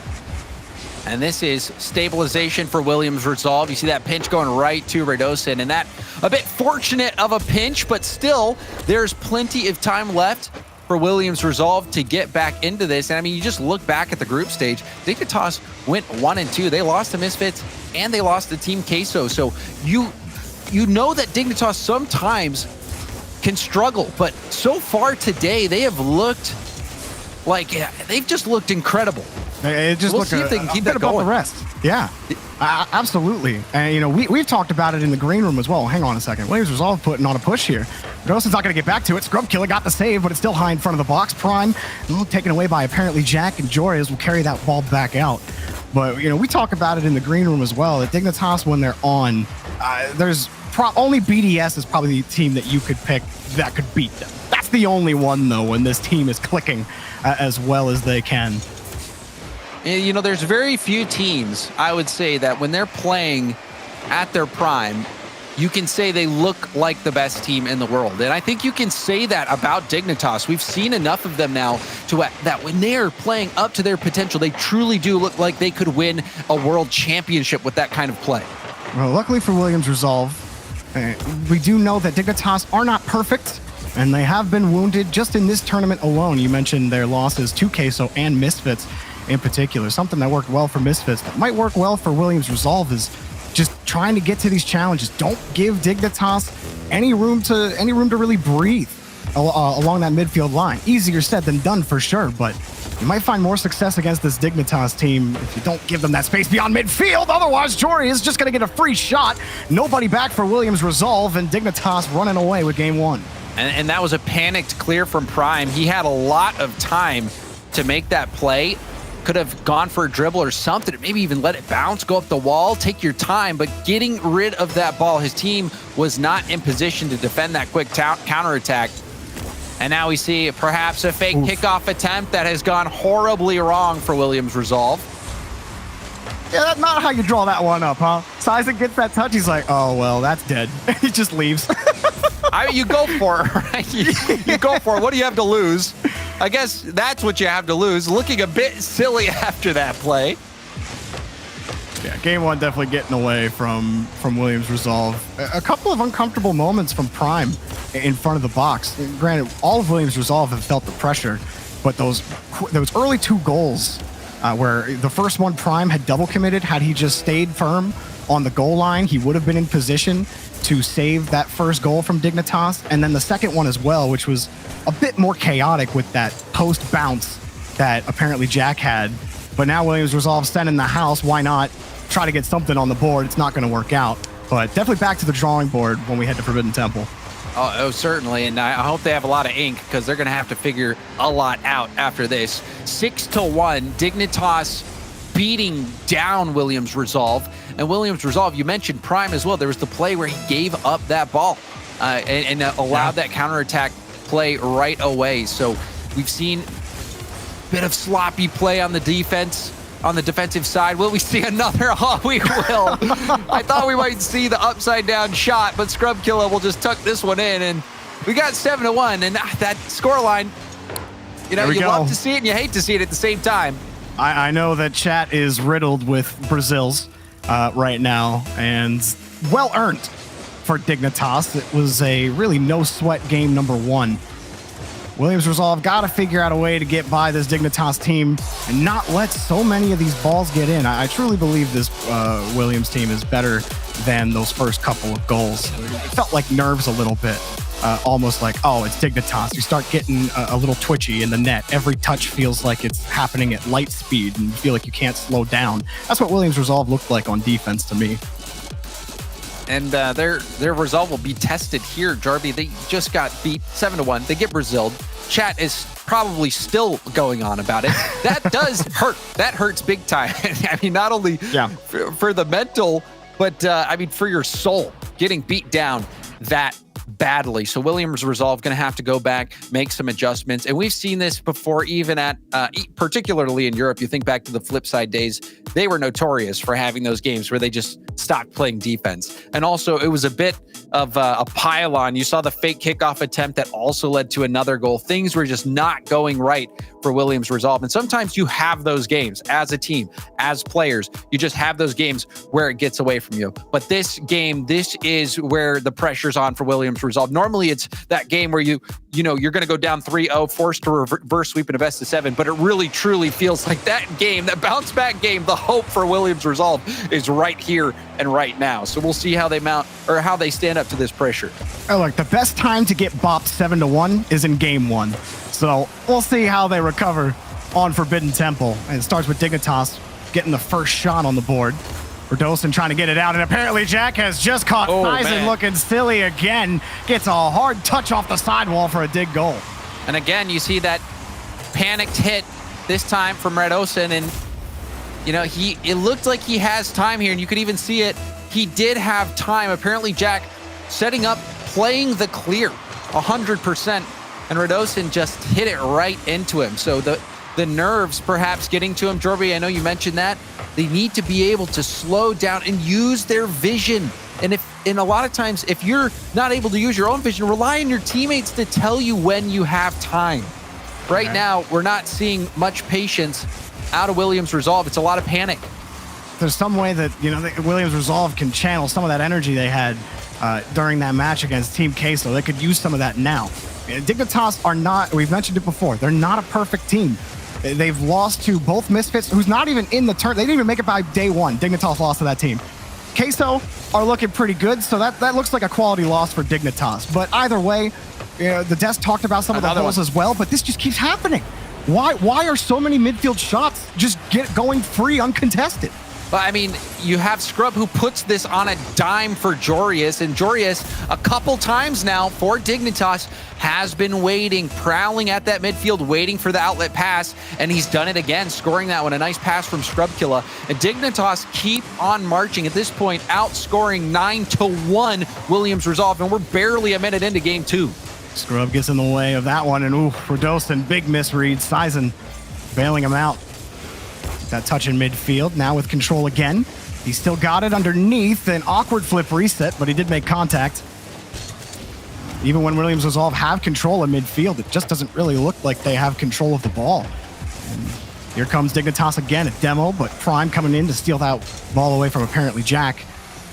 Williams Resolve still looking for their second goal of the series. Prime trying to get in the way of Scrubkilla, and they're forced back to the blue half. Torres getting in the way again. Prime, last man back, coming up to contest Scrub. He's got that canister, but Jorius puts it off the crossbar. Barely touched out by Radosin. Jack's only got 7 boost, but he's pretty threatening regardless. Pass over to Jorius, and it's good. No boost, no problem for Dignitas. I mean, the fact that Jack can catch that, dribble it up the wall, pass it perfectly to Jorius, who's already in the air. This Dignitas team... What do you do? I think it's safe to say they might be peaking. They might be peaking today. They might be. Let's say Williams Resolve is playing a lot better. Dignitas still probably winning by multi-goals. Let's be honest. Here's Scrub. He's got another. No. Oh, he almost had that double. Gonna push it back out over to Jorius. And another lob back to Jack. Prime gonna push it out to the corner. Things still have to slow down here for Williams Resolve. They just haven't got those consecutive touches when they do get to the orange half. It's been difficult to get by Dig. Oh man, this is remarkable, Jorby. What we've seen out of Dignitas today, they made Karmine Corp look substandard. Yeah. And they're doing the same thing to Williams Resolve, and it's the level of play and the speed. You're seeing Jorius when he's already in the air with an apparently Jack who has dribbled the ball up the wall in the corner with 7 boost and puts it on his nose. This Dignitas team is doing it to these teams. They are playing at a level much higher than they were in the group stage. And it's impressive what we've seen. It's shown 10 goals to 1 is the goal total so far between two maps that we've played on. Prime gonna get a favorable rebound, but Radosin has no boost. He can't actually commit despite being up high in that rotation. Sison will steal the ball away. Radosin's got that canister from midfield. He jumps to avoid the demo, but that jump actually took him off the path that he needed to get. Now Scrub Killer's got the counterattack. Shot on target. Oh! Scrub Killer does it himself. Crossfield. It's everyone! There is no safe space on this field. Scrub Killer, the flip reset, not only giving him his jump back, but it allowed him to push that ball out, get some space so that he can get power on that shot. Scrub Killer, a maniacal, mechanical monster. A three-headed, I mean, they're a Hydra at this point. If you demo them, I think 2 more cars are going to spawn for Dignitas. It's just way too powerful of a team right now. Williams Resolve have no answer. Radosin popping this one up, but it's just for some more time on defense. Here comes Jack with the catch. The pop on the 50, and Sison rolls next to the ball to stay with it and keeps that ball out and prevents it from being 5-0. Back over to the corner for Williams Resolve. This offense from Dignitas has been crazy. Already, Jorius is in the air. I don't know what to expect. Are we watching a freestyling clan? What are we witnessing? Are there players on the blue half of the pitch? Dignitas aren't playing like there are. Radosin finally gets a clear out. Sison gonna dive downfield. He's got to make up for that position lost, and he does get a shot, a pot one, but a shot nonetheless. And Williams Resolve, they're in dire need of more. They've only got 5. Here's the 6th, and it's ball for Bari out. Nothing going wrong. Sison throwing the okay to Quick Chat. He's upset. Yeah, that's what I was going to say. The stream can't see it, but as soon as that shot came out, hit post, or hit the bar and went out, Sison, okay. That's all he says. Quick Chat, okay. You know the pain is there. Tells you all you need to know about how the mood is in the blue half of the pitch right now. Last rattle there for Prime on the clear. And if you're Williams Resolve, what do you do against this Dignitas team? How do you prevent these balls from going in the back of the net? Jack, Jorius, and Scrub Killer clicking like one cohesive unit. Heading into game number 3. And somehow it's working out. It seems like everything Dignitas has been doing has been working out. You see Sison just stopping. He's had enough of that game. Dignitas claiming another victory. And I think you asked, what does Williams Resolve do? Certainly you have to call a timeout in this situation. Absolutely. We still have no word whether that is indeed the case. Williams Resolve, though, you know, they got beat 7-1 in game 1. Now 4-0 in game 2. We're seeing pre-jumps. We're seeing almost everything that you can see come out from Dignitas.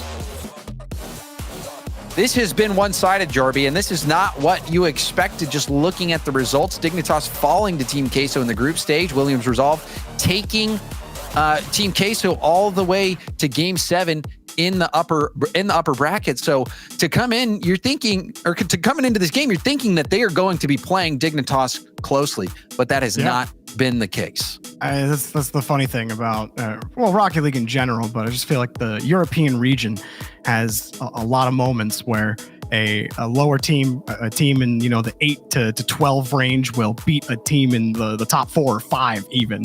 It happens more often than you'd think in this region. And so a lot of people coming into this match, me included, were thinking, Williams Resolve, they did play a close series against Queso, and they looked pretty good. I think you have to give them credit where credit is due. But you said it, James. Dignitas is just on something else right now. And when they are, very few other teams are going to be able to beat them.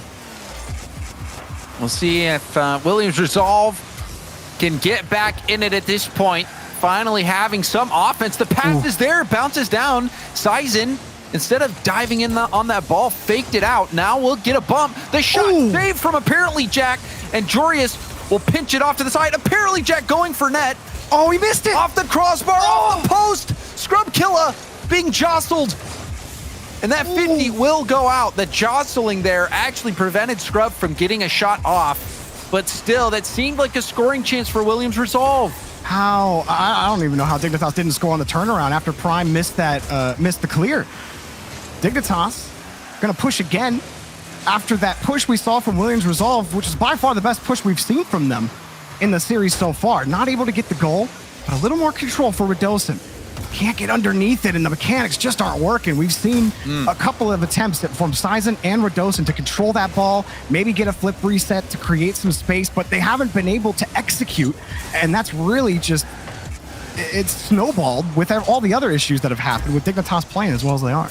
Yeah, I mean, Dignitas, when you see them have these chances, and that shot will cause Prime to be forced to get that save, but with Dignitas, the few chances that they've had to make mechanical flip reset plays, seems like they've hit almost every single one. Even here, being able to connect on it, you're forcing the defense to use up boost, get out of position, dive in on the ball, whereas you saw Radosin had that chance to go for the flip reset. It was a scoreable ball if it's perfect, and couldn't even get the flip reset. So you can tell Williams Resolve not playing at their peak, not playing really up to what you would expect, and a lot of that has been due to how vicious Dignitas has been. No space, they're challenging the ball so quickly, and they're making plays that just make you feel silly when you let them in. There it is. Jorias came back on the rotation, caught everybody out after Jack won that last challenge, but no one from Dignitas was coming quick. You saw Scrub try to demo Sizen, but Williams Resolve got back down to this end of the field again. Past to Prime, just off target. But the connections are starting to happen for Williams Resolve. They've kept the line scoreless halfway through game 3. Could this be the start of a turnaround? Jack back over to Jorias, can't make the connection. Sizen protects the ball back over to the corner. This is without a doubt the best that Williams Resolve has looked. They had that shot opportunity, it went wide. Now they give one up. Scrubkilla getting up and pounding that one right in. And again, you see Prime trying to get the 50. Radosin cheating up, having faith that at least a piece of that ball was going to get hit by Prime. And when that didn't happen, net vulnerable for Scrubkilla, and Dignitas take the lead. That's the problem, though, isn't it? Because how many times has Williams Resolve's third man got caught out because they were optimistically positioned for a challenge win before that play actually developed?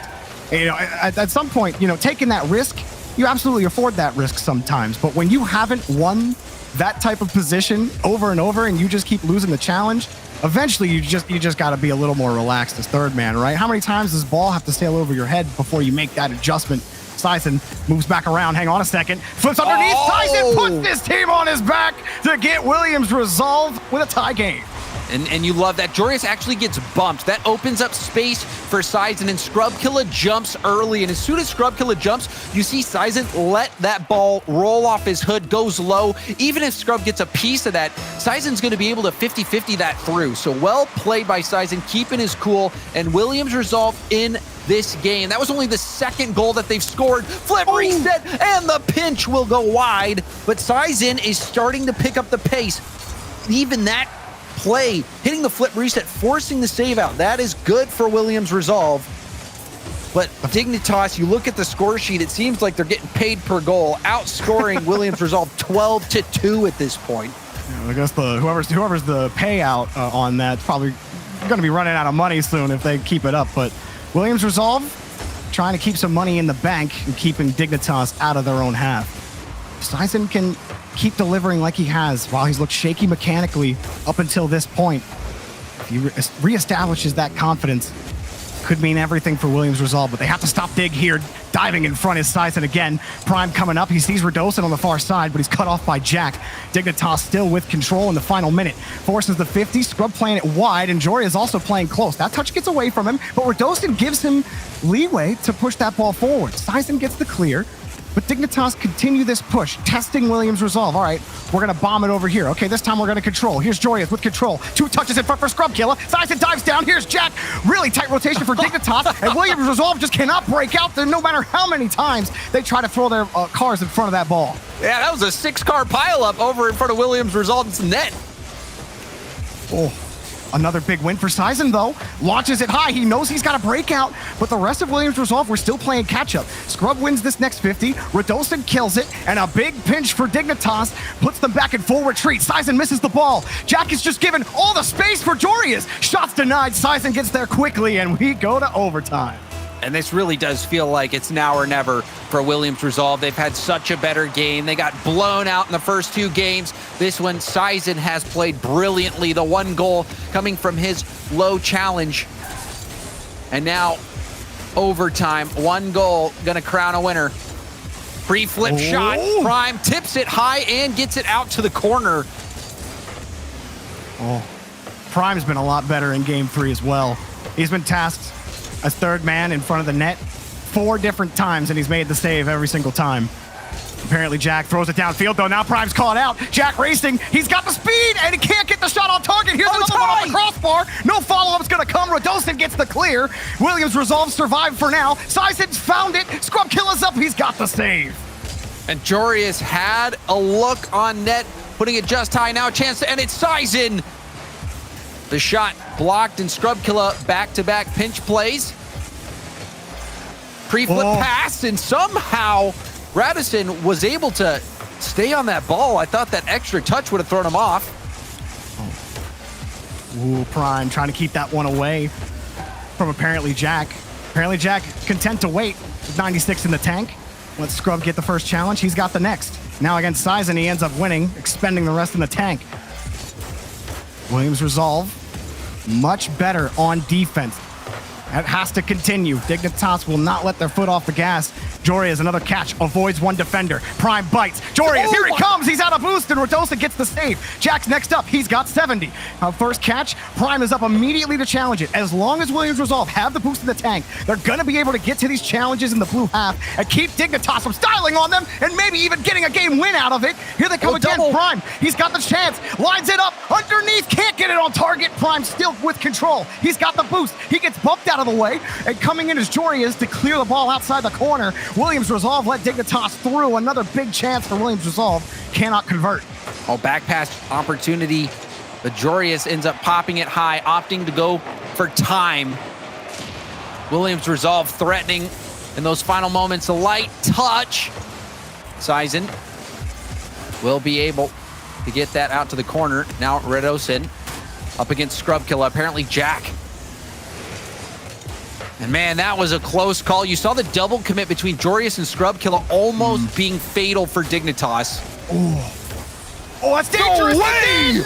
Scrub Killa wins a close 50, and it might as well not have been a 50. He hit that one cleanly for the game win for Dignitas.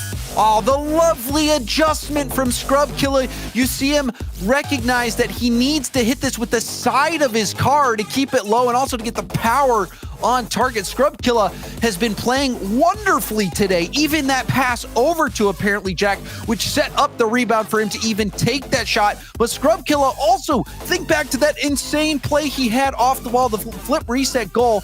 What a day Scrub Killa has been having for Dignitas. This one much closer than the first 2 games, but when push comes to shove, it's still Dignitas that's pushing Williams resolve down the stairs, and you see him call a timeout, but where have they gone? What's happening here? I hate the 3-game timeout call when you're down 0-3. It's not worked one time this season. Also, where did they go? I mean, you got to get up, take a break, take a deep breath. You know, this game is 95% mental.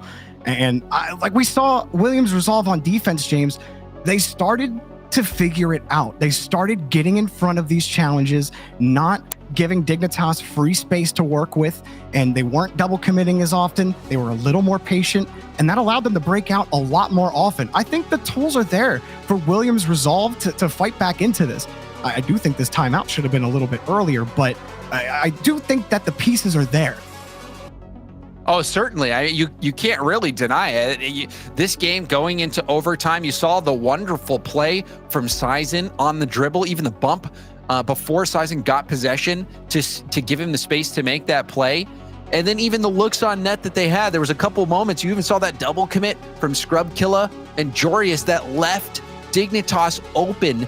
And so, yes, we know that Williams Resolve has all the tools in their toolkit to take down a team like Dignitas, but Dignitas has just been, they've just been next level for a majority of the games in this series. This is what you expect from Dignitas, right? The expected result should be a Dignitas win based on the strength of the roster. And I think they're showing their potential to be a dominant team, because to me, it's telling when you're consistently beating teams like Williams Resolve, and it's also why you routinely lose to teams like Queso, is because Europe is such a tough region to be consistent in. And so if you can post win after win like this against all of the field of Europe, it's a great sign for, how you're performing as a team. If you're winning a lot, you're doing good. It sounds like a stupid statement. It's tough to argue with that logic, Jordan. Yeah. I mean, you're not wrong. You know what I mean? The parity You're in not Europe wrong, is though. Yeah, no, I feel it's just the parity in Europe is so good.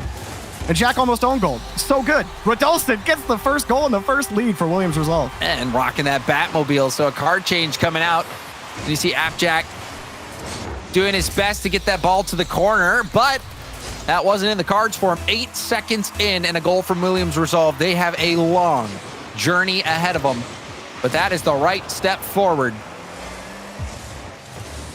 Get that timeout, get a quick goal.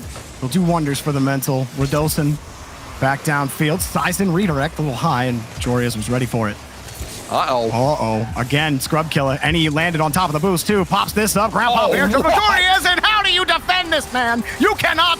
Jorias and Scrub combined powers to score.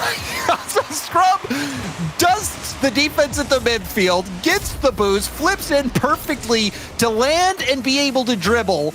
Then gets a nice little air dribble touch to Jorias, who's in the air. What this Dignitas team have leveled up. It's like watching someone go Super Saiyan in front of your very eyes. It's crazy. And he was Scrub putting himself on the close side of that ball towards the net, so it would be harder to challenge. I mean, everything just goes right for him on that play. Jack underneath. That's a light musty. That's a light touch and a big Rebound. save, but Scrub's right there for the rebound, and he missed it. Too committed because they thought Scrub was going to shoot that ball, and now it's a 2-on-1 the other way. Sizen's got no boost. Jack completely misses the read, and Jorias can get in there quick. A chaotic sequence of events somehow come away with Jack almost scoring. I mean, Scrub was trying to be perfect there. I mean, it's just so funny how you see these players hit these crazy plays. Margin of error almost non-existent. And that's the shot where Scrub fails to make contact. But, it happens. It happens. Just, no matter what level you're at, you can feel confident in that. It's great. You could just claim that you were faking, and, about 70% of people will believe you. How good Scrub's been. Apparently, Jack going to push it up, and Size and Prime going to work their way back downfield. While Williams Resolve did keep things a little cleaner on defense, much more needs to be done about their offense. Not been able to put together consistent possessions against Dignitas, and it's been a lot of this still. A lot of jumping over attempted demos, low boost challenges, ball put right back in the net. Okay, rotate. We can't move by midfield. Even when Prime gets this clear, well, there's Jorias. He's still got control. And that's a nice spread from Dignitas as well. You saw apparently Jack waiting for that pass. Scrub Killa hanging so far back that he'll be able to deal with anything.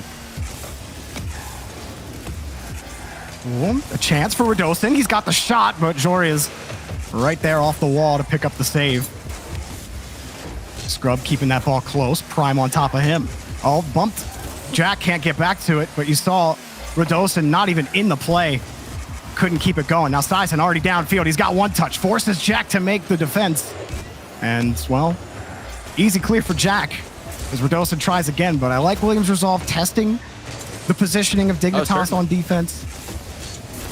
I mean, you even for the test there, if apparently Jack doesn't have boost to get to that ball, it was a high hit off the backward, and Sizen had the read on that bounce. So just gambling, hoping, and also forcing the boost out of Dignitas. And it is a boost battle at the macro level. You do want to wear down your opponent as much as possible, make defense harder and harder as time goes on, and you keep possession. And now that shot going to be blocked.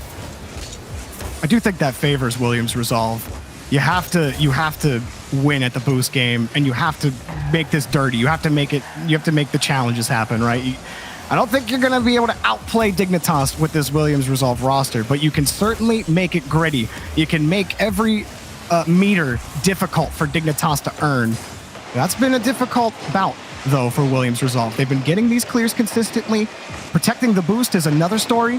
That's been difficult, but they've been able to get to the orange half. Now the next step, try to get this game-leading goal. Another challenge in front of the box goes to the wayside.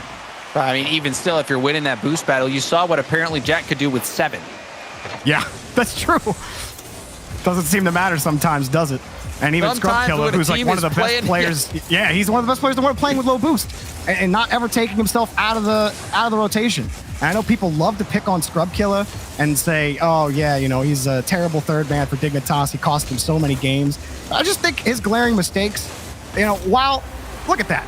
Scrub Killer just does it himself, puts in the game leading goal for Dignitas. 2-1. And I'm Scrub Killer. He's like an attack dog. You saw he was on top of both of those touches from Williams Resolve. The first, the miss hit from Radisson, and then the block over the final defender. That was brutal. Scrub Killer doing it all himself. Jack spending the tank to get back to that ball. I'm going to make Radosin and Prime wait to get this clear. Prime finally gets the flick past one. And Jorias just traps that ball. And look, it freezes Radosin. Now he has to respond to Jack. Just one touch from Jorias takes away control from Williams Resolve, and now their whole rotation is broken down. Sizen, last chance, maybe two more. Here he goes, slows it down, forces the 50. Radosin dove in front, and no shot's gonna come. They're sending the house, but it's tumbling down. Radosin picks up another one. Jack's already on the wall. Sizen forcing the issue. Prime in front. Got another 50, but Jorias flip it back. Can Radosin get to that ball? They have to keep it in the air. Wrong way for Williams Resolve. It looks like it just might not be over. Here's Prime. He got the flip underneath. Here comes Prime again. Straight down. That's gonna do it. Dignitas sweep.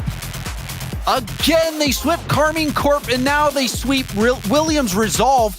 We saw so much offense out of this team. A fantastic series from Scrub Killer in particular. You didn't expect that flip reset play to be so beautiful, but it was. Scrub Killer, an amazing game. Even in this one, getting that 50, going down, seeing another missed touch from Williams Resolve, pounding that ball in, bar down. Scrub Killer, excellent series. And overall, Dignitas offensively was stellar. They were all over Williams Resolve, who had some chances in this game, but in the end, they just could not match up to the speed that Dignitas brought to the table.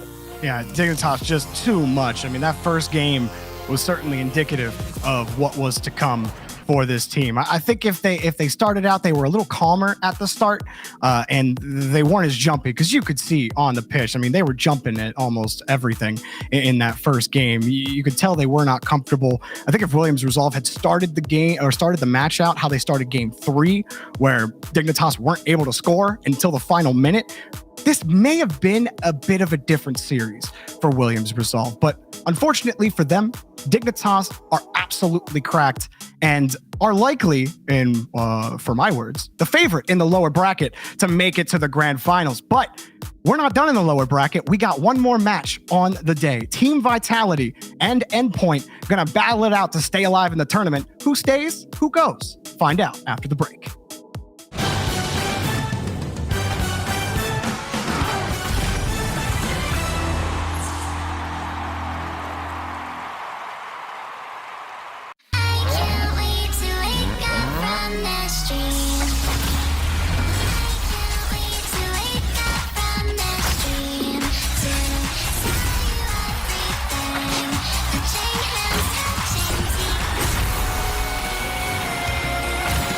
Tonight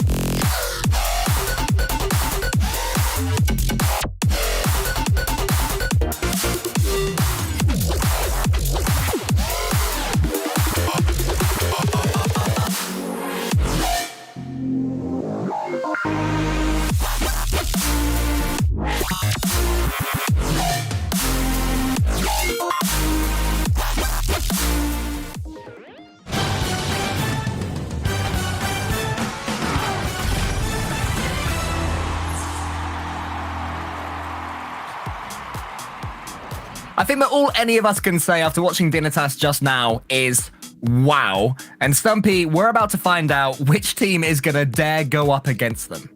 It was a huge showing from a team that looked like they were just doing it casually. Back into that form where they were thinking, you know what, we can mess around. Mid-game cameras, Jorius was absolutely curling the hell out of a 1 kilogram weight. I don't know how he does it. That man is buff.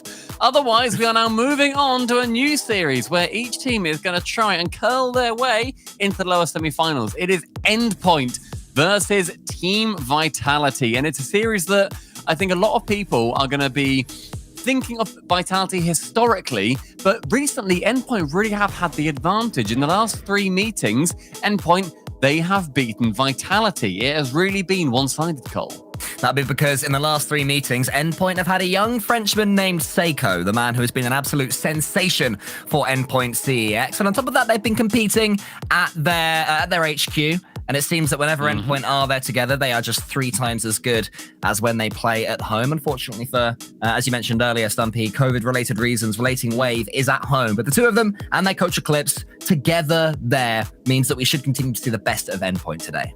Yeah, thankfully, Wave is feeling okay as far as I'm aware. He's just had the positive test, had to head home.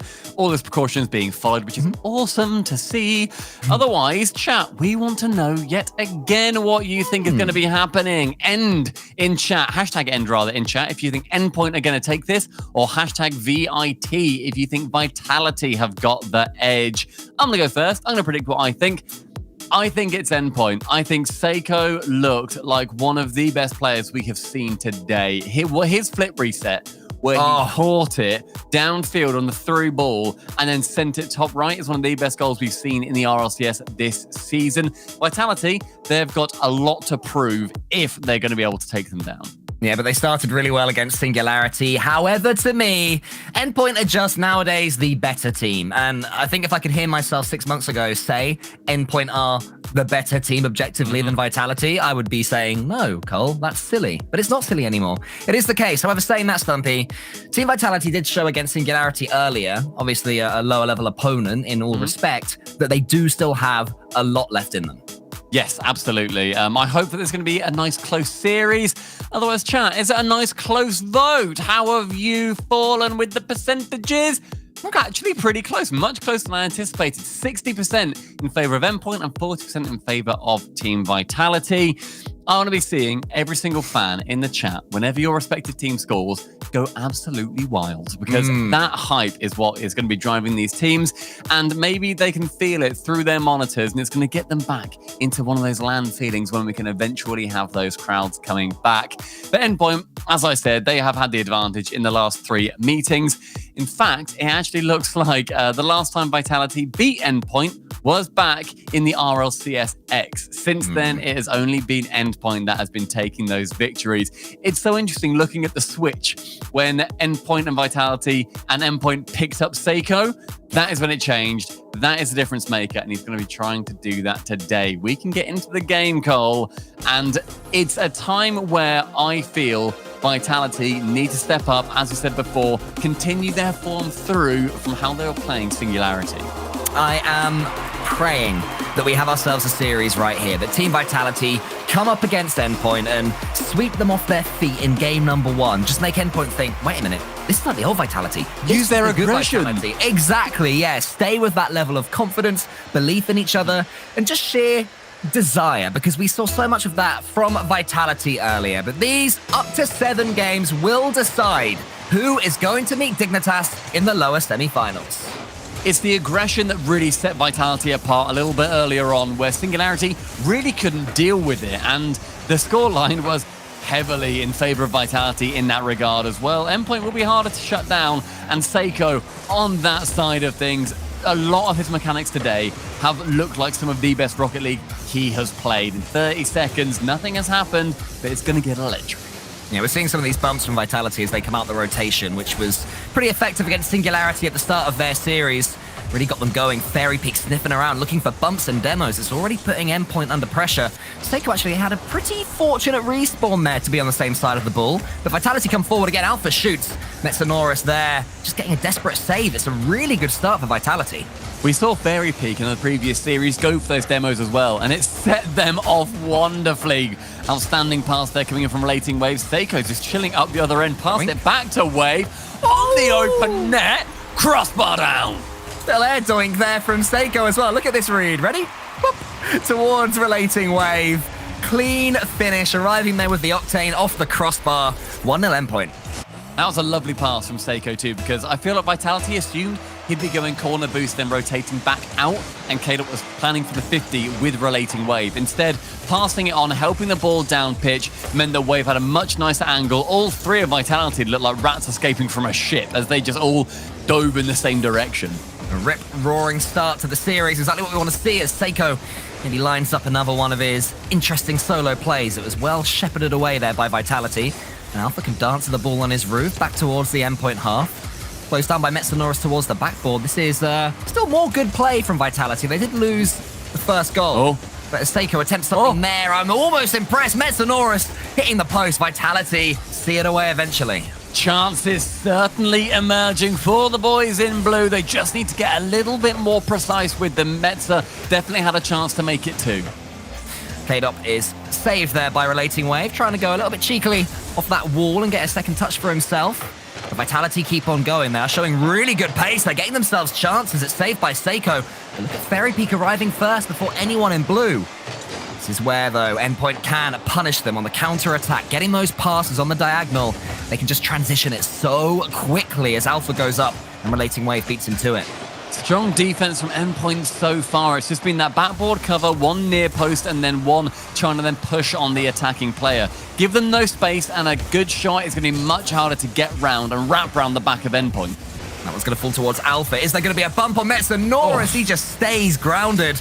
Relating Wave was helping him out anyway, but another demo coming in from Vitality. Really playing on the demo message. Seiko air dribbles over the top. I mean, every time you think that Vitality are in charge, Seiko gets the ball and they look like they're in so much danger, but those passes are going to give them goals. Wonderful shot there from K-Dub on the open net. As Fairy passes it down, Alpha has one man in mind. Removes him from the pitch. No save can come in the end, and equalizer for Vitality. 1-1. Very, very impressive performance from Vitality. The version of them that we've wanted to see for such a long time. Fairy Peak pushes that one to the ceiling. There was K-Dop arriving in, but now Alpha has to defend against Relating Wave. The edgeable bump is there. It's good, is it? Yes, eventually, thanks to Seiko. Relating Wave, taking that ball down, slowing it, going for one touch, and then the air duel bump. It doesn't go in off him. Instead, Seiko has to squeeze it bottom corner. Endpoint, happy to play on the counter-attack for now. Will they be able to really exert their pressure and keep the ball in the orange half? Because for most of it, it has been Vitality that have had more of the play, and this is why. These air dribbles forward, sending Endpoint back on the back foot, closing them down quickly as well. More good play from K-Dot to fall to Alpha, who takes a couple of touches. He wants to go solo with it, and Metsanoris' touch is only as far as K-Dot, who flicks it up, trying to tee up Fairy Peak. Then look how quickly again Endpoint transition. Metsanoris is arriving. He'll go up against Alpha 54.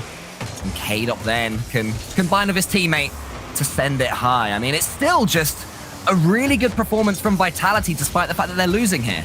Yeah, they're doing a good job to try and shut down Endpoint as early as they can. I think with Endpoint, though, they just have the other options. They've got a plan B with every plan A that they're putting forwards. Vitality, though, are doing a good job of dealing with it. Great fake coming in from Relating Waves. Seiko can't quite get any convincing shots off. And now is the chance where Vitality have to defend for an extended period of time, and Endpoint either need to punish them or they need to just backtrack a little bit before Vitality form that counter. How will Vitality's defensive rotations hold off? I mean, that helps when there's two Endpoint players going for the same ball. That does leave Vitality a little bit of freedom to play with if they can find the right pass. As Fairy Peak looks to set up anybody. No, it's just Seiko in the corner. It's a bit of a loose, booming clearance there. We haven't seen too many of those from Vitality so far. They'll need to get things going. 40 seconds left. A clean shot for K-Dop. Alpha's coming in. He just chooses to shoot. Maybe he could have passed. Seiko got the save. Fairy Peak's looking for a bump or a demo, but there's nobody there from Endpoint in that corner. And now they've only got 30 seconds left. I love seeing Fairy Peak there, though. Just go into that back third and try and get rid of an Endpoint player. Metz up for a very interesting touch on the ball. Too far away to save it, however, to shoot it, rather. With 15 seconds left, it's Seiko only passing as far as Vitality. With the passing play emerging, Wave is the seawall that blocks it out. Yeah, Relating Wave absolutely covered the angles, but Vitality are coming again. Fairy Peak, he gets a late shot. K-Dub's going for a bump on Seiko. The ball somehow doesn't manage to worm its way in.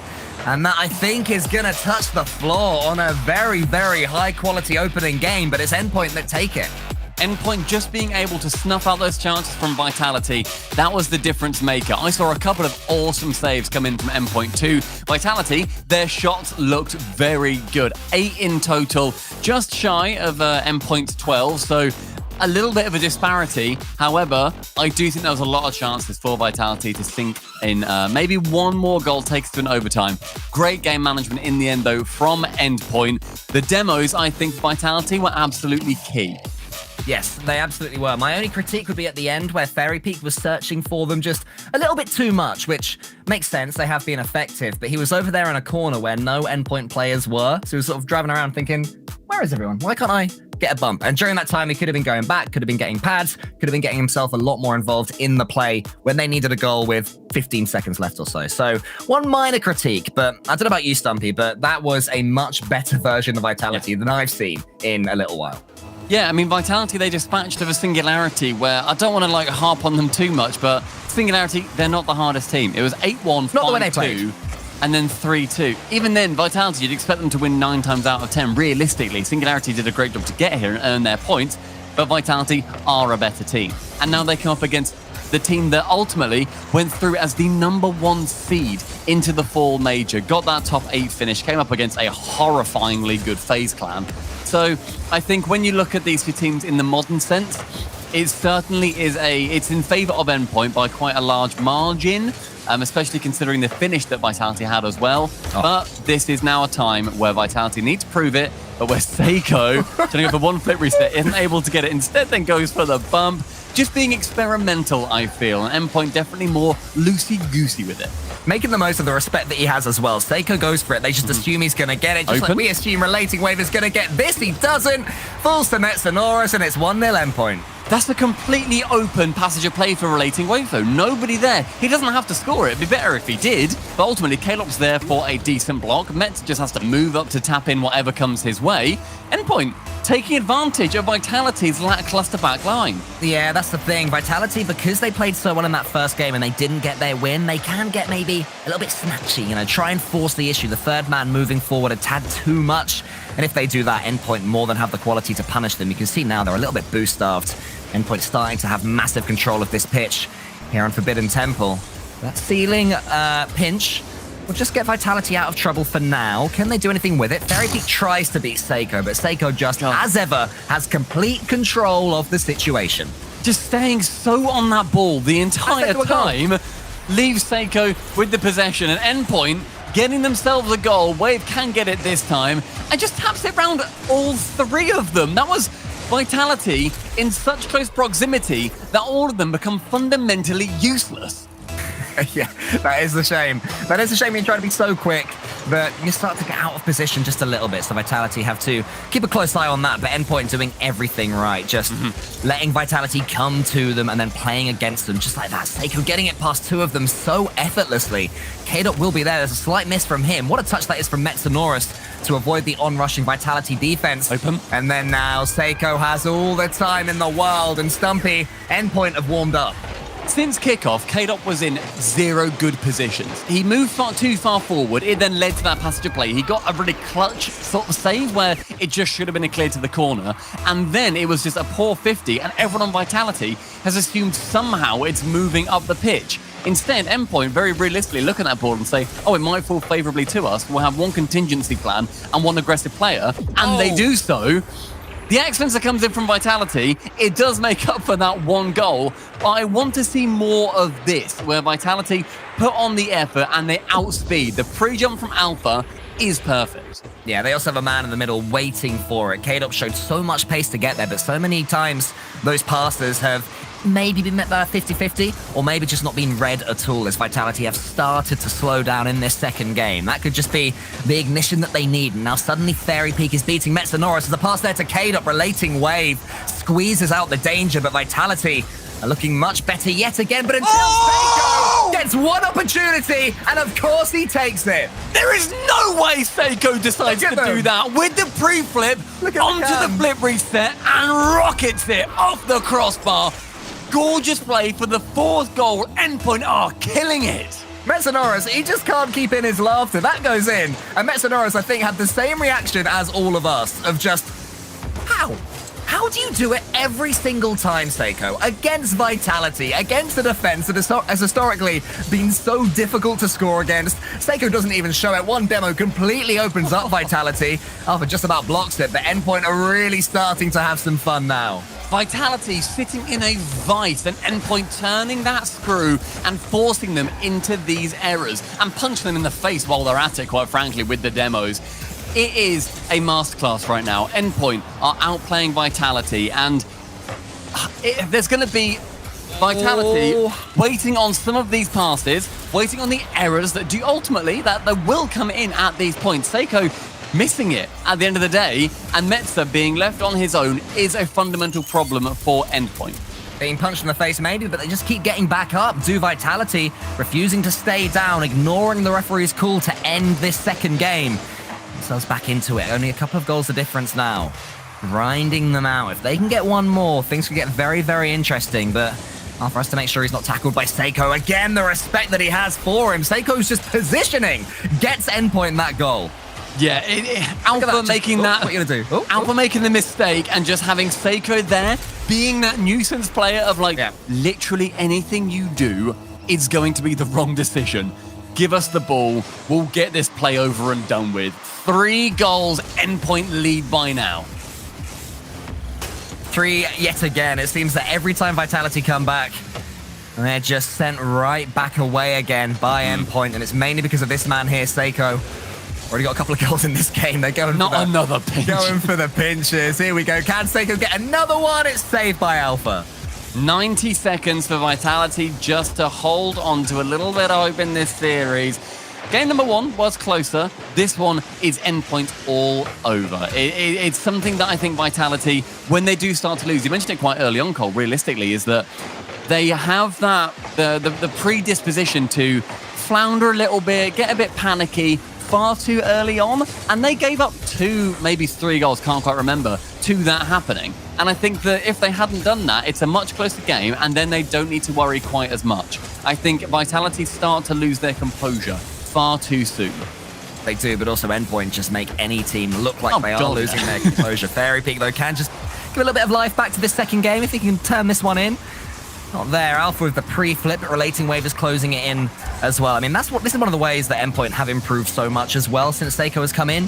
Their defense. They now look in such control, even when their opponent do have a little bit of territory. It's a position where we always worried about them. That it always came down to, is Metza playing good defense today? If no, then Endpoint lose. And now it's, are any one of them playing good defense? They're all so capable. It's so good to see. Final 20 seconds, may well see a goal, but Wave diving again in front of that ball.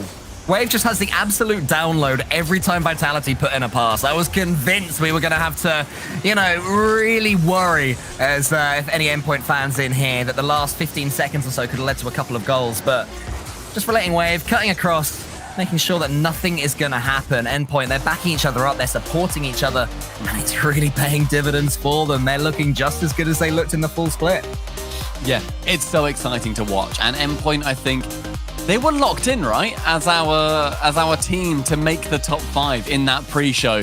And Vitality, they've been taking notes, and they're going to be taking a time out. We're going to be attempting to figure out what is going wrong. And Cole, we're always big fans of taking a timeout after only 2 games. If you take it after 3, that's probably too late.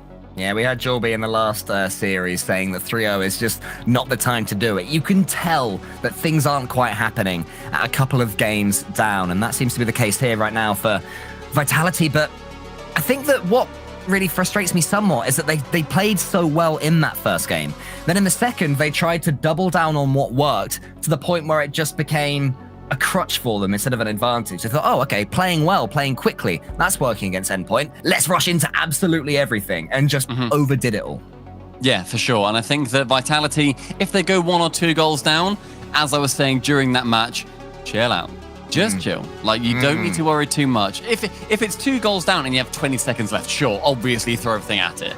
Endpoint, though, in this, apparently has still got Mount. He's joined them. He's over with Endpoint, going to be telling them, just stop scoring less than my boys. They're standing up, though, at the Endpoint headquarters, walking around. Metanoris, famously not in his chair. It's saying that we've always wanted to see him continuing, where he gets up, stretches, removes his thoughts, right, from his head of like, look, just keep playing, get that game, get another one, and then, we'll win eventually. And it's worked. Since they've had the sports psychologist, Callum, I believe his name is, come in and really help them out, they have changed to the nth degree. I mean, this helps as well. Look at that flip reset there from Seiko. He's just flinging the ball, reminiscent of his goal earlier for Endpoint. I mean, they are just so effective for him right now. And the thing is that his teammates, they are searching for him to do exactly that play. Whenever Endpoint are in need of a goal, just fling it. Seiko, he'll put it top corner. Yeah, that's the thing. But even if he doesn't score it on that first play, you've then got Metza coming in to then send it in the net. You've got Relating Wave. The biggest chance on that goal was when Seiko was just so close to Alpha and forced him into an error, and Wave just said, I'll send it top bins then. Cool, that's a goal. That's our 4th goal, whatever it was. Awesome to see. Vitality have now concluded their timeout. We are in game number 3. Endpoint lead 2-0. You can see their blue pips up at the top. But pipping the first goal is Vitality. Precisely what Vitality needed, the start that they were desperate for, and it comes off the back of not only a Seiko mechanical error, but credit to Fairy Peak. He saw it coming, he gambled on it happening, and then he put the pass in the center for his teammate Alpha. And bear in mind, I think both goals for Vitality came from Seiko making an error, where his teammates were not realistically expecting him to miss. He misses again. So he's not been perfect by any means in this series. He's made those problems that have ultimately given Vitality goals. And that's how close Vitality are playing 2 goal-scoring opportunities. There just may be an error in there that's separating them each time. Oh, that's brilliant play from Vitality as well. A demo leading to a beat. And no Endpoint touches between them. Didn't get a goal from it. I think that was a good respawn there from Endpoint, but still really stellar work there from Vitality as Alpha goes to the backboard. He wants to knock this one downwards. Sonora sends it wide, but it's great play yet again from Vitality, and suddenly Endpoint looking just a little bit rattled. Chance, though, for Seiko to take it past that mid-line. Bumps Alpha out the way, but does relinquish control of the ball. Metanoris to carry, but runs out of boost. And so onto Wave to grab. That aggression from Vitality, Cole, it is starting to return. Oh, but as soon as Seiko beats a Vitality member for pace, look at the panic, look at the finish, it's 1-1. It's over a minute gone, and Endpoint get their first. Great pass in the center from Seiko, but the fact that 2 Vitality members try and challenge for it, that's not what you need on defense. That's that rushed defense that either the communication's an issue, either it's something completely out of the game where they just don't know who should be going for it in that situation. Something is wrong, and it's been repeatedly a problem. So close there. I genuinely thought that Seiko was going to somehow fashion a way to flip reset that one goalwards. He might score this one. It's coming forward, and it's 2-1. Look at how scared K-Dot played on this as well. K-Dot went up so early, just trying to cover Seiko. So he goes, stay on the ground then, lol. I'll just send it low. I'm just going to send that so low and so ultimately targeted into that bottom corner that he gets that second goal. Great play from him, nice and simple. And that's what Endpoint are they're very comfortable to do it. They're not here for the clips, even though they do hit them. They are here for Eclipse. Look at the number of times where Endpoint just have time to let the ball bounce in that Vitality half. And it is the defense where Vitality really struggle against Endpoint. They're scoring goals against them, but as soon as Endpoint do get control of the ball, it just looks like they can wait their moment and then strike. But Vitality defending further forwards is what we want to see. Fairy Peak causing more havoc up top. There's no one there on this occasion for it. Vitality's rotation broke down somewhat, but Endpoint are able to make the most of it. Knocking it to the corner is Metanoris. That clearance actually really nice. A good pass there for a shot. Just to put Endpoint under a little bit of pressure, then a dunk puts them under even more. This could have turned into something dangerous. Vitality playing a much more defensive game now. Yeah, Vitality are sitting back, and thus far it is working. I do worry that maybe Endpoint will just get sick of it and score a worldie. Of course, that can happen. To move there onto that backboard, it finds Seiko, and you always worry that something big is going to happen when that man gets his tires on the ball. But K-Dop up for the 1v1 with 18 boost, has to find a teammate, but Relating Wave with a vital interception. Relating Wave has done that so many times, right, when Vitality is starting to get something mechanical going, but the passes are finding each other. Metsonoris gets dunked by K-Dop, 2s across the board. Great chance there for K-Dop just to work his way into the play, and he does so. Guessing where Metza has to put the ball, because he's jumped and he's flipped, he's only going in one direction. K-Dop knows the trajectory of him, and therefore the ball. Gets in front of it, can dunk it on all of the 2s, and Vitality, this game, looking significantly better. If there weren't 2s all over chat right there, I am massively disappointed, as I think K-Dop will be disappointed with that pass as well. Just a little bit too much height when Fairy Peak was waiting to make his move. That one's a lot better from Alpha to K-Dop. It's only a clearance there back to Endpoint, but really good composure and defense there from Vitality. Great boost steals coming in from Relating Wave as well, but Alpha, that positioning, so aggressive, nearly gets them a goal, just a little bit too high. So Relating Wave working his way down the pitch, does steal boost from Fairy Peak, and Alpha with that pre-jump up into the shot for Fairy Peak. Starting to see Vitality linking plays together now. Nearly one coming in from Endpoint. How on earth didn't that go in? I thought it had gone past him, but apparently the save was made. And it was an important one too, keeping Vitality in this one. In Game 3, these 2 did play yesterday. It went all the way to 5. So if Vitality can get 1, they do have previous of at least getting a couple against recent Endpoint, as K-Dop gets a really good delayed little flick there, putting that one central. But look how deep his 2 teammates here. Defensive Vitality, a massive shift since the timeout. And it's starting to frustrate Endpoint maybe. I mean, this is, by the look of things... Got to be! Nearly. Metsonoris just sneaking in the way. This is the first best of 7 these guys have played since the 3rd grid in EU Winter, back in Season X, and Endpoint managed to take it. 2 games only coming in for Vitality there. It's a long time ago, but these guys just don't play each other late in tournaments. Fairy Peak sends that one high. Alpha's arriving, going for that pre-jump again. They tried it a lot on day 1, didn't quite work there. But it's starting to look more likely, and Endpoint are starting to look a bit more vulnerable to it as the boost starts to get stretched, the game starts to get more tense. Relating Wave and Alpha there in the corner, looking for a lucky bounce right now, or Endpoint. Metsonoris is trying to force it, but Alpha was aware. Good chance of Metza to get that central again, but with Caleb up in an awkward position, Wave can go for the double. Forgoes going for it instead. Vitality just looks so awkward, and Metsonoris with a goal. I'm sure that... I think it was Alpha could have got a second touch here. He gets the 50-50 against Seiko. Oh, and he just lands to the side of the ball. Yeah. It was slightly unlucky there from him, but Metsonoris, with all his experience, he saw it coming, and he gives Endpoint the lead, 17 seconds away from Vitality needing a reverse sweep. It was those multiple shots that came in, and now it's going to be Vitality needing the same on the blue net.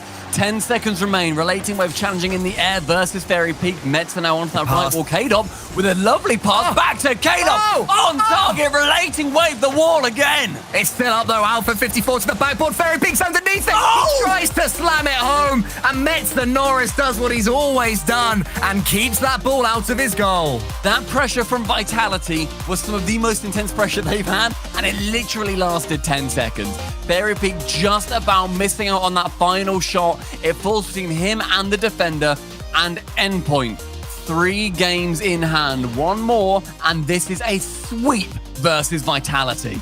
It was another good performance there from Vitality. Their first game in the series was really good. The second one, not so much for large swathes of it. But that one was a different sort of Team Vitality than what's been working today. They basically said, keep Endpoint CEX out at all costs, which, you know, when you're up against one of the teams that is best in your region and are ultimately in very good form, there's nothing wrong with playing defensively. So I don't blame Team Vitality for doing that.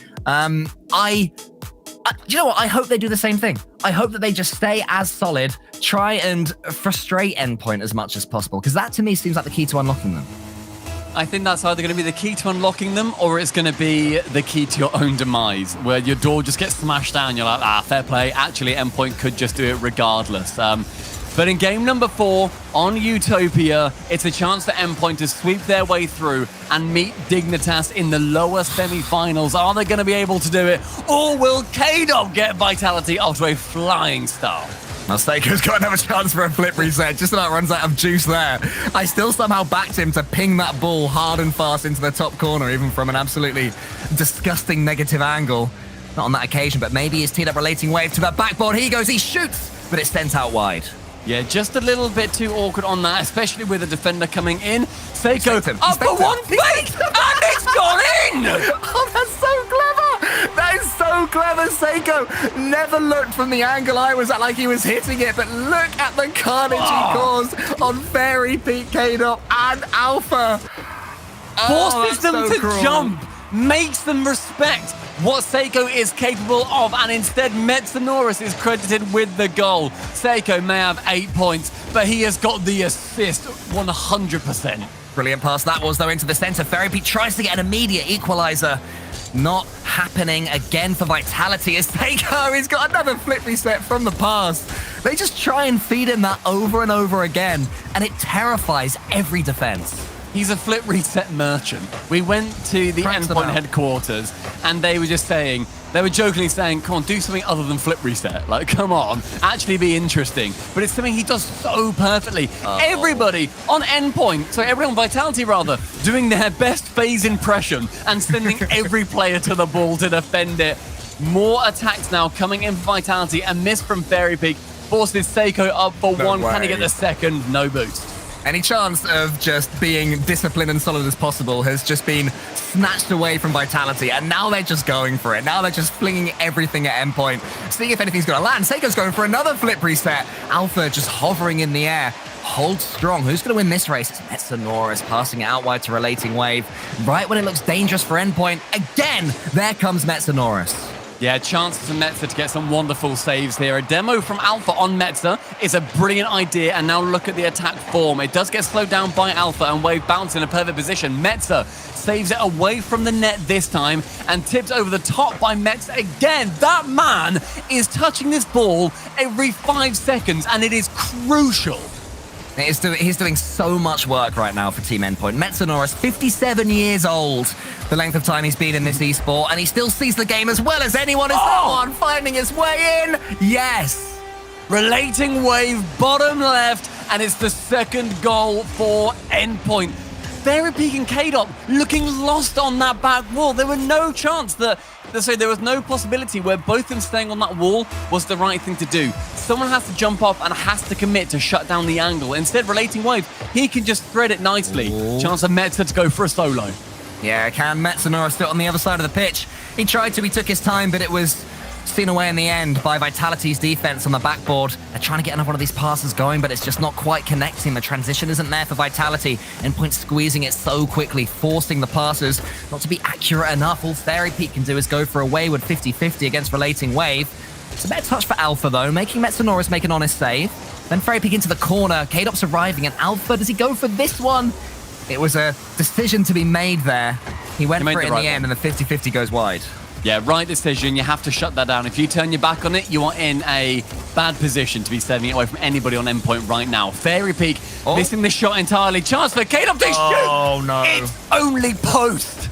Oh, that absolutely had to be in from K-Dop. And now Endpoint surely will be sensing that victory is within their sights. They want one more. Fairy Peak's almost bumped off away from the ball. Metsonoris to the backboard. He wants to get another touch to redirect it. Alpha and Fairy Peak double commit. It's pandemonium on the Vitality goal line, but still only 2-0 to Endpoint. Maybe K-Dop can make amends. Not quite that occasion. Fairy Peak can't hear it in goal either. Relating Wave with another save to keep it away. On that right-hand side, he's going to be trying to get it past that halfway line as Vitality.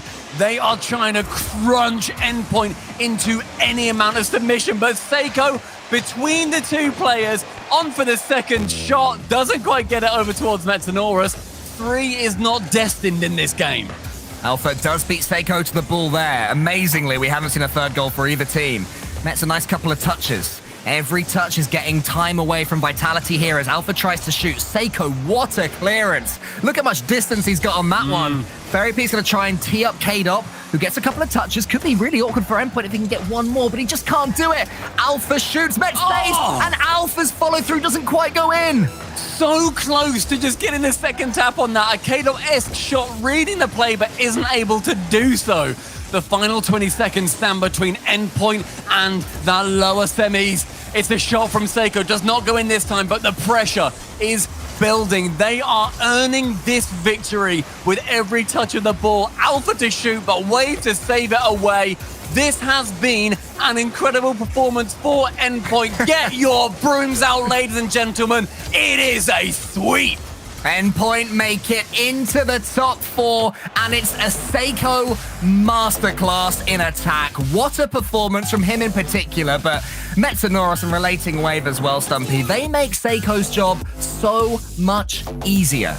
Just an awesome performance all round. We always talk about Seiko, and we always say just how much they're able to do with him. But Metza, the fact that he was everywhere on that pitch, just defending or shooting or just getting an interception in the midfield. And Wave, his defense so good. Was some of the best we've ever seen, just coming out of absolutely nowhere. And I don't understand how right now Endpoint aren't jumping and screaming around in there, in either the facility they've got or in Relating Wave's situation in his own house, where they must be elated, but they know the job is not done. They still need to barrel their way through an incredible looking Dignitas. Oh my goodness. That may well be the series of the tournament. Dignitas, the way they're playing, the performance they put in earlier on against Williams Resolve, turning it into a shootout against such a good team. Yeah. And then Endpoint playing like that against Team Vitality as well. I mean, I've got no idea which way to go for that series, but I cannot wait for it, Stumpy. Yeah, for sure. And Vitality, it's not the way they wanted theirs to end. It's not the way that this first regional, the Apollo Open, should have gone for Vitality. I'm sure they're thinking. They swept Singularity, and now they've been swept by Endpoint, a team that looked fundamentally better on every single level. Question marks are and have been around Vitality. But still top 6 for Vitality. Still top 6, sure. It's all right statistically. But only top 5 go through to the Winter Major. And there's a lot of questions to be asked. And I know just the people who are able to answer them.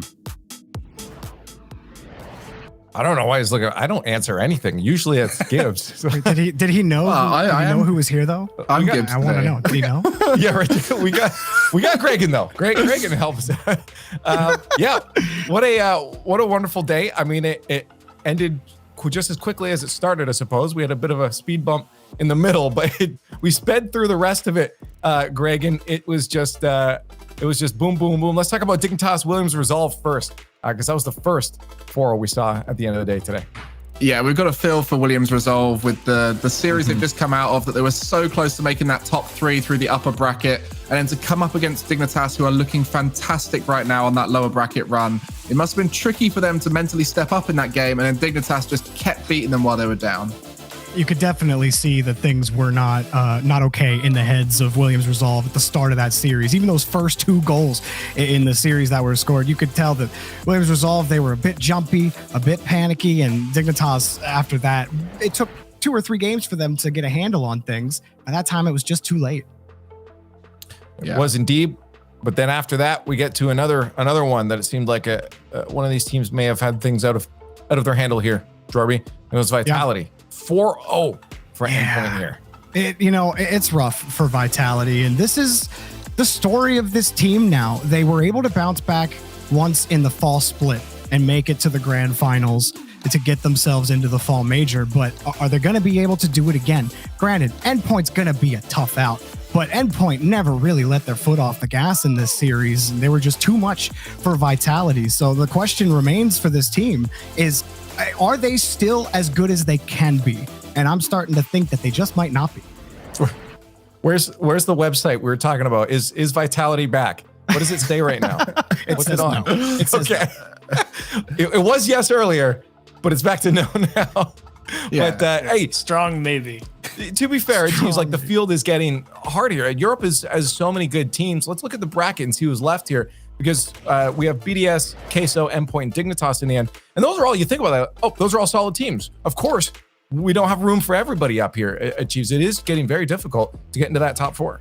Yes, it is the nature of the beast, and tough break for a team like Semper as well, considering that they had such a strong performance at the major to not be able to push through and see if they could keep that strong top 4 in Europe going. But as it stands, I would say that currently you've got the best teams you could ask for. I think Queso looked great today, and they've got their reward in BDS tomorrow. But good news is that I think they'll give anyone they match up against a pretty solid fight. Yeah, at the start of the show, we were discussing who are going to be the 5 who make it through the winter split to the major. And it was very clear, BDS, Dignitas, Endpoint. They're our top 3. Those final 2 spots, 4 and 5, they're where the question marks lie. And I think out of this event, Queso are definitely making a big statement to say, we're going to be that team. And I think Williams Resolve and Vitality should be happy with the top 6 finish as a great place to put them in the running for that 4 and 5 spot. I'm looking at Misfits and scratching my head a little bit. They had a decent group stage performance, nothing too crazy. They did lose to Queso in 5 games, but then a team of Misfits caliber should be beating Singularity. Singularity did get the better of them in that lower bracket, but we were talking about Misfits being a major team just 1 split ago. I'm not sure what this team has to do to get back into that kind of form, but right now, they're trending downwards, which is not where Misfits want to be. To be fair, I think it might have been Greg and I said it earlier, but Singularity is a team that has that. Sometimes they pop off. Sure, and, that's Europe, there, right? They did pop off in that series against them, but considering the strength of performance Misfits had early on in fall, it is disappointing to see them bow out so early in this tournament. Yeah, look, there are several teams like Singularity who on their day can come in and play very well. But if you want to be in the running for that major, you have to be able to beat those teams. You have to be consistent enough to play at a level that will beat those teams in a best of 5 series. And Misfits have shown that they have a floor which they can reach, which is beatable for these bubble teams within the European region. Which is why I'm not making any predictions on who's going to fill those 4 to 5 slots, because I feel like the next European regional we see, honestly, things could look very different. We'll see 4 new teams, that we've never seen in any regional before, and all of a sudden they're beating BDS in groups, and we're like, who is this team? Yeah, exactly. But we have come to the end of our day. Day 2 of the Apollo Open is coming to a close. We will crown a champion tomorrow, but that's tomorrow. So let's get some final thoughts here from the analysts before we head off. Cheese, you're at the end. You got to start us off. We'll run down the line to Jorby and then Greg. It started off so quickly, and then you got a lot of really good matches to close out the day. Excited to see Queso tomorrow, essentially, is where I'll keep things short. Yeah, I'm actually with you 100% Achieves. I've been enjoying watching Queso all season. It feels like they're only getting better every time they hit a new tournament. And I think the ceiling is so high for this team. Really excited to see what they can do. The ultimate test is tomorrow. Oh, I mean, I would love to say Queso as well, but I'm going to have to go a different angle. And I'm going to have to say, I want to see if Dignitas can make that lower bracket run. They have the skill to do it. They look fantastic today and seem to be getting better and better. Will they turn up on Sunday and play that same level that we saw them reach throughout the full major during the Swiss stage? Dignitas, show us what you got. It's a great question, and I might have an answer. Well, I will have an answer for you tomorrow, but that'll be if you tomorrow. said you were all out of answers, you said you didn't want to answer. You can't change your answer and say you want to answer. It's tomorrow, not today. No more answers today. We're done. We're getting out of here, ladies and gentlemen. Hit the follows, the subscribes, wherever you're watching, whatever platform you're on. Also get onto Twitter. You know what to do. That's how you keep up to all the Rocket League action going on around the world, because there's a lot. Thank you guys for watching. Tomorrow, we crown a champion, and we might have some answers for you. Thanks for watching, and we'll see you later.